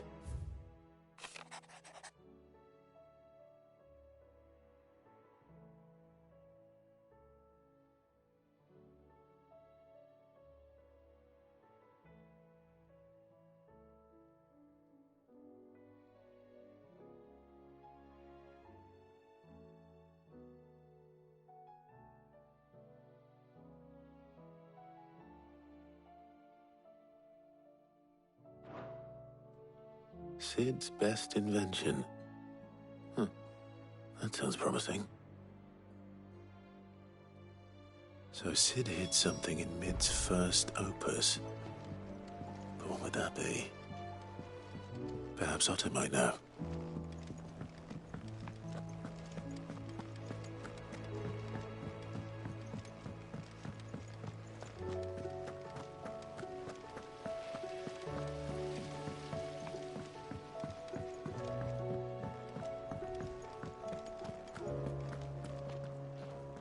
Well, did you find anything? Possibly. You wouldn't happen to know what Mid's first opus was? Opus?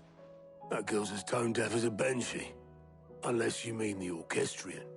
She couldn't have been more than, what, 11, 12 when she cobbled that thing together? It surprised us all. Not least her dad. You should have seen how proud he was of the little scamp. What's that battered old box have to do with anything? I think Sid may have hidden something inside it. Wouldn't surprise me. Those two and their bloody treasure hunts. Half the things in the hideaway were hidden one time or another. How are we supposed to do our duty when the hills are crawling with a cache? Cole said it was an army of Akashic. What will happen to Mid and the others?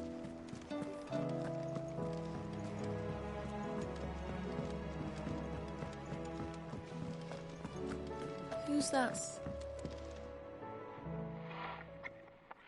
I didn't break it. Well, I didn't break it.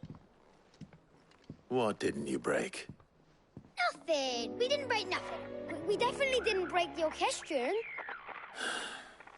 What's wrong with it? It's broken. Except when it isn't.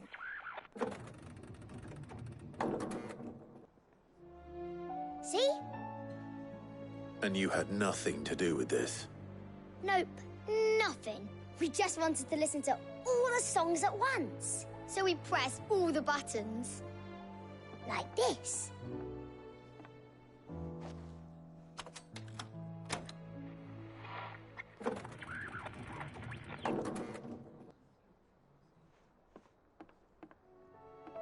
See? All too well. All right, out of the way.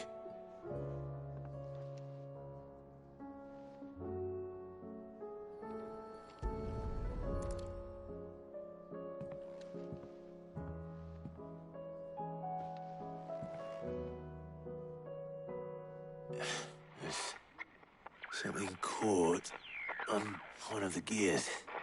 Did you break it? Can you fix it? No, I mean, yeah, yes. There. How about now? You fixed it! Sid fixed it! He more than fixed it! Yeah, new music! Huh. New Never heard this one before. They started playing when I removed this. Whatever it is.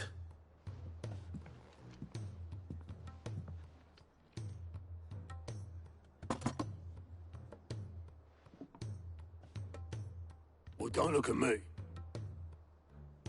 I can tell you it's important, though. Sid showed it to me once and said as much. Said it was the stuff dreams were made of.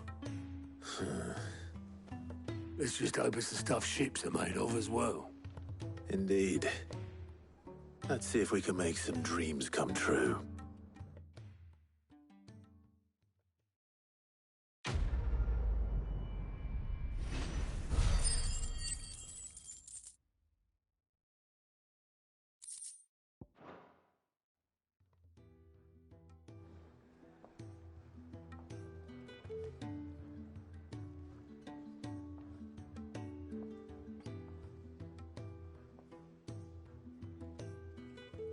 Just the two I was looking for. Aye. Lose a patient? Actually, yes. The Crown Prince just left. Dion left? Unless you've another word for stood up and walked off. Yes, left.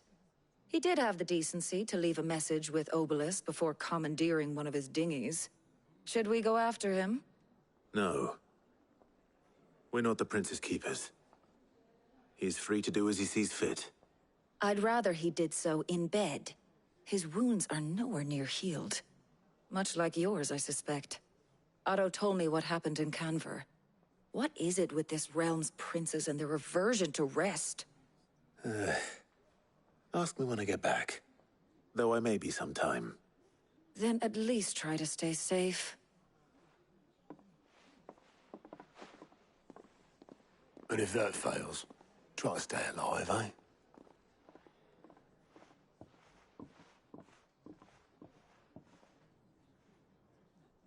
Every moment I waste here, the further the flagship sails.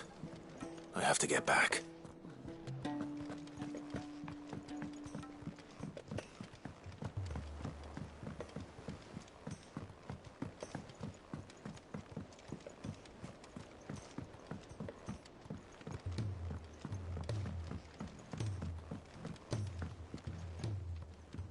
All right, Clive.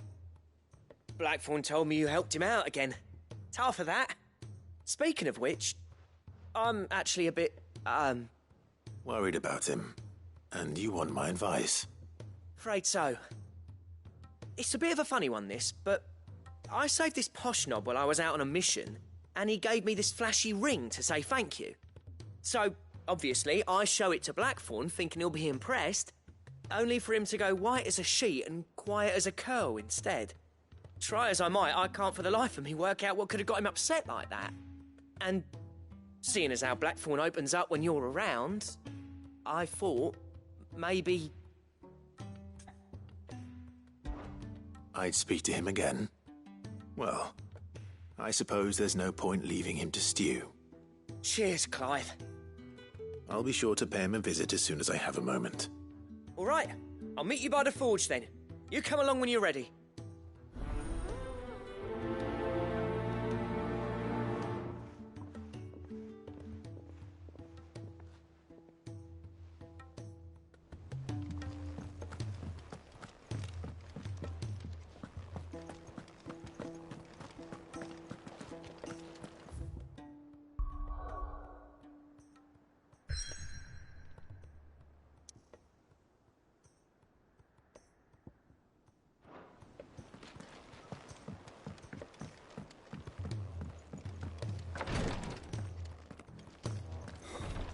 She can't kick this up. Glory to Griga. There you are. And not a moment too soon. What's happened? Taya's busy working herself into an early grave. Since the arrival of her latest patient, she's refused to stop, even for a moment. I've tried offering to see to him in her stead, but she won't hear of it. Clive, she hasn't left the infirmary in days. She's pushing herself too hard. And if she doesn't rest soon, will you talk to her? Order her to her chambers if that's what it takes. Because if she keeps this up, I fear the hideaway will be without its best physica before too long. I know better than to order Taya to do anything, but I'll speak to her. Thank you. I pray you have better luck than I did.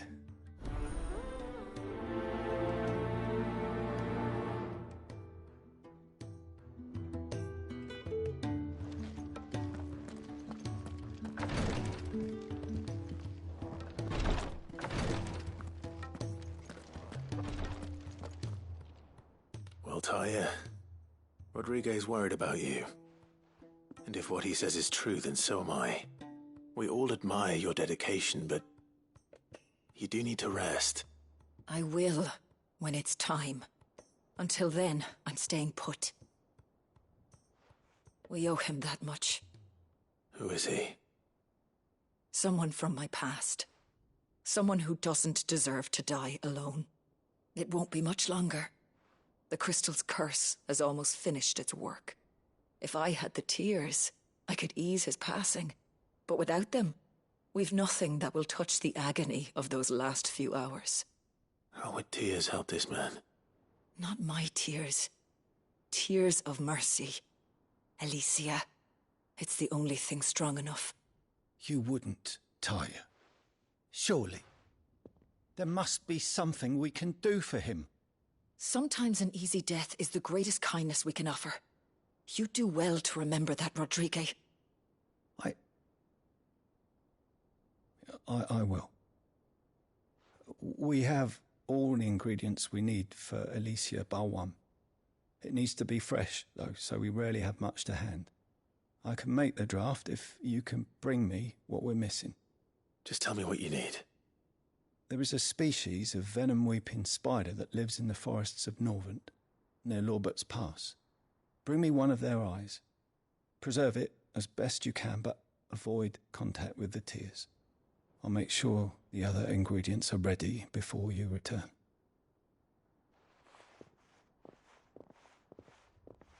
Thank you, Clive. I won't forget this.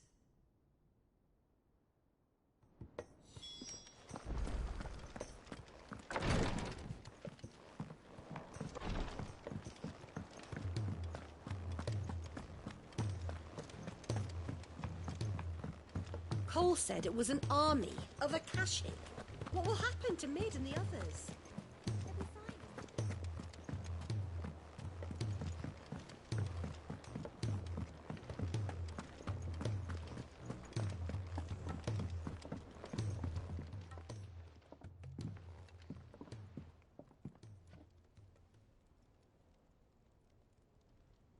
Bloody hell, Clive. Not this again. Ain't you got better things to do with your time? That remains to be seen. August tells me he showed you a ring, and that the sight of it clearly upset you. Would you mind telling us why? Come on, mate. Bottling it up ain't gonna help no one.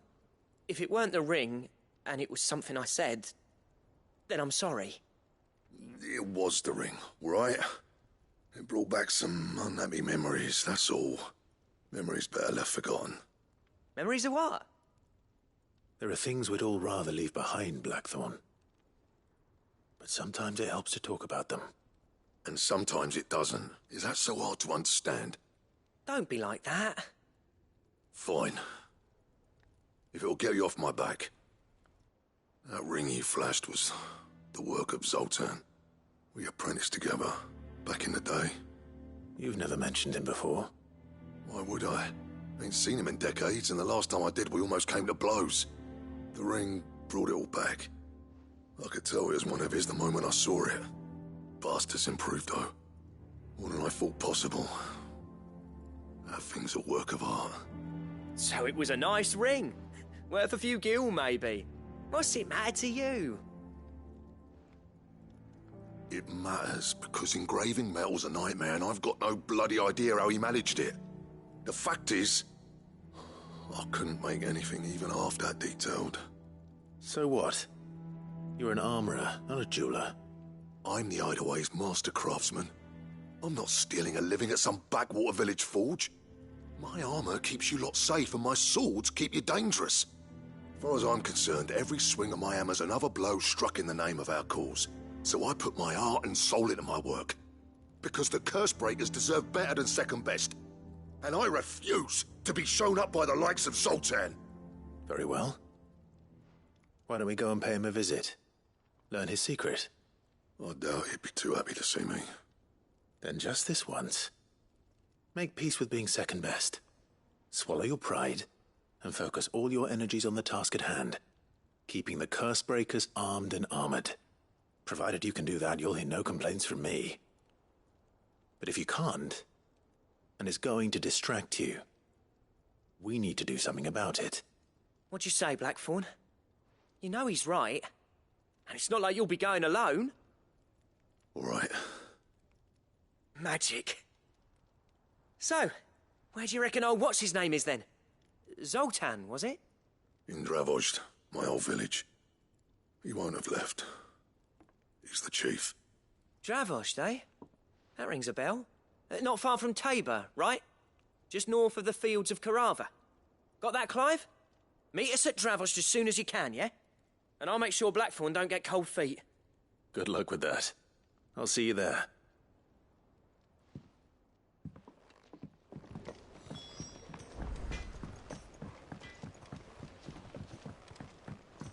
He's a surly soaker.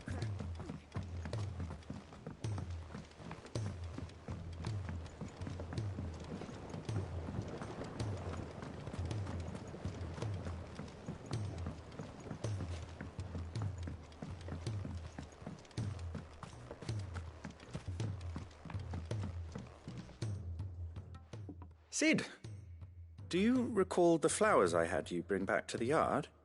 Vaguely. Is something wrong? I'm afraid so. I was able to get most of the Morganbeards to take root, but they rarely flower. I fear the soil here does not agree with them. However, I believe I have a solution. I can't wait to hear it. I'm going to marry the Morganbeards with Morbles. I know, but hear me out. Morbles are possessed of a highly choleric temperament. The fire which drives them appears to be maintained by an abundance of nutrient-rich ether drawn from their environs. I believe that by grafting a Morble vine to a Morganbeard, the appendage's wealth of vigor-inducing nutrients might well stimulate the flower to bloom. The endeavor, I assure you, is scientifically sound. I simply need a vine to prove the theory. And all you need is a single vine from an ordinary Morble. That is correct. A single vine. As for the Morble, I fear ordinary may not suffice. But, as luck would have it, a most extraordinary specimen is rumored to haunt the swamps of Rosaria. Why, a notice concerning this very creature was only recently posted on the hunt board. How timely. Well, I shan't keep you any longer. I know you have much to do, as do I. Now, where did I put my watering can?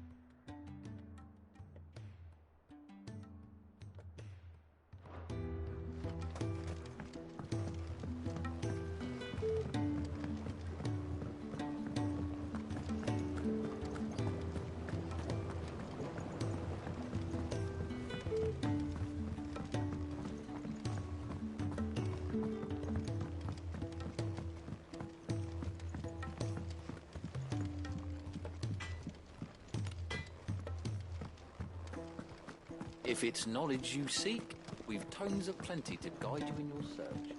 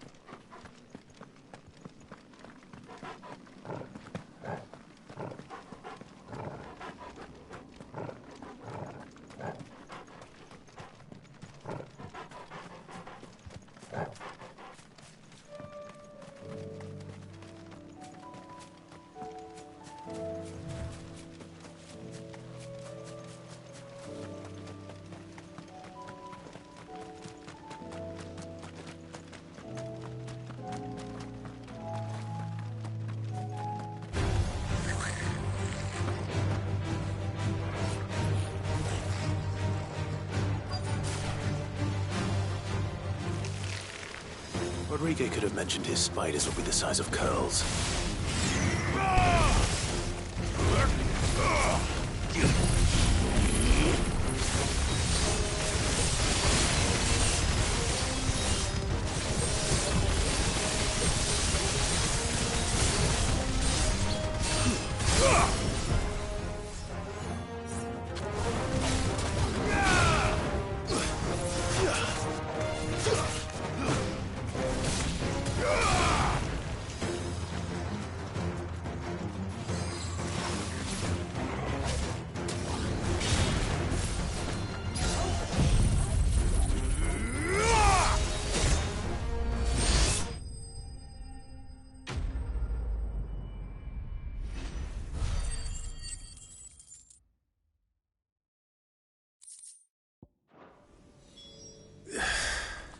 Hopefully one will be enough.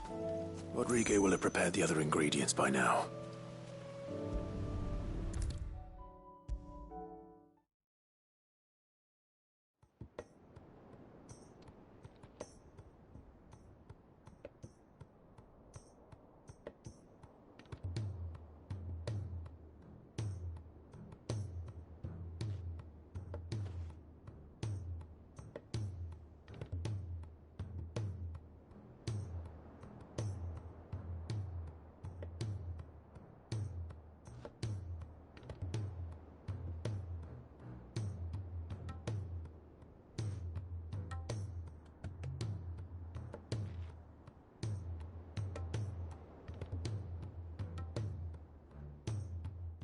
Thank goodness you're back.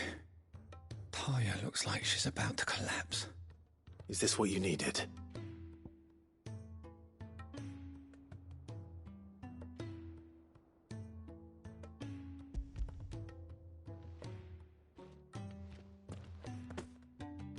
Yes, it is.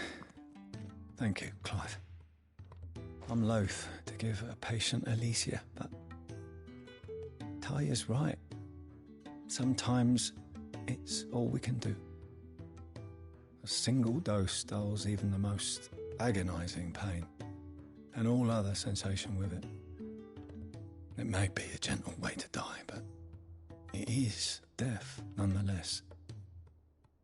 I wish there was another way.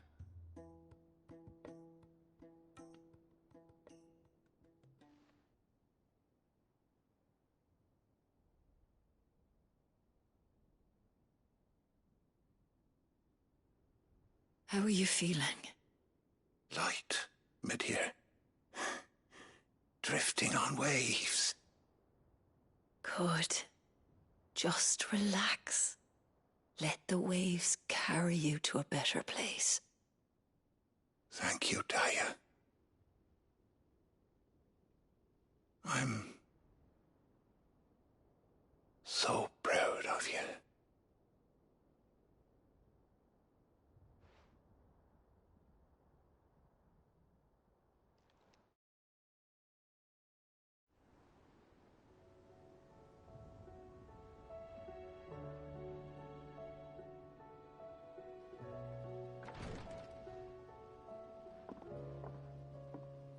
He's gone.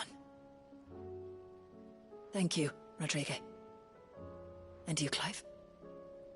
I'll see that he's properly laid to rest.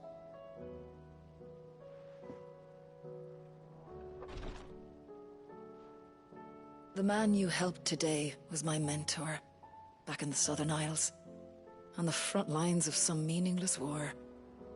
I was still a child when they shipped me to their triage tents, to treat the wounded with my gift.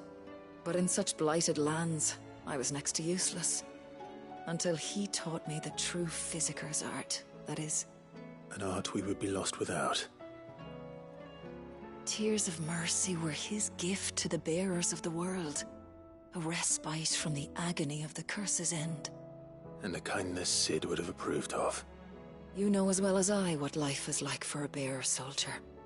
Marched from one battle to the next, never knowing which might be your last. A commander may care nothing for the bearer spent in his service. But my mentor's gift gave the dying one fleeting moment of tranquility before the end. I've no tears left, Clive. I've seen too many of my friends taken. Something needs to change. And we need to be the ones to change it. And we will. I promise. I hope so.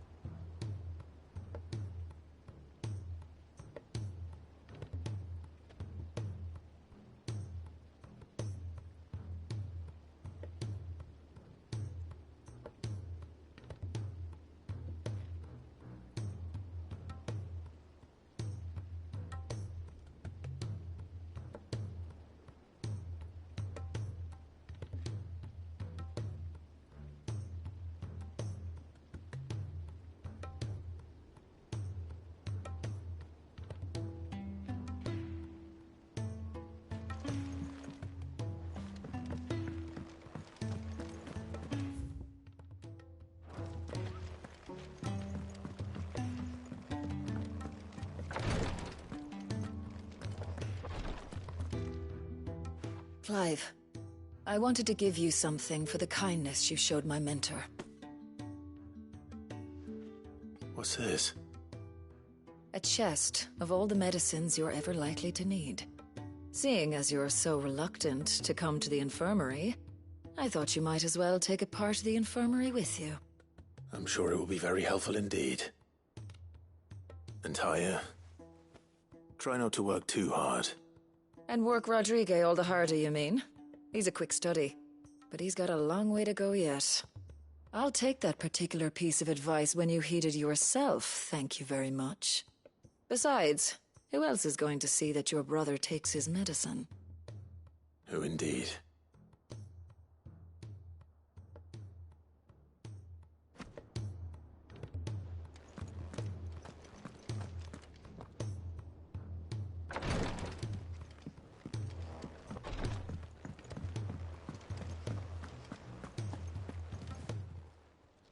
Clive! You off then? Welcome to the Patron's Whisper. Your benefactors are a generous lot.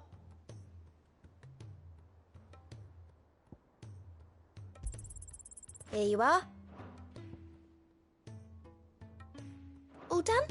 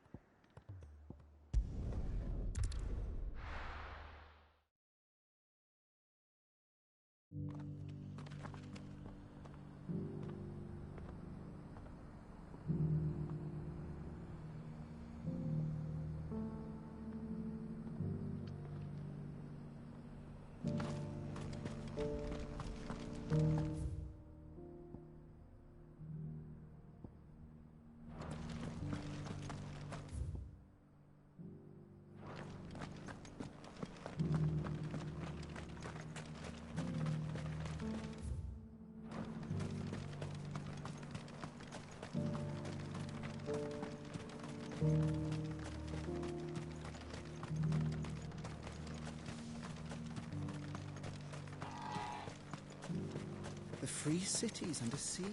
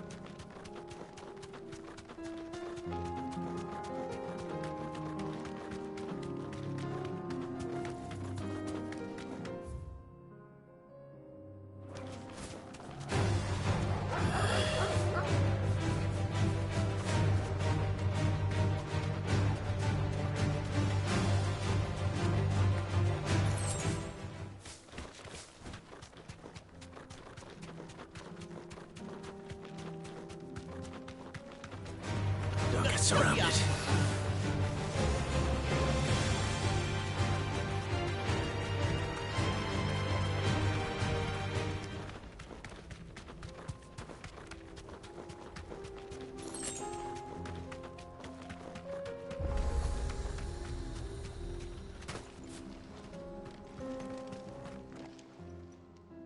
Kicked out already?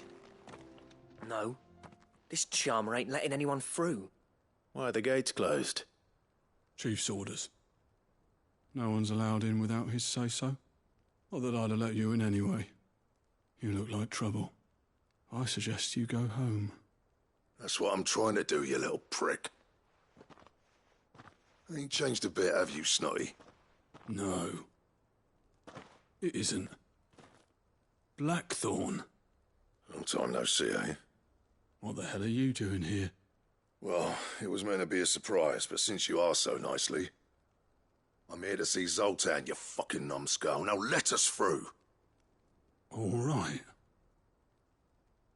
Just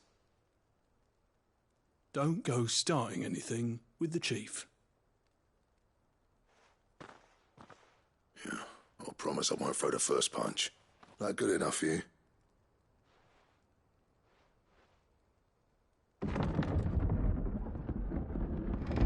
Go on then. Much obliged.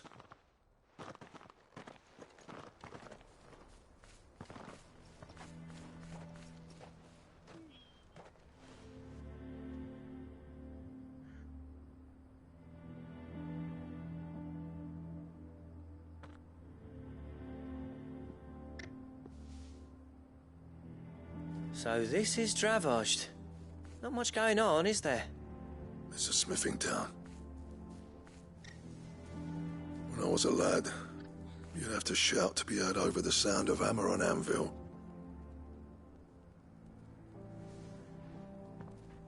Clive, you're good with people. You speak to Zoltan. Hey, you ain't backing out now, are you? There's a river of bad blood between me and the chief. But if someone can build me a bridge, then I'll cross it. All right. I'll see what I can do. I appreciate it. It'll be near the forge on the hill. It was our master's. He'd have inherited it when I left. Forge on the hill. Good luck. You'll be needing it.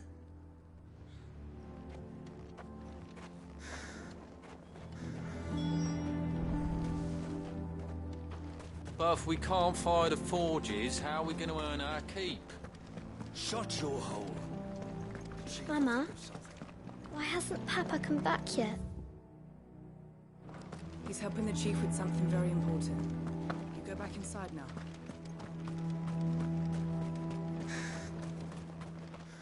I have some things for sale. Thank you. Certainly. Here you are. Thank you. Farewell, traveller.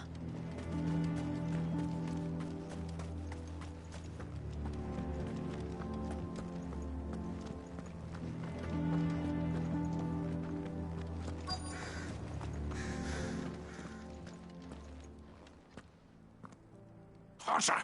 Hotter, damn it! Those miserable flames wouldn't melt butter, let alone iron. Pardon the intrusion. I'm looking for the chief. That'd be me. It's a pleasure to meet you. I'll bet it is. Keep the gates closed, I tell him. Well done, Snotty. You're not welcome here. Get out. Before things turn nasty. Blackthorn's here. What did you say? He's traveled a long way to see you. Yes, has he? He's waiting. Down by the gates. Then I suggest you take him with you when you leave. Didn't you apprentice together? So what if we did? Fuck! We're getting nowhere. These bearers' flames are next to bloody useless. We're never going to be able to fire up the forges unless we can find some new crystals. I'm a busy man, as you can see, so do me a favor and piss off. Oh, and if you're struggling to find your way out, ask Blackthorn. That prick knows exactly where the exit is. He's not wanted here. And neither are you. All right. I'm going.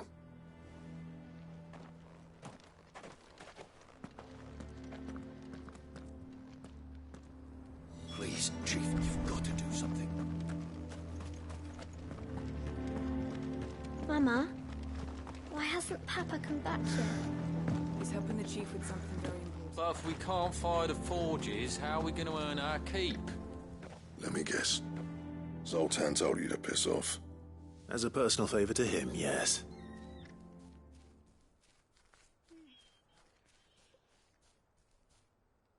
Well, at least he didn't beat about the bush. There'll be no talking him round. Not after what I did. Which is what exactly? If we're to help, we need to know. What turned the village against you?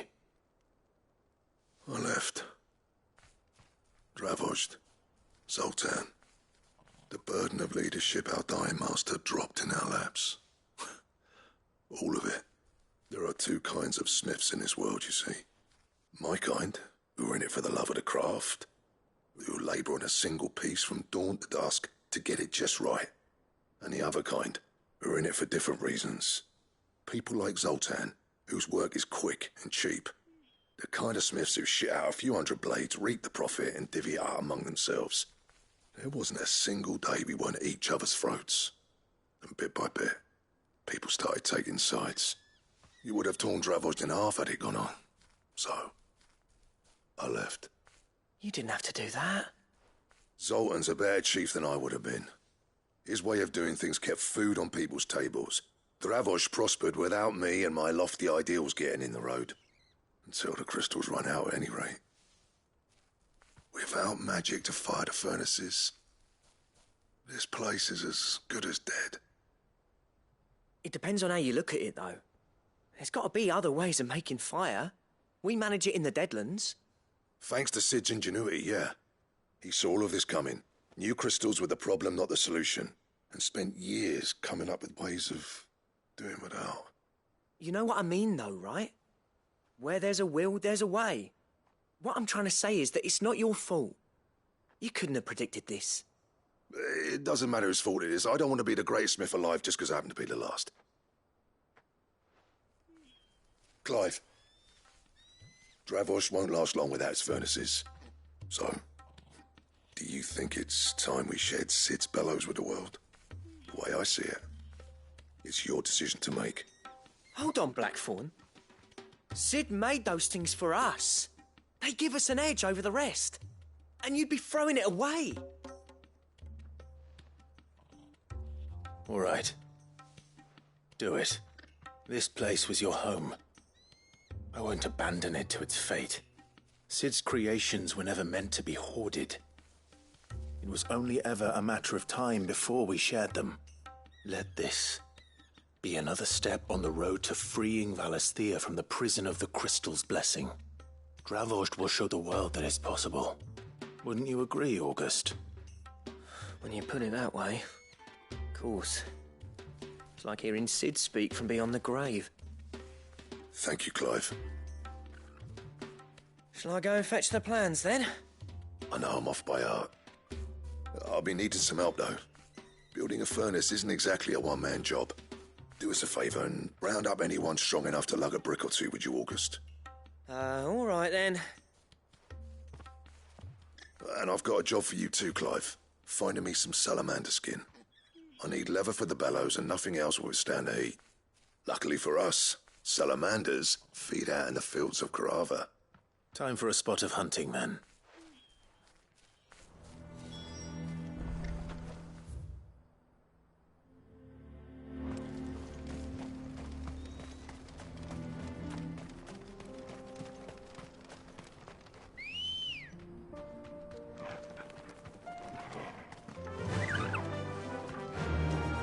Fly, Ambrosia.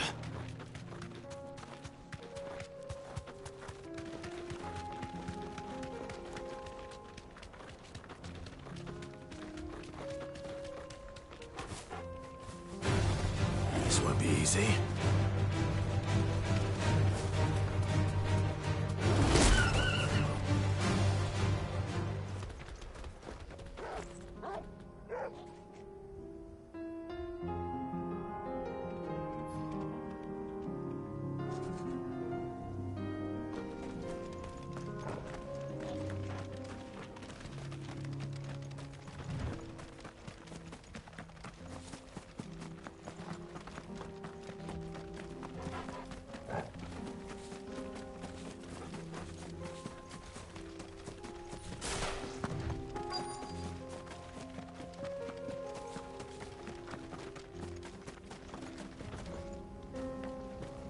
Let's make this quick, shall we?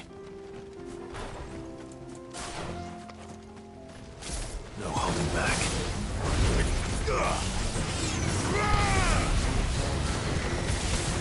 Too slow.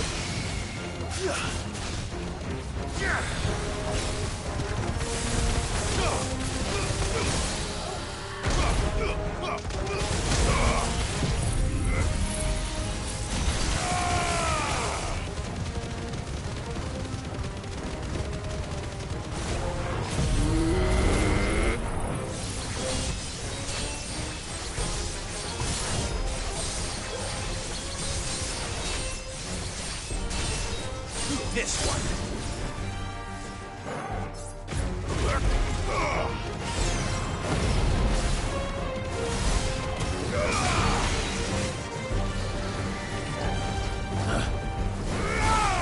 Too slow.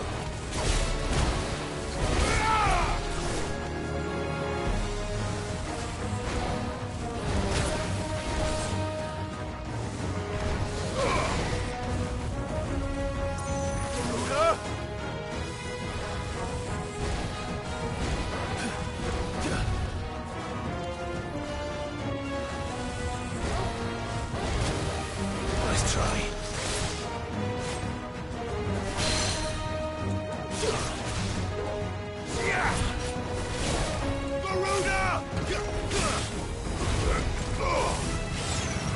Let darkness fall!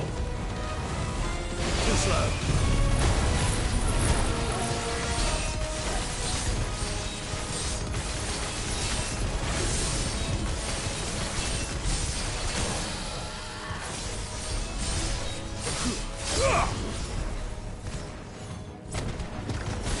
Okay.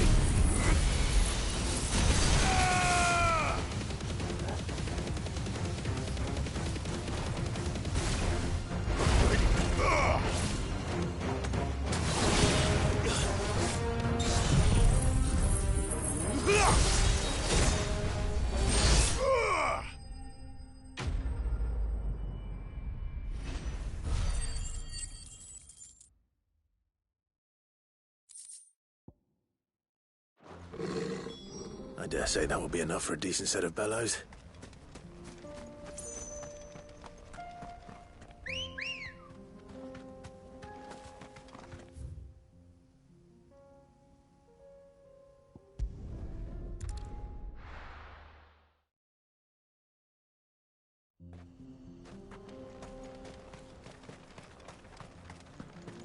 What's this all about then?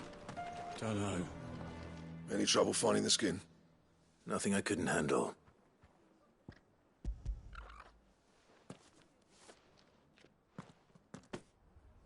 This should be plenty. Right then, time to put these louds to work. If everyone pulls their weight, we'll be finished in no time.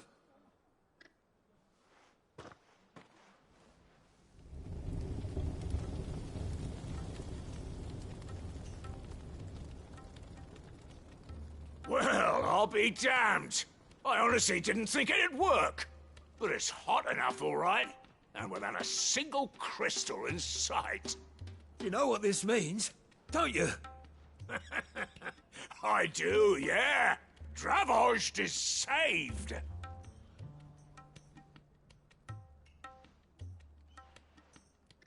Sorry about earlier.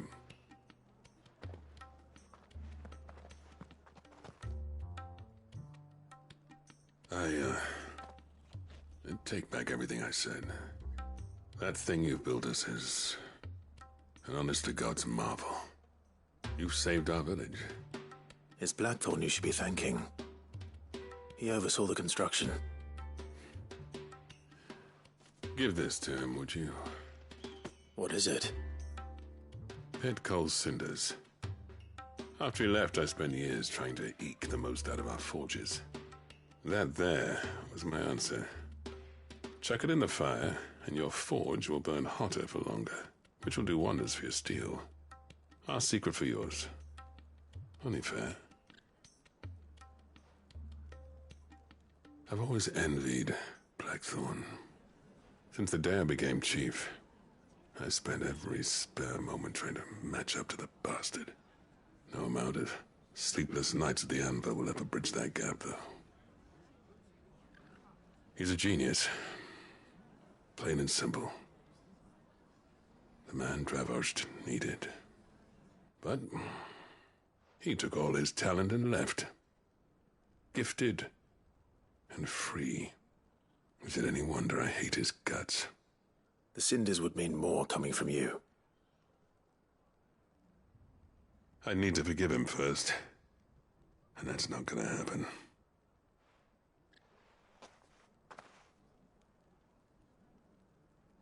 Well, you know what they say. Oriflamme weren't built in a day and all that. These things take time. Especially when they involve two geezers who hold grudges tighter than their hammers. But what matters is, Blackthorn's got that twinkle back in his eye. And I'd call that a job well done. So would I. I reckon he's going to be at it a while yet, though, so why don't you head off without us? I'll see that the old git gets home safe and sound. See that you both do. I'll save the cinders till then. All right. It'll be a nice little surprise for him.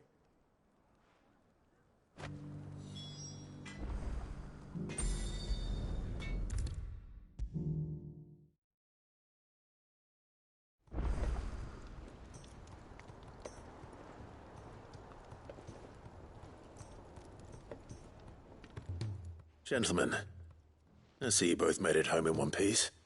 Yeah, well, we didn't want to outstay our welcome. The whole village turned out for a go on the bellows after you left. Everyone except Zoltan has. Didn't see hide nor hair of him. Oh, but that reminds me. I have something for you.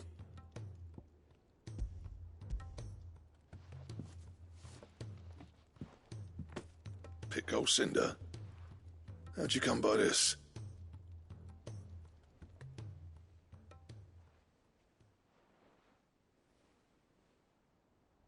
And you're sure he wanted me to have it? I'm sure. He didn't say so, but I think he wants to forgive you. Huh. Imagine that. Yeah. You know I could never leave this place, don't you? Every time you put on mail, you and the Cursebreakers are trusting me with your lives. There's no greater honor for a smith than that. I'm not about to go crawling back to Zoltan for forgiveness, but I will make good use of his cinder. And if that helps save even a single life, then he'll have my gratitude. What was it you said he called me? Huh? A genius? And he spent sleepless night trying to copy me, did he? Sounds like I better get to work. I've got a reputation to uphold. It's good to see you back on form, Blackthorn. I don't know how you pair put up with me sometimes, but I'm grateful all the same. Now, where was I? Oh yeah, about to put Zoltan back in his place.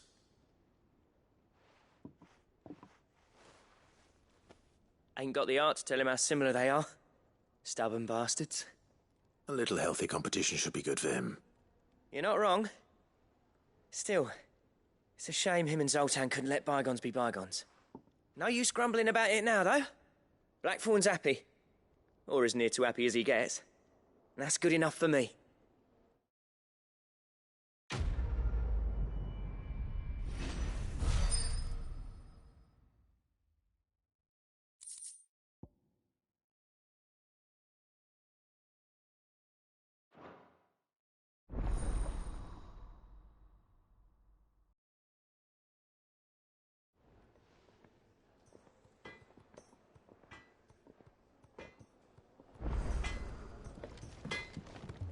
To what do I owe the honor? So, will it be?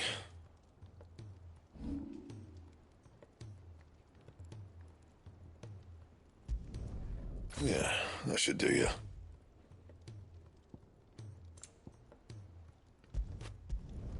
You can thank me later.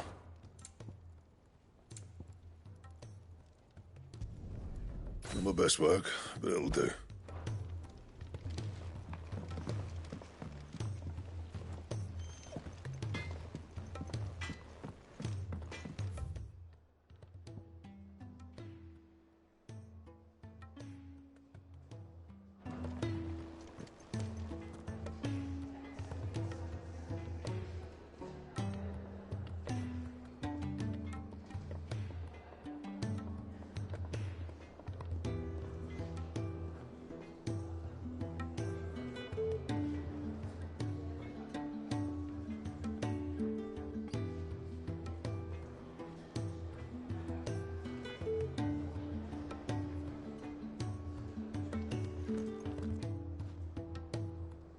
If it's knowledge you seek,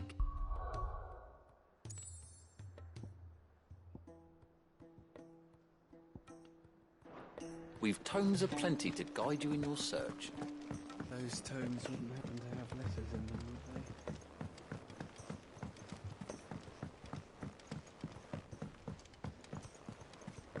Cole said it was an army of Akashic. What will happen to Mid and the others? They'll be fine as long as Sid is...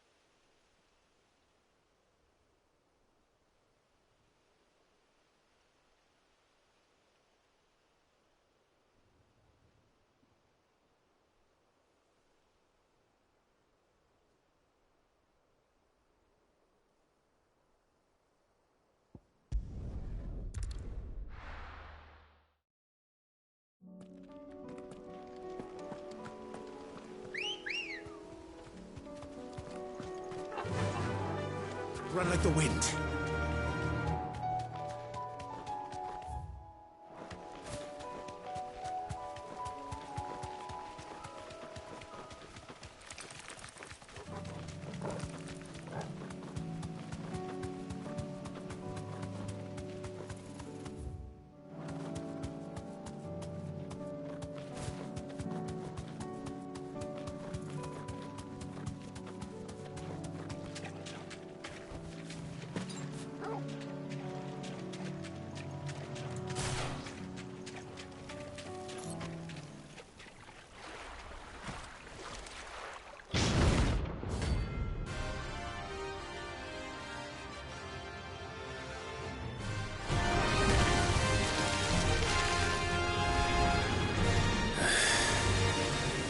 Been just any mobile, could it?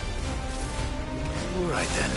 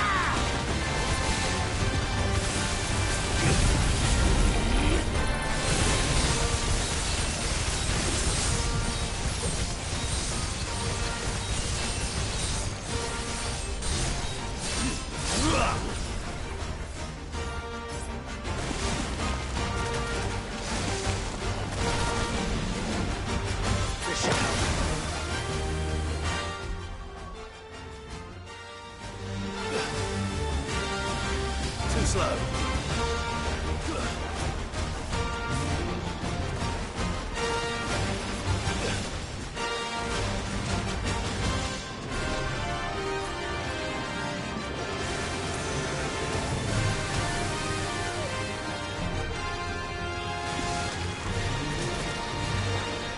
Guess we're all ready. Thanks, boy. Nice try.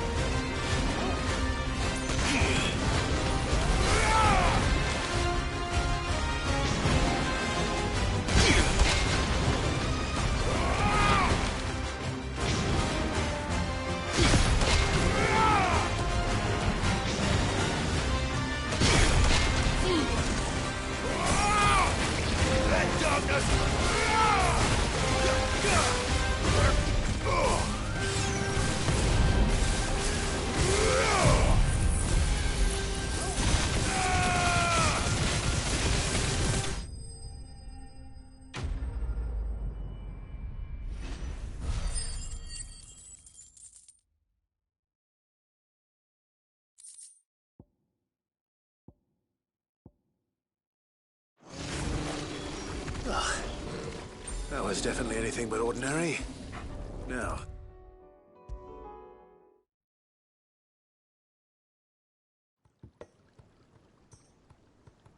Sid, I can't help but notice that your satchel is twitching in a most violent manner. yeah. It's your problem now. What an amazing specimen. The flesh positively throbs with vitality. If I can successfully graft this to the Morganbeards... When I successfully graft this to the Morganbeards, I suspect the results will be immediate. I shall begin at once.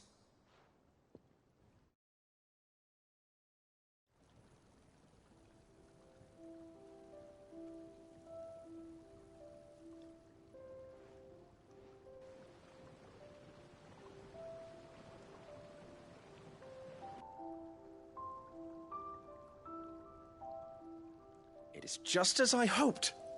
Witness how the Morganbeards have taken to the blighted soil. how they bloom with heretofore unseen vigor. Why, I dare say such a vine graft would yield similar results when applied to other specimens as well. I'm glad I could be of assistance. You've not only helped us, Sid, you've saved us. Do you recall the extract with which I provided you before? I took a moment to distill some more, but this time with the petals from the invigorated Morganbeards. And would you believe? Its potency has nearly doubled. You must accept this phial as thanks for your assistance. The rest, I shall give to Taya.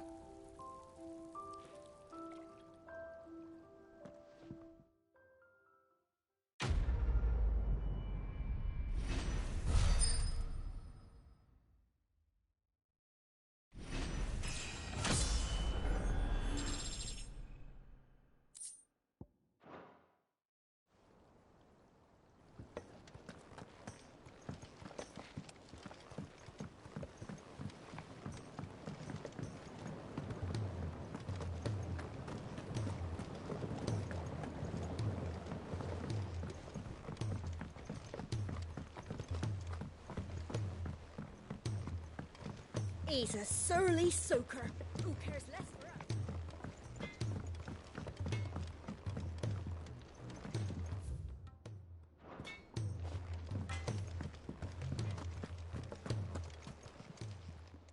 Clive, coin purse weighing you down?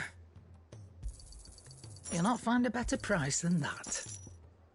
You'll break your back stuffing all that in your satchel. It'd better all be here.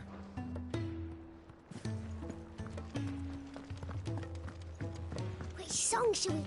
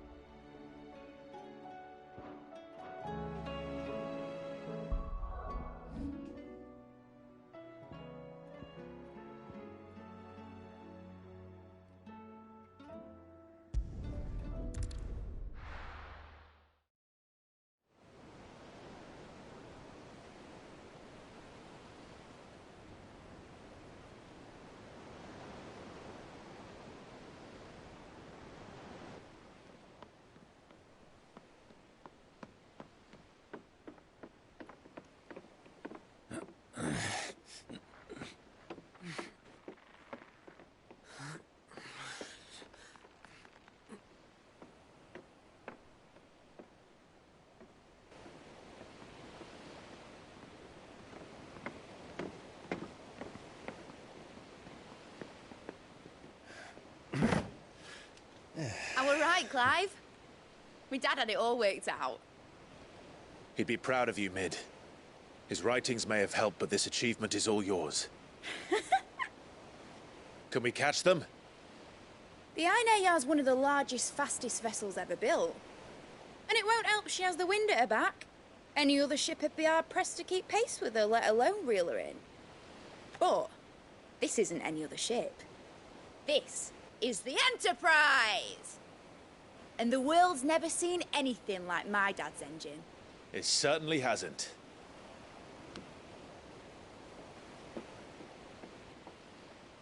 Clive, what do you know of Barnabas Tharm? Only what the bards sing. That he sailed to Ash from southern lands. that it was his mastery of the blade which won him the throne. And that his sword, Odin's sword, can sever the very threads of creation. But don't lose any sleep over a last tilt. We'll do what we must to survive. What we must? The light! I thought this cove was meant to be hidden.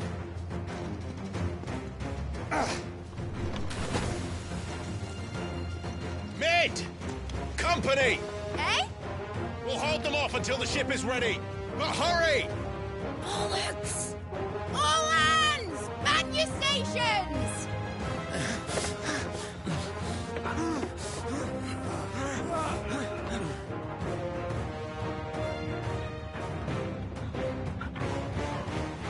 Everyone with me?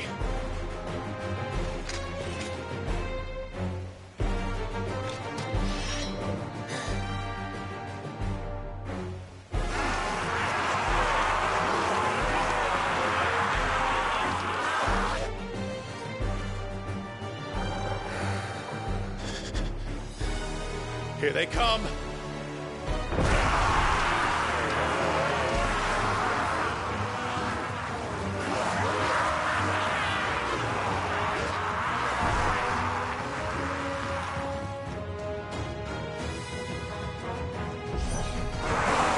needs every moment we can give her. Behind me, Lord Rushfield. I'll take care of these fuckers. Behind you? I'll have you know, Earthbreaker here once struck fear into the heart of every man in the cliffs.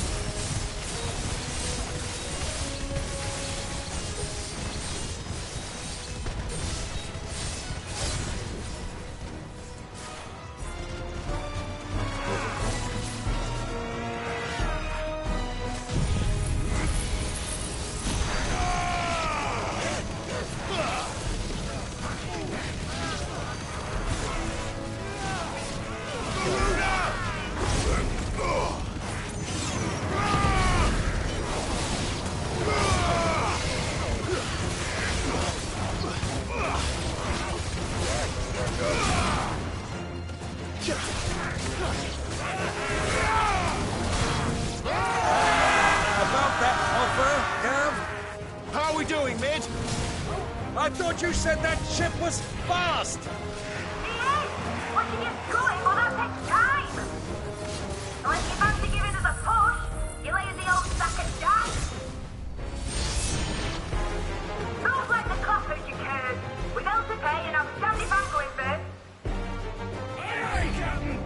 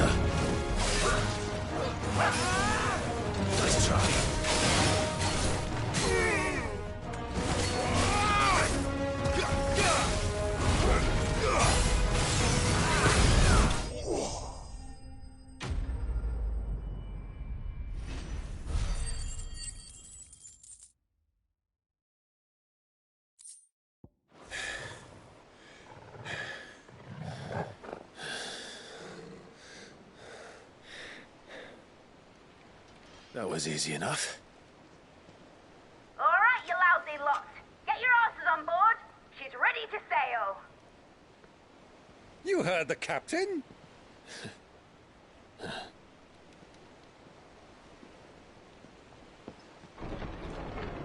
Clive?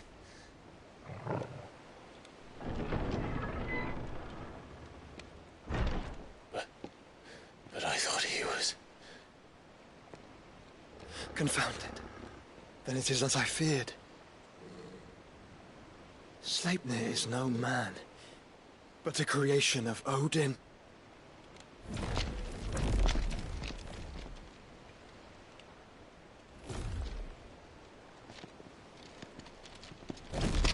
Phoenix's fiery fundament. Have you no normal enemies?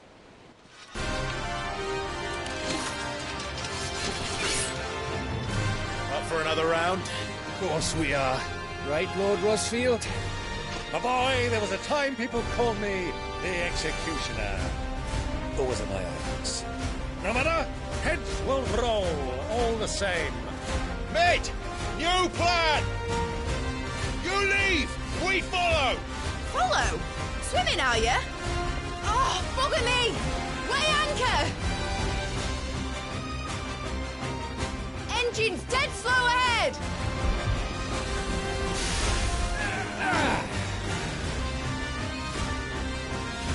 Have care, my friends.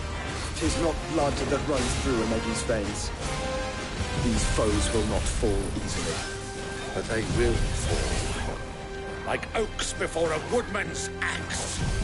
Good thing I brought one!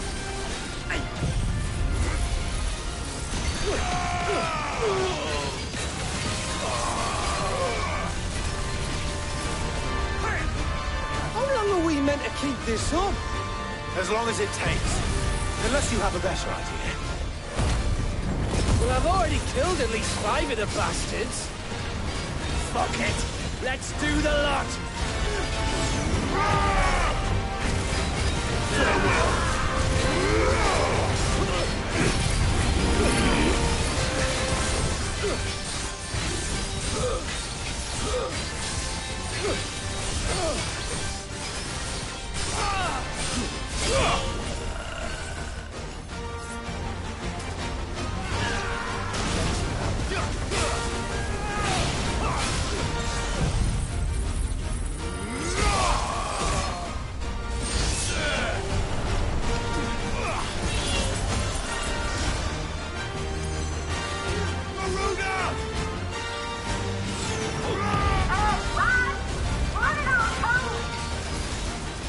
Should we make for the ship? Not yet. Wait for my signal.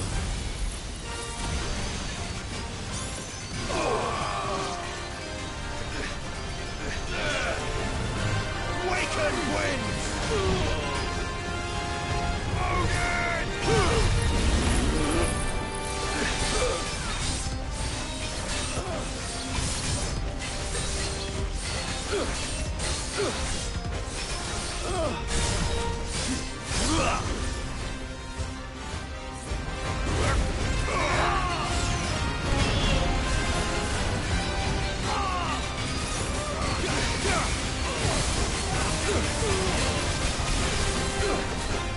In your own time, Clive!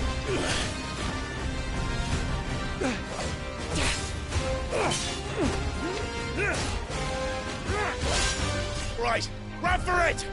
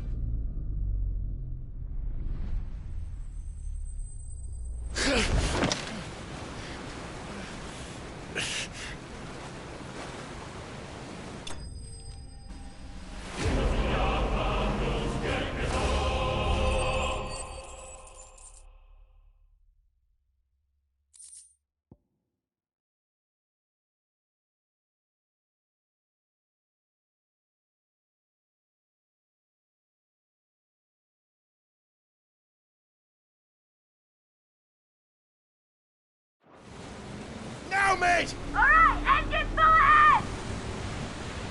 And hold on tight!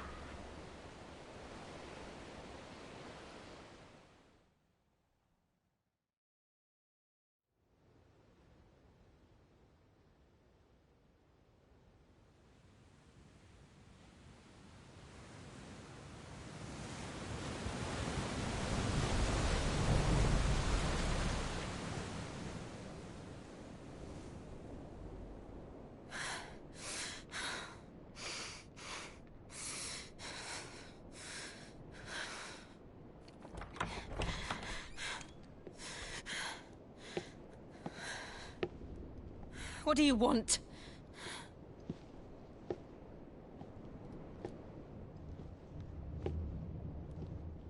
That's quite a mess you've made. And wholly unnecessary. You are my offering to Mythos. I would not see you damaged.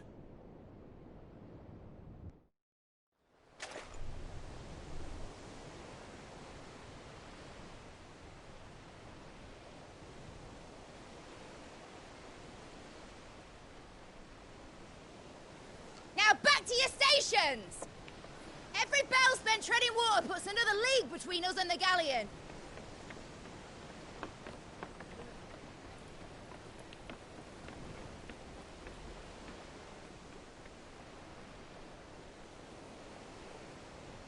I don't suppose Mid has a spare engine?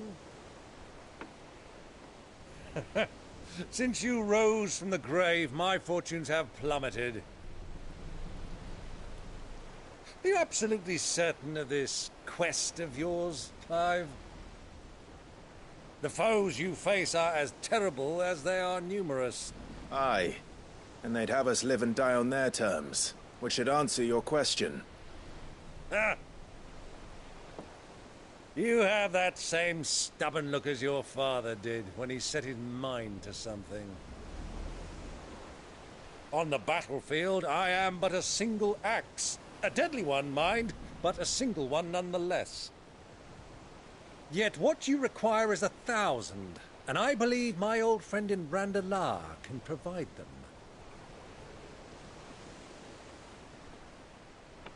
Take care, Clive. I have many more tales of your father's exploits to share. And I cannot very well do that if you're dead. Again. Good luck, Uncle. And may fair winds attend you. As for you, Joshua, take care. I shall do my best, Uncle. Farewell, my nephews. When next you see me, it shall be with an army at my back.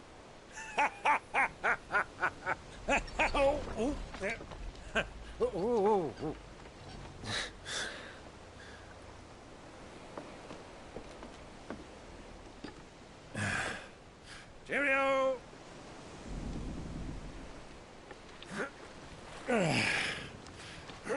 Oh, yeah. Do keep up, my boy.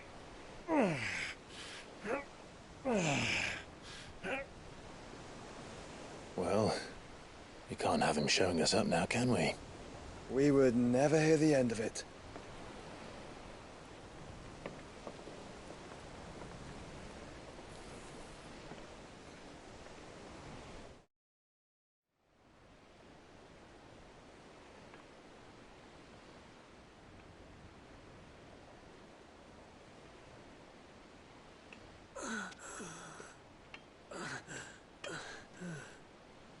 Great God of mercy.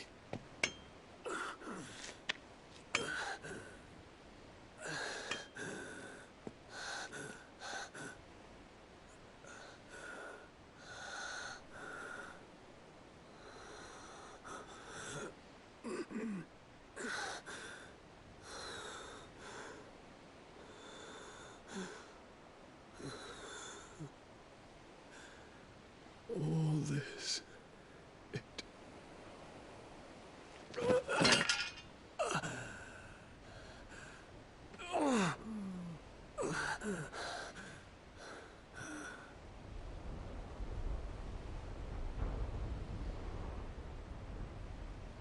What have I done?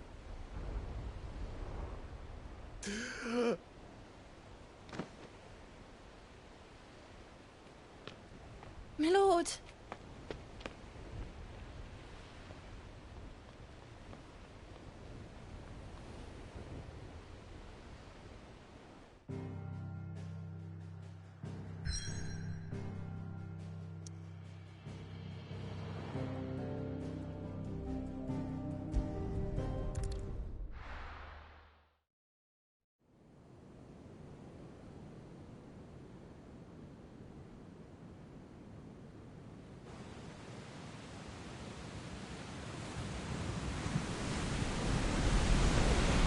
There's a lot of sea between here and Waloed, but any ship heading north has to round Zemeckis and put through the Narrow.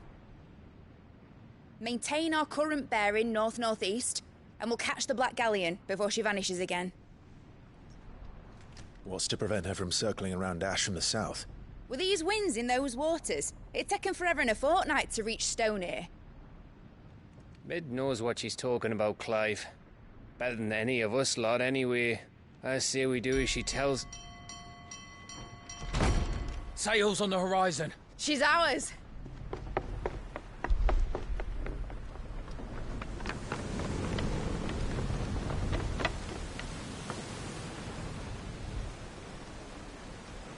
Look alive, boys! Full ahead! And keep those furnaces fed! Aye, aye! Do you feel that? Jill. All hands! Battle stations!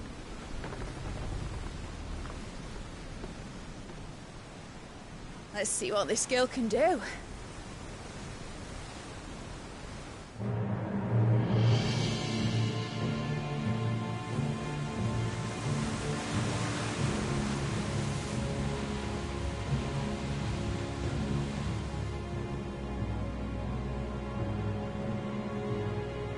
Where one leads, so does the other follow.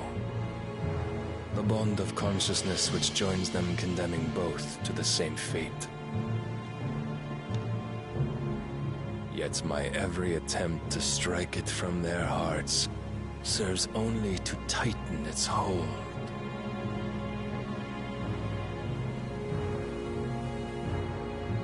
Fascinating.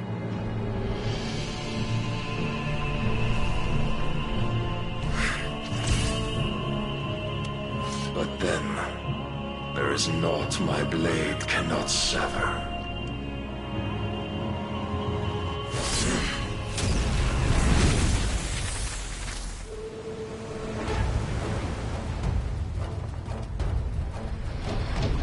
Great Grigos, gosh!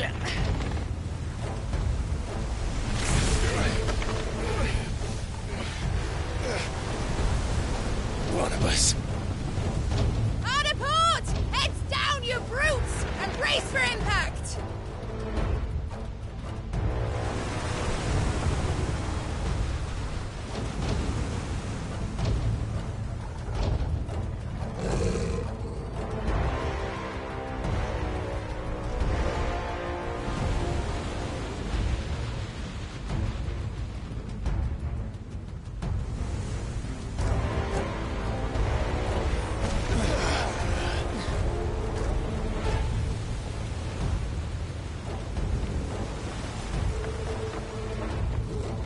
It's now or never. I'll find her.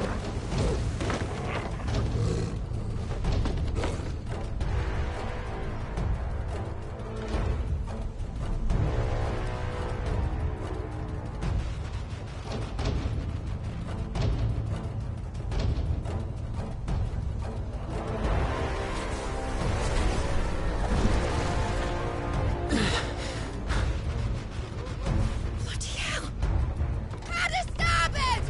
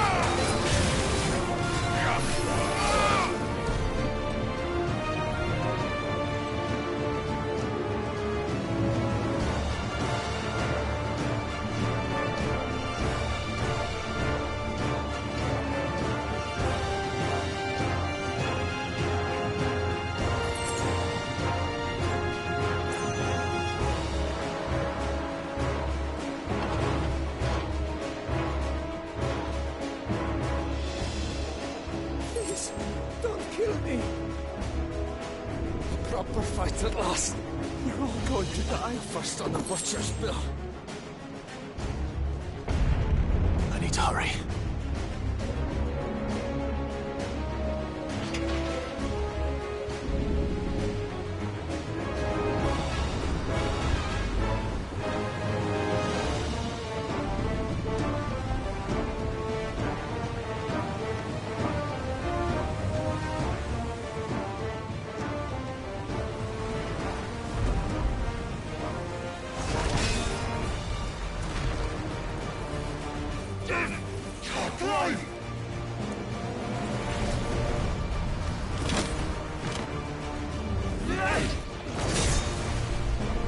No!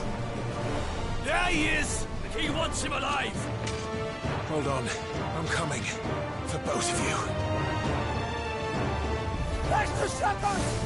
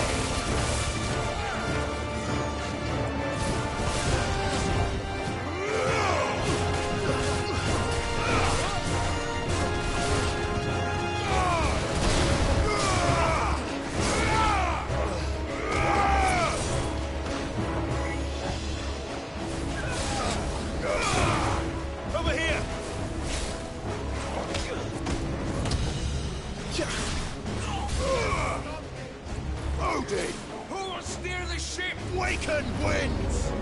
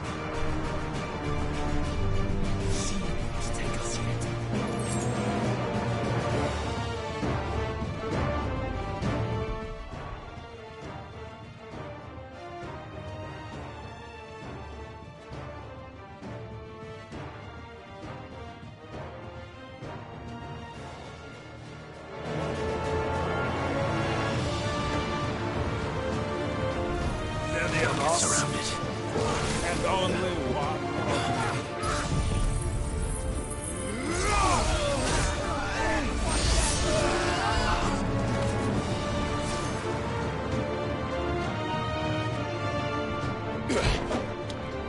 Jill!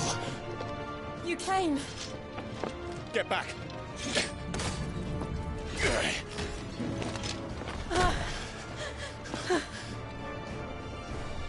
Clive, how did you... I'll explain later. Hands.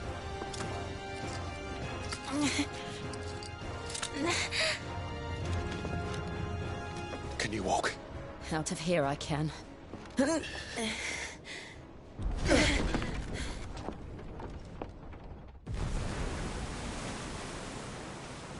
Stand still!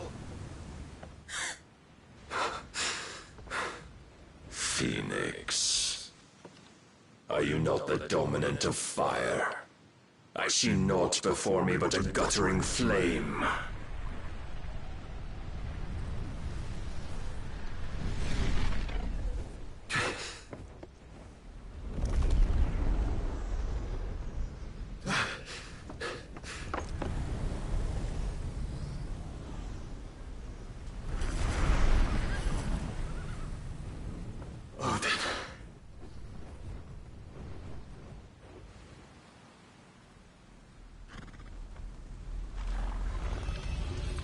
In earnest, then.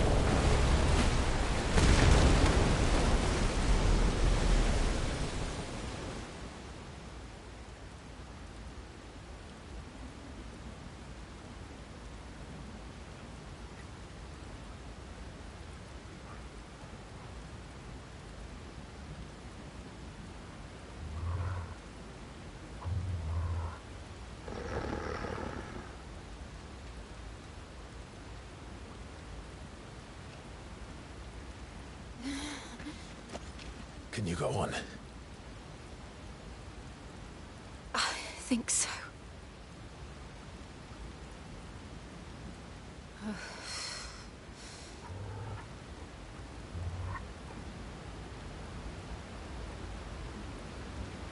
But to where?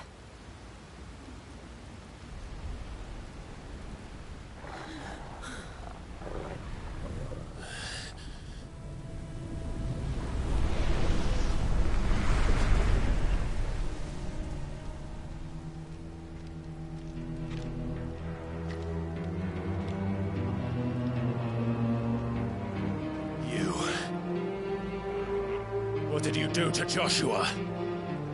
The Phoenix? Oh, I expect he will survive. This consciousness in which you coil your feeble souls is grown thick with desperation. And thus has my master turned to my blade.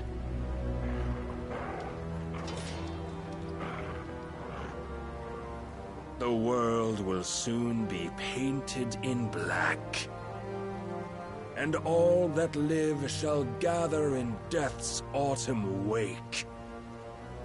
Not if we remove the cause of this misery.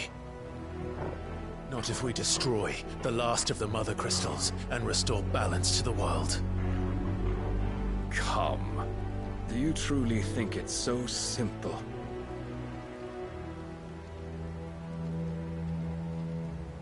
The blight is inevitable. Not even the Almighty might stop its endless march. Your efforts will avail us naught. Naught, that is, but suffering. You must embrace the truth, Mythos. Accept your place with the Lord. Keep it. As long as there's a chance, there's a choice. Ever led astray by your blind resolve.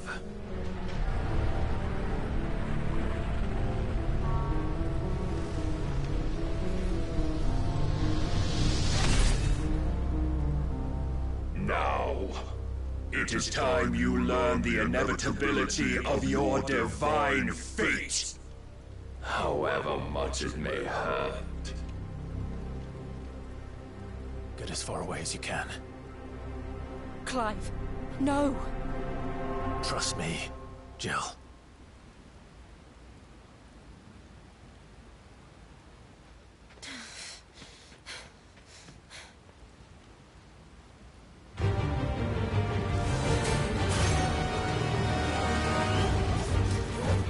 We don't have to do this.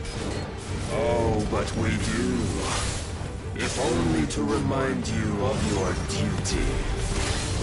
Defend yourself. Let darkness fall. In the short time since our last meeting, you have grown much. Yet as a vessel, I fear my lord will still find you lacking. I needed that. Rise, Mythos. Nice try. Raise your guard. All this fire and fury. And for what? Stopping the blight.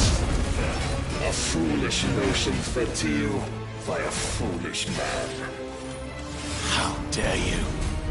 You know naught of this world nor of our place in it.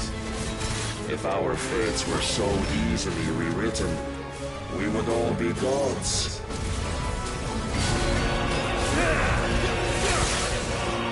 Are you ready?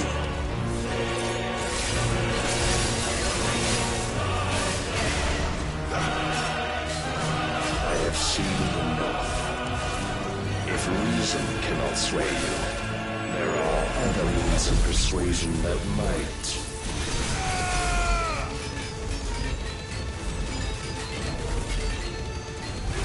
Cast off your friends. Nice try.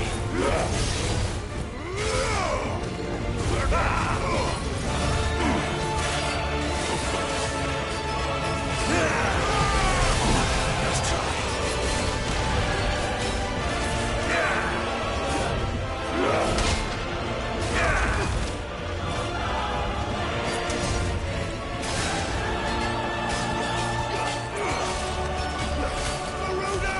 I shall cut you free.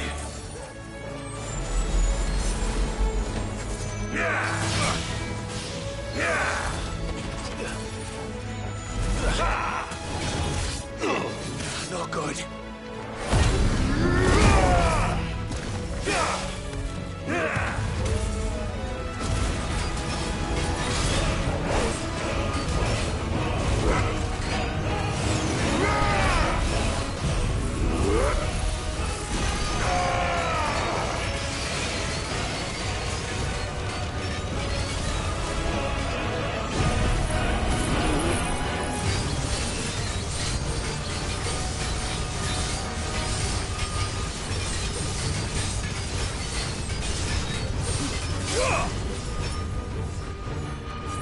You will assume the mantle you've been given.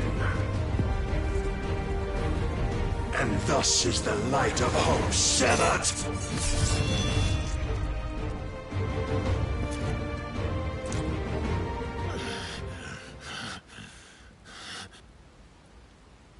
You would yield so soon. Never. Clive!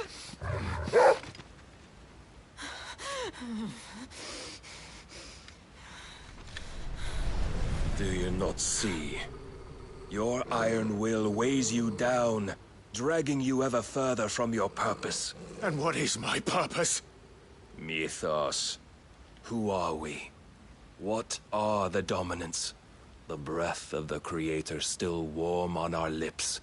We carry his light that we might guide the masses in his name. We are but mighty acts of God. We are more than that. You would be nothing without what he has granted you. The power we wield is his, and yet every time we draw upon it, it wears away at our very being. It breaks us. It unmakes us, that its immaculate aspect might reveal itself. The icon. It is too much for even his chosen few. Apart from you, Mythos.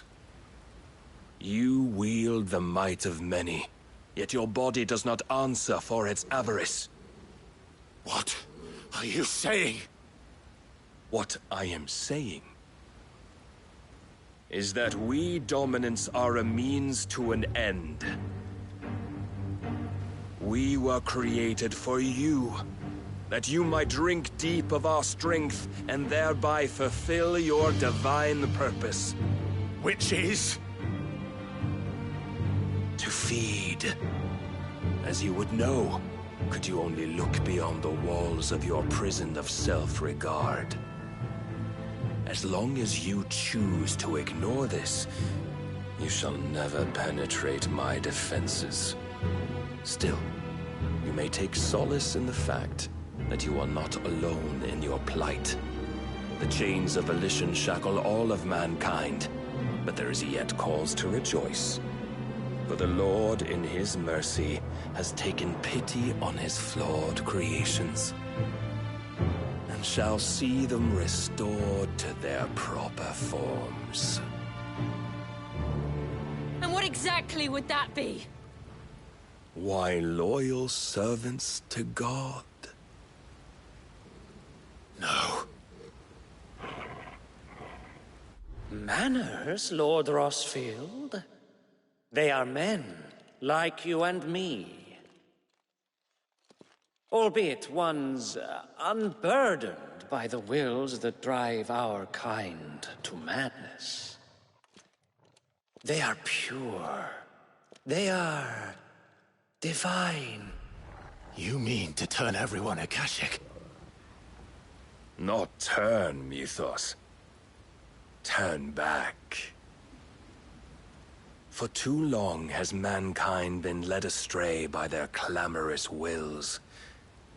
It is time they return to a world of quiet equality, where they might once more know salvation. Salvation? And abandon everything we hold dear? We don't need your salvation. We'll save ourselves, and we'll do it on our own terms. Not yours, and not your gods. With every defiant expression of your will, the tighter the chains of consciousness become. But perhaps that fact may be put to use.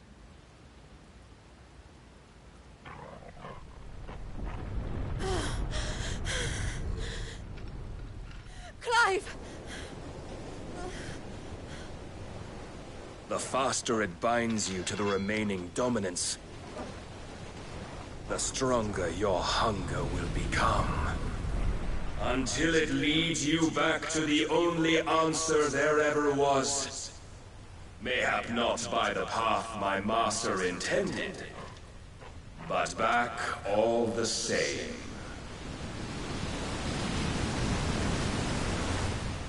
Ash is not far. I could freeze a path. You're in no fit state. Probably not, but I can try.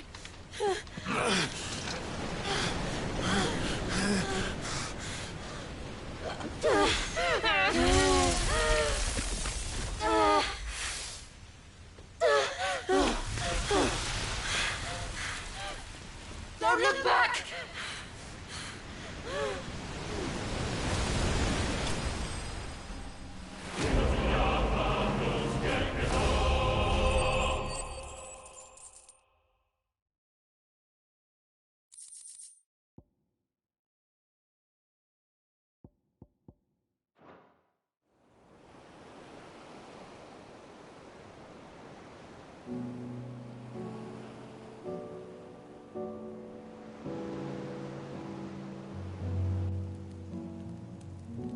I hope the others are safe. The Enterprise was clear of the gap when we fell. They made it, Jill. And they will have seen the ice where it led. We need only wait till dawn.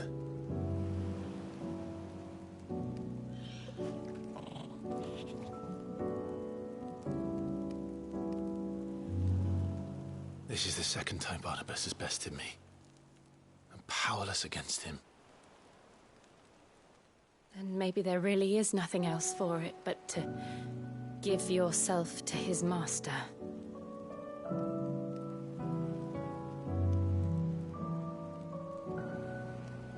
Only you won't do that. The Clive I know would never do that. So you believe? But do you really know me? If what Barnabas said was true, then I'm more monster than man. And each time I summon the flames from within, I burn away the things that make me who I am. Do you, though? Think of what you've used that power for, of all the people you've saved.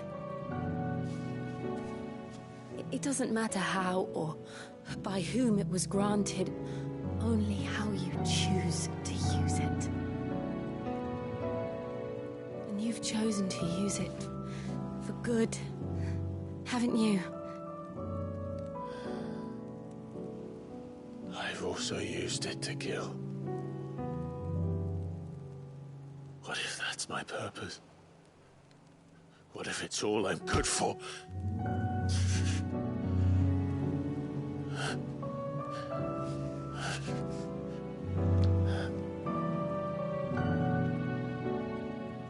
You're still that same boy I grew up with. Always so eager to save everyone around you, and yet always so alone. Because you failed to realize the one thing that needed saving most of all. You, Clive. You. You never once took the time to save yourself.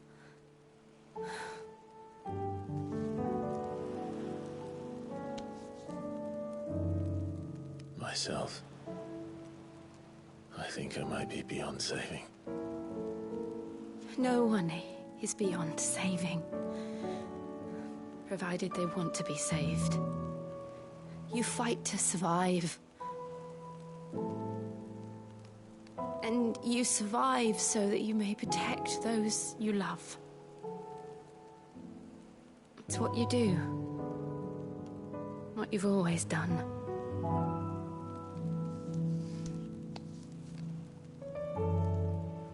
And I know you're not about to change. So I'm going to help you. To give you what you need to protect us all.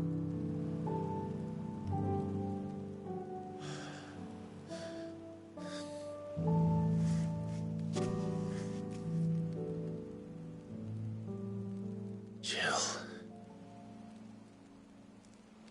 Are you sure?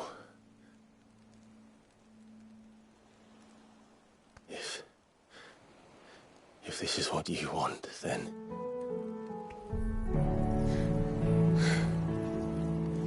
Don't worry, Clive. It is.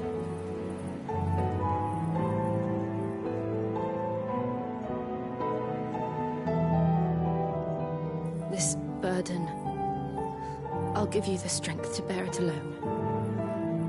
But I'm not alone.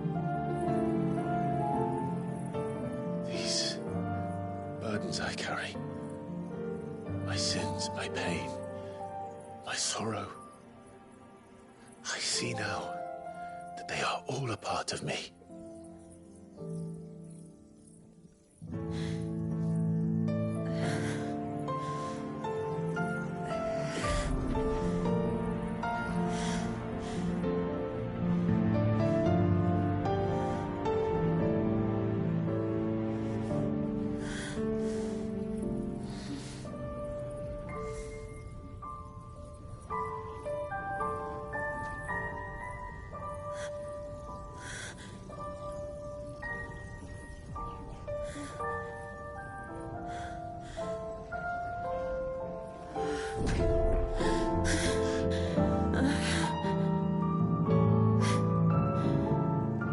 If I'm to continue on, having pledged my life to those I love,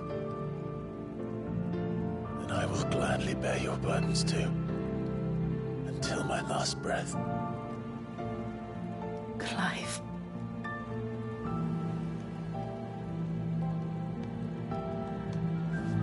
I promise you, Jill, we will find a way to escape this fate.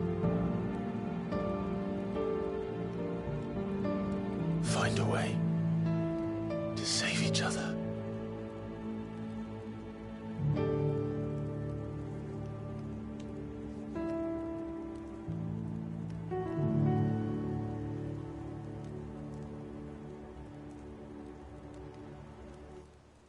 That we might one day look upon the moon again, together.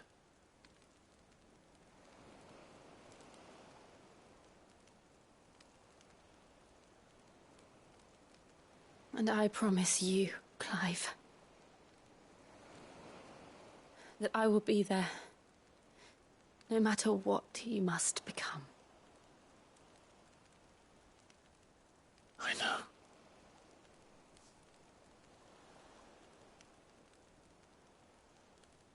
I never thought a smile could bring me so much joy.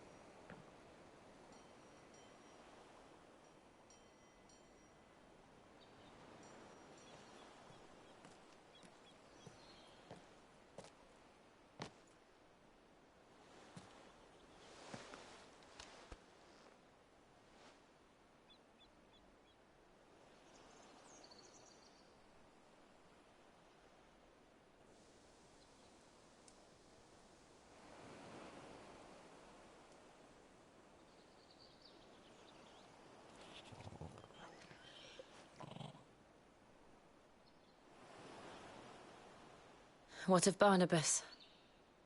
Do we pursue him? No. Our paths will cross again soon enough. Whether we like it or not.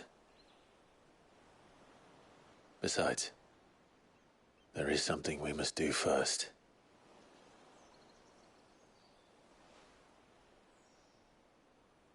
Of course. Drake's spine. The last Mother Crystal. The Einherjar is at the bottom of the sea. Waloed won't dare move on Storm without her. But they know we're coming now. We'll need a plan. And a damn good one at that. Then let's go home and find one. Ash will have to wait.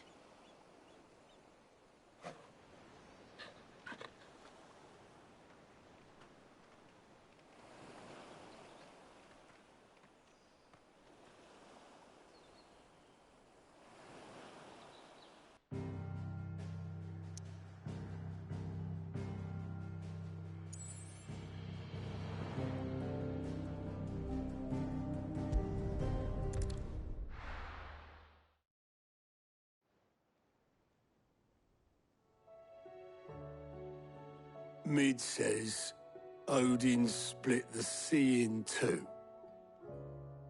She's always been partial to a tall tale. But there's tall, and then there's tall. I struggle to believe it myself.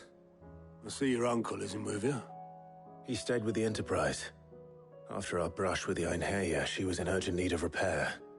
And my uncle knows a shipwright in Randalar. We're to join him there when we're ready to sail for Ash. You sure that's wise? Last I heard, the place was still overrun with Akashic. Show me a city where that isn't true. Ultima's plague is spreading. We're running out of time, aren't we? We've done our best to shore up that hideaway. But I doubt a few planks will stop what's coming. Still, we'll keep at it. Every little helps, I suppose. Let's hope so.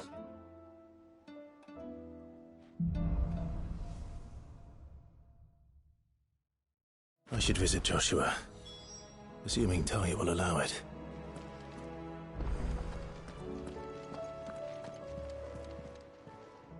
Clive, think you can help?